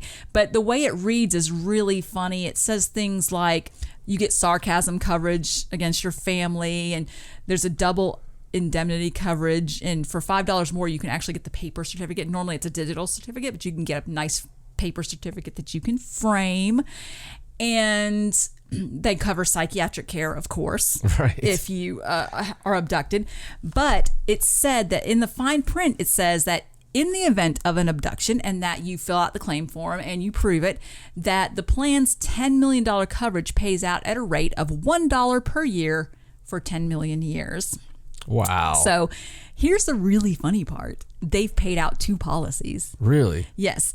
And I watched this interview. Whenever you go on there's an interview from 1999 where the man that came up with this is talking about it on this morning talk show. And he talks about the reason he came up with it was because of that book Communion by Whitley Strieber. Right. And he thought it was a really cool idea, and he decided to implement this policy. And he made it funny from the beginning, but 2 times he talked about that they paid out this coverage. The one time was someone that filled out the claim form and submitted Polaroids that they claimed were aliens. And so they're like, okay, sure, whatever. And he paid it out. Another time, someone presented them with an implant that a professor at MIT claimed was not from Earth. Now, they couldn't prove that the implant came out of this person, but they did have it. Yeah. So they agreed to pay out the $10 million. I think he said that person has made, at the time of 1999, they had made like $8 or $9 and the guy sends him a Christmas card every year. It's kind of a funny thing. And it is meant as a cool, it's funny because when you read the comments on the article, people are like, this is the stupidest thing I've ever heard, blah, blah, blah, like just complaining about it. But when you go to the website, it's clearly meant as a joke and, a gift. So I thought it was really ingenious and funny. And there was a picture of a movie, and I wish I could remember what movie it was, where in the background there's a van that says UFO abduction insurance. Like it's a banner for their insurance, and it's in one of the really famous UFO movies, but I don't remember which one it is right now. But it's really absolutely very cool. There's a commercial that comes on late at night on one of those Western channels I watch sometimes. Right. And it's for policies. Like if you have these policies that are paying out slow. Right. And you can borrow off of it. Oh. So it's, you know what I'm talking about? Right. So they're on there, they're like, do you have a policy that is only paying Right. and you need the money now? Well, and they'll take the payout and give you like a reduced lump sum. I'm not sure they would do that for a $10 million policy that pays out $1 a year. But it's a legit policy. For 10 million years. It's a legit policy. It is, because this guy is really an insurance guy. And he does make it, even though it's funny. I got to try. It's funny. You want me to get you a policy? Just to try that, yeah. And then we'll provide some proof that you've been abducted by aliens. Wouldn't it be funny if they're like, all right, look, $1 million. Okay. I mean, that's awesome. That's funny. Yeah, and it's a cute, and even the interviews from 1999, it's really it's a cool thing to listen to. Yeah, it's 20 years old. That's crazy. Isn't that crazy to think of that? Mm-hmm. That's 20 years. Yeah. Wow. Well, he's made a lot of money off those policies, though. If he's really sold 6,000, I mean, you only get the money one time, but still, that's 6,000 at that point in '99. No, I think that's 6,000 up to. I think the article's new. Okay, the interview is old, but the article's new. Right. So. Yeah. Wow. Doing pretty good. We should do something like that. Offer some kind of Bigfoot insurance or something. Yeah, like Bigfoot. I don't know what kind of insurance. It's. I mean, something like that. Maybe we can do like incubus rape whistles. Like the only working like that. But aren't you normally like sleep paralysis kind of thing? You wouldn't be able to get to your whistle. Maybe we can do something you wear around your, like if it's become a problem. Right. I don't know. Oh, I'm sure you'll think of something. Yeah. It was just a thought. Or we could do a chastity belt. There you are. For your incubus. You're going to bring those back again, huh? I think it's time. I think it's time for the chastity belt. Just put a little, there's technology now. You can put an alarm in it or anything. Kind of like one of those. We could put EM on it. One of those ID bracelets that you push when you fall down, you can't get up. We'll put EMF on it. Uh-huh. And if the EMF goes off, all of a sudden. It starts locking up. Yeah, it starts locking up the holes. Like it's like, yeah. What happens if you fall asleep with like your phone on your lap or something? Does that set it off? You'll probably wake up. I think it's a great idea. There you go. Okay. And you work on that. And it could also activate the cameras in the room. Like all this stuff and like. You're going to provide a hotline that immediately dials the hotline and they're like, I'm being EMF'd in private areas. It's to us. You're not going to know I did it, and the phone's going to ring at like 2:30 in the morning one night. You're like, hello? Yes. Hi, is this the Incubus Insurance Agency? Something's going on and I don't, oh God. Can you help me? I can just see it now. On that note, hey, thank you for the news. You're welcome. That was some really good stuff. All right, guys. So we had a fun episode. I enjoyed it. You enjoyed it. We all enjoyed it. So do me a favor. Do Stacey a solid and spread the word, spread the news, put it out there, share it with your friends, share it with your enemies. We love every one of you. Yes, every one of you. It doesn't matter. Bigger, little, red or yellow, we love you all. And for my lovely, gorgeous, beautiful, intoxicating wife, Stacey, I'm John. So long from the Sideshow. Good night.